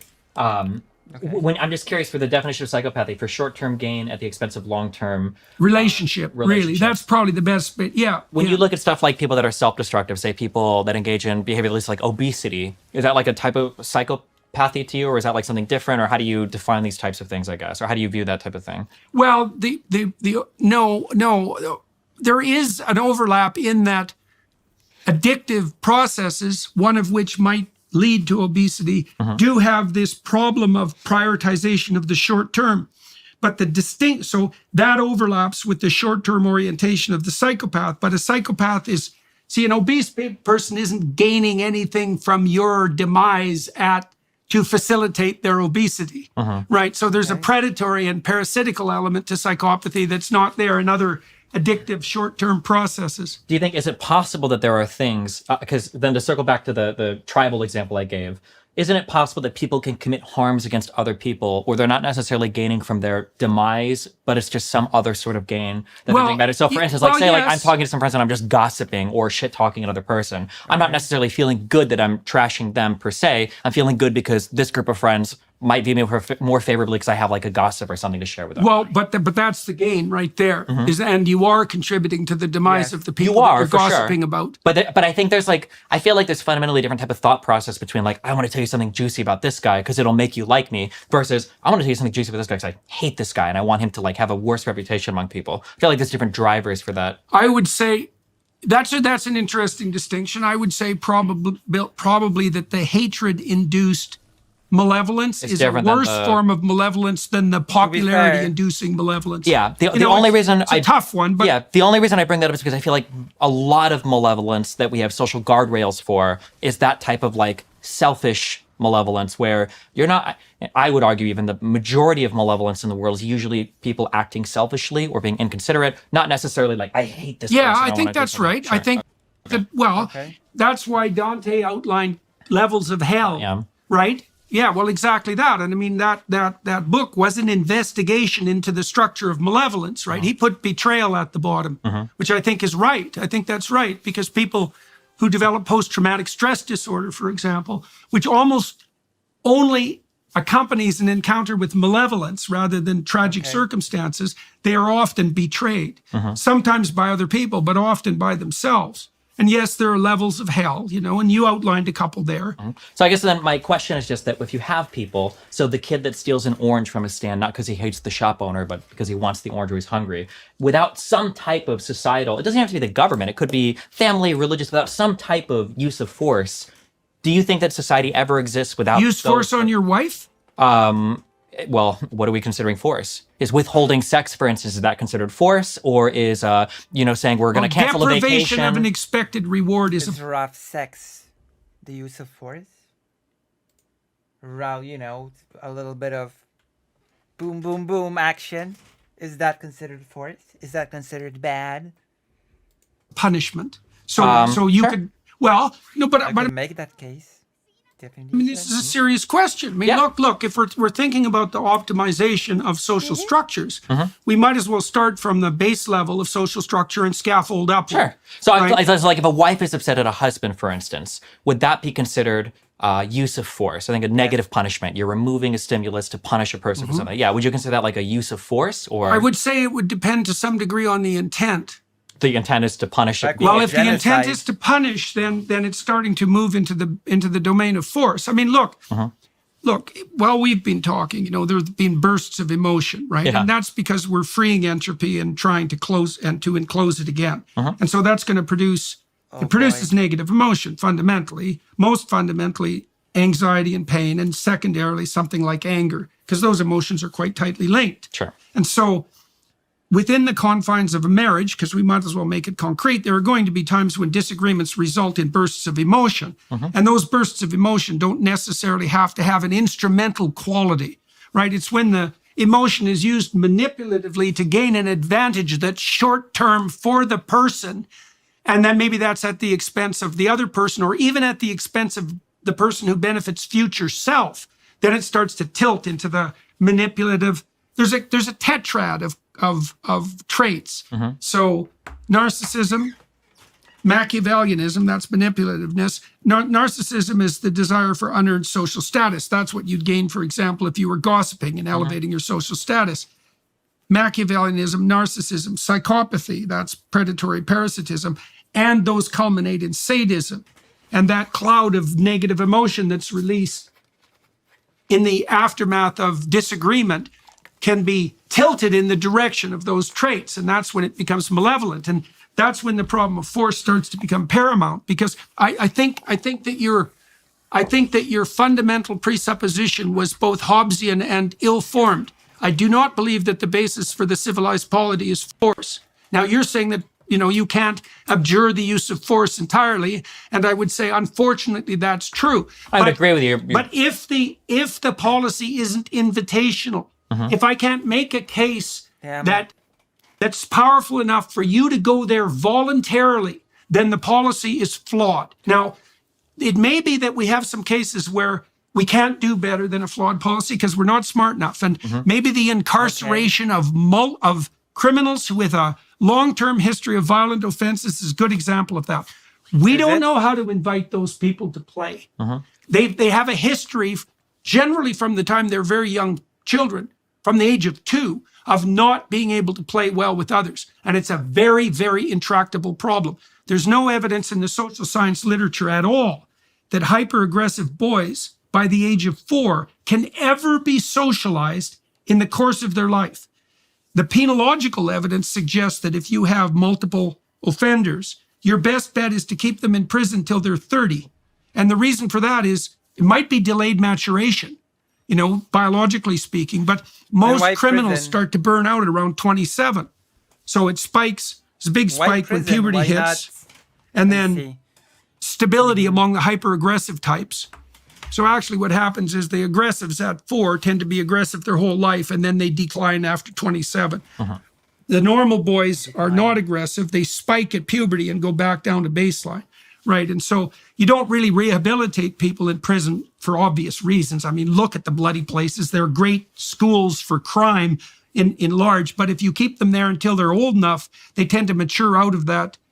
What? Except the worst of them tend to mature out of that predatory, short-term oriented lifestyle.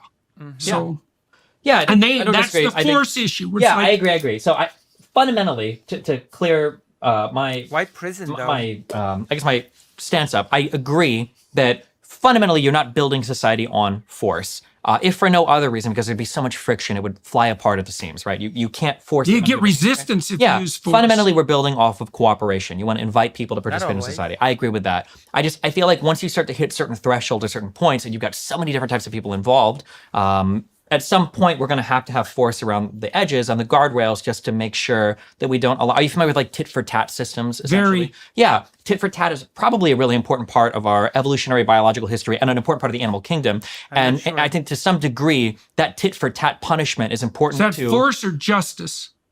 You can call it what it is. No, but, no. I'm curious what you think. I'm very. This is a very serious question. Yeah. I mean, Because in the tit for tat is very bounded, right? It's Yes. like you cheat, I whack you, and then I cooperate, right? Yeah. So, and I do think that there's a model there for what we actually conceptualize as justice. Sure. It's like you don't get to get away with it, but the goal is the reestablishment of the cooperative endeavor as fast as possible. Of course, I agree. But in a reductionist way, we're kind of just using justice here as a stand-in for force, right? Well, because I don't- because a tit, well, a I tit for don't- tat system. that's a good- So there are different types of tit for tat systems, right? You've got tit for tat. You've got tit for tat tat. There's all sorts of type systems where maybe you'll let somebody make a mistake 1 or 2 times, but you can't have a tit system because then somebody could come in and take advantage of it. Yes, so which is the problem with the compassionate left, by the way. to some extent, sure, it can be. Mm-hmm. Or a problem with the right that's far too forgiving of Donald Trump.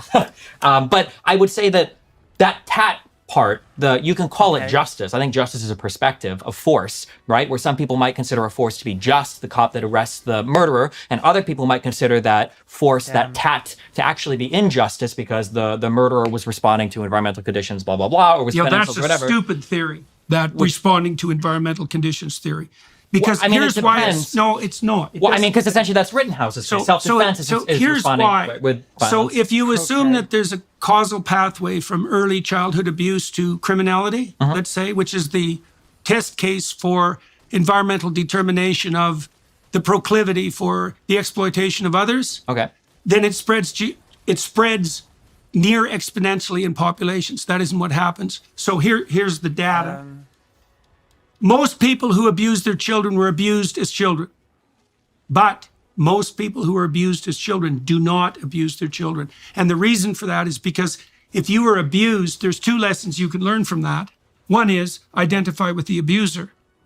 The other is right, exactly. And what happens, and if this didn't happen, every single family would be abusive to the core very rapidly. Yeah. What happens is the proclivity for violence it dampens itself out as a consequence of intergenerational transmission.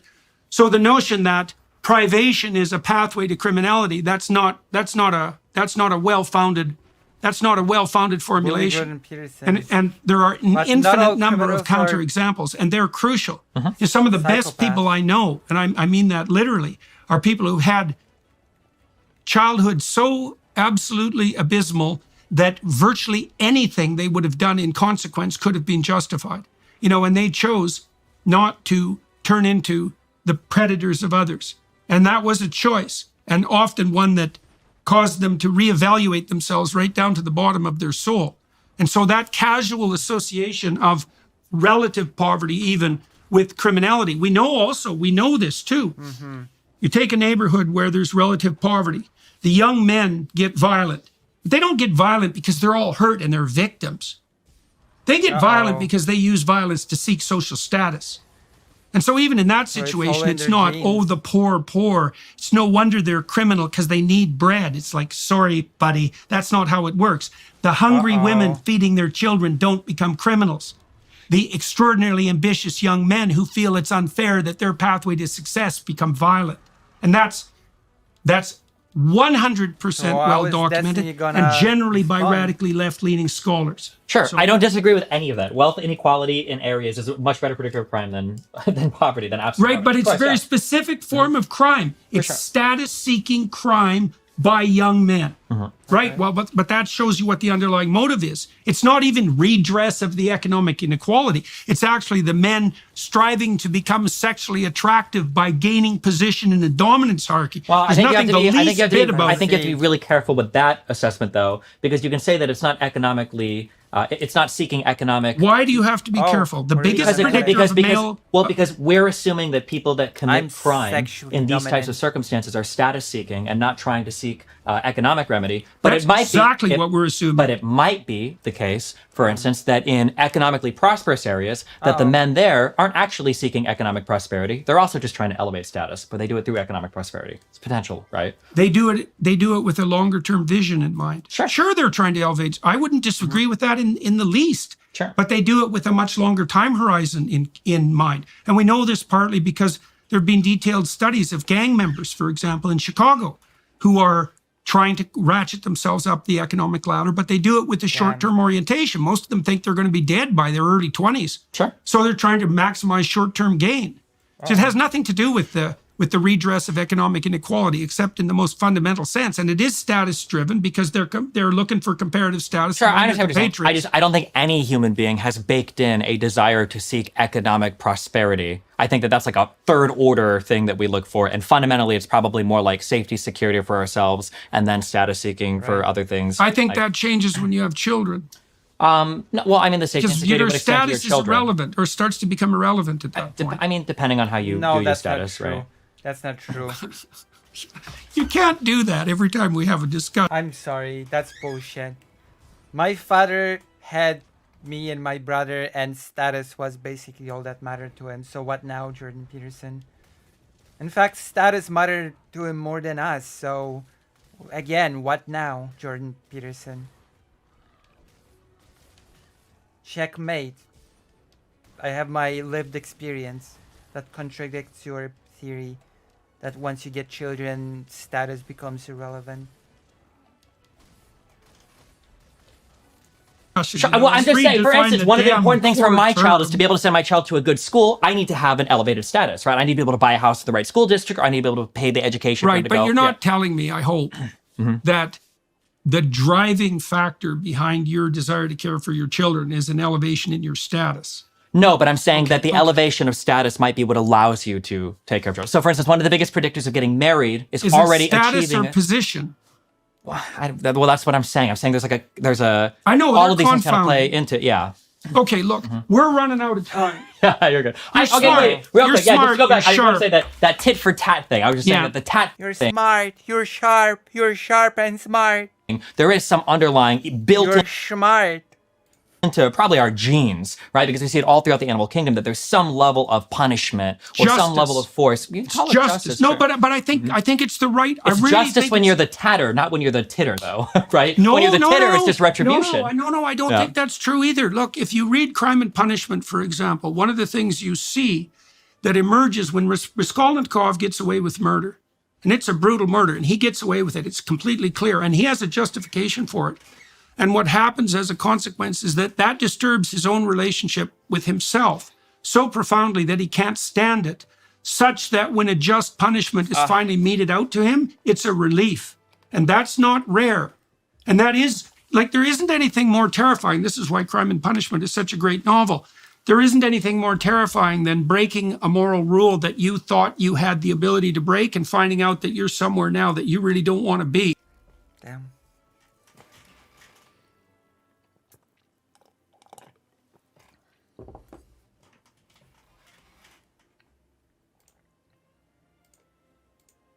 And then that, you know, there's nothing worse in your own life than waiting for the other shoe to drop. If you've transgressed against a moral rule and now you're an outsider because of that, you live in no man's land, the fact that you have just retribution coming to you, that can be a precondition for your atonement and your integration back into society. But it's probably important to note that depending on the system you exist in, those moral transgressions just aren't, right? So to take it back to, I'll use your leftist example, you might consider threat of force for somebody to get a vaccine to be a highly immoral thing that might be a transgression against some fundamental moral thing, but a person on the left might think that they're actually satisfying their moral requirement to society by doing so. Much the same as a child soldier, or not, I won't use child soldier, but maybe an older person that's committing intifada or some kind of Islamic terrorist thinks that they're fulfilling some moral calling as well. No doubt that that's the case. That's why I was focusing in on the use of force, is that I think it's a rule of a good Force. Use the force, Luke. Makes you a bad guy, doesn't it?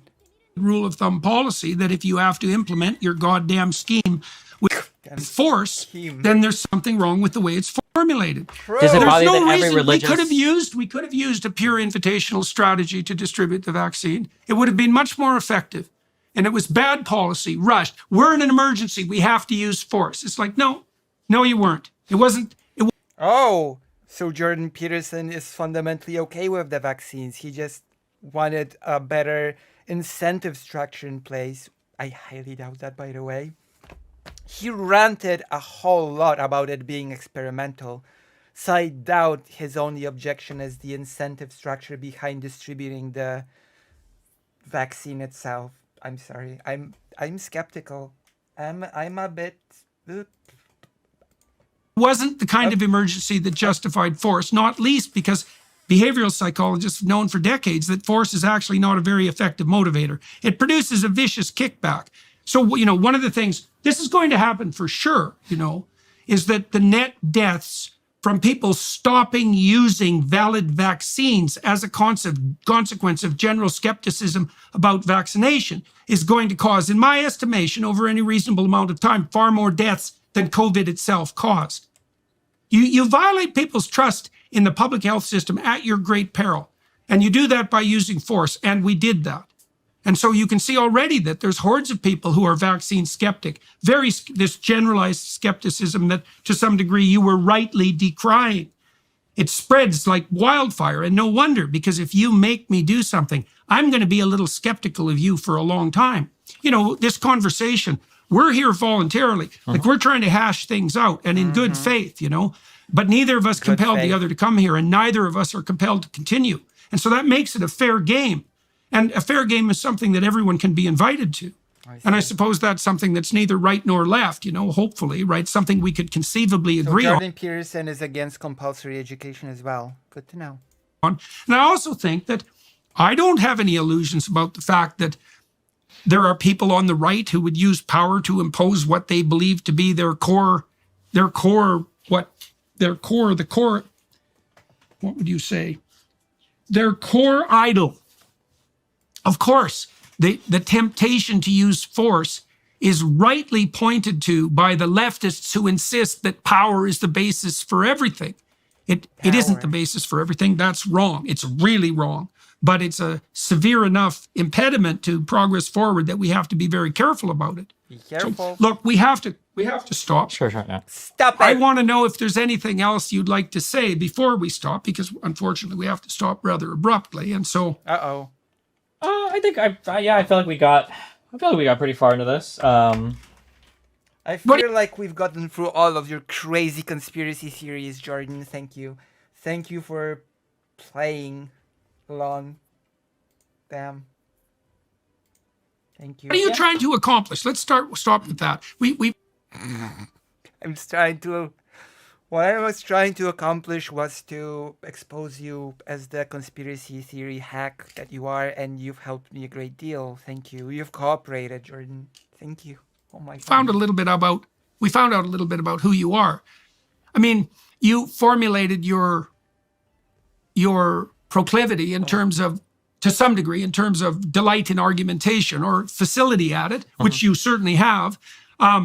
The danger in that, of course, is that you can be oriented to win arguments rather than to pursue the truth. And that's the danger of having that facility for argumentation. Sure. But what are you hoping to accomplish by engaging in conversations like this in the public sphere? Elevation of status, Absolutely. That's one possibility. No, I feel like I think debate or argumentation is good because it forces two sides to make their ideas somewhat commensurate to the other. If two people are having a conversation, they have to be able to communicate said ideas to the other person. Otherwise, it's just a screaming match. And I think there is a good, for the sake of just being bipartisan or having a collection of people in a certain area and having different people together, just that in and of itself, without anything else happening, I think produces a good, at least for a democratic society. For instance, like I would agree that school, maybe not faculty, but administrators are very, very, very, very, very far left today. Dangerously so. I don't have to talk to you about this, obviously. But I think part of the responsibility to that, I think, rests at the feet of conservatives who, instead of maintaining participation in the system, decide that they're going to throw their hands up and disengage. When I go and I see... Or be forced out. Or be forced out, sure. In my case, that's for fine. example. Yeah, sometimes it can happen. Oh, but I no. think that Often. rather than accepting being forced out, or rather than encouraging other people to disengage, the engagement has to happen. It can't be I'm losing faith in the system, so all of us are going to go here and do their own thing. It has to be like, no, we're going to be here in these conversations, whether you like it or not, because in a democracy, sometimes the guy you don't like wins. Sometimes the policy that you don't like is enforced. Sometimes a guy you don't like is somebody you have to share an office or a classroom with, and we need to be okay with that. And I'm worried that like the internet is driving people into these like very homogenous but very polarized groups. The data on that, by the way, aren't clear. Like whatever's driving polarization doesn't seem to be as tightly. It should be the data isn't clear. Data singular. Data is a word for singular. It's not the data aren't clear. Jordan made a mistake here. And I'm here to point it out. Related to the creation of those internal bubbles, as you might think. Like I've looked at a number of studies that have investigated to see whether people are being driven into homogenized information bubbles, and it isn't obvious that that's the case directly, although the polarization that you're pointing to, that you're concerned about, that seems to be clearly happening. So, and why that is, well, that's a matter of, intense speculation. I feel like the homogeneity, I feel like it's not so much, this is not research-based at all, it's just a total feeling. Yeah. So I'll admit that. True. But the feelings that I have is it's not necessarily that homogeneity has increased, it's that homogeneity has increased as a byproduct of the bubbles becoming larger. So for instance, it might be that I'm from Omaha, Nebraska. It's a town or city really, in Nebraska, right? It might have been that 50 years ago, there are bubbles in living in Omaha, and there are different bubbles for living in Lincoln. And there might be bubbles in Toronto or neighborhoods in Toronto, or there might be bubbles in Vancouver. But now as the internet exists and things become more internationalized, these bubbles it's not just a bubble that exists in these cities. Now the bubbles have come together, and as a result of them coming together, problem. True. Sure, yeah, they are. Or a globalization problem or a communication problem. But you run into this issue where somebody might be in a particular city or state and have a really strong opinion about what AOC says, but they don't know anything about their local political scene. And I think that that's an issue because the bubbles have gotten so large and they're encompassing so many people now, and you're expected to have like a similar set of beliefs between all of these different people now that might live in totally different places. That's, I think, a big issue we're running into. Yeah, well, that could be, we'll close with this, I think. That might be one of the unintended consequences of hyperconnectivity, right? Is that we're driving levels of connectivity that get rigid and that we also can't tolerate. Yeah. All right, well, that's a good place to stop. Well, thank you very much for coming in today. That's much appreciated. And beautiful. You're a sharp debater and good on your feet, so that's fun to see. And I do think that your closing remarks were correct, is that the alternative to talking is fighting. True. Right. They do. So when we stop talking, I think they've succeeded. The disagreements are going to go away. Yeah. We will start fighting. Yeah. Right. Probably and for marriages too, even. Talking, right, absolutely. And talking can be very painful, because a conversation can kill one of your cherished beliefs, and you will suffer for that, although maybe it'll also help you. But the alternative to that, death by offense, is death. Right. Yeah. Right. So better to substitute the abstract argumentation for the actual physical combat. For sure. Right. Sometimes like the worst relationships are the ones where couples fight a lot, and sometimes the really bad ones are where they don't fight ever, and then all of a sudden there's the couples who fight and reconcile are the ones that yes, exactly. All right. Well, that was good. Thank you very much. And for everyone watching and listening on the YouTube platform, thank you very much for your time and attention. And we're going to spend another half an hour or so on the Daily Wire side. So if you're inclined, tune into that, and we'll find out a little bit more about the background of our current interviewee, Destiny. See you later, guys.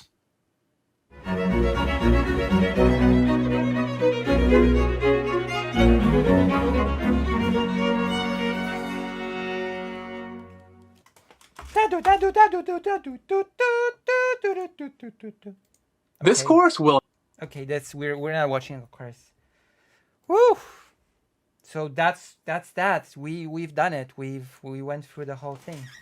Amazing. Amazing. We've done it. Boom, boom. Woof. Woof woof. But now we're gonna do something else. Hold on.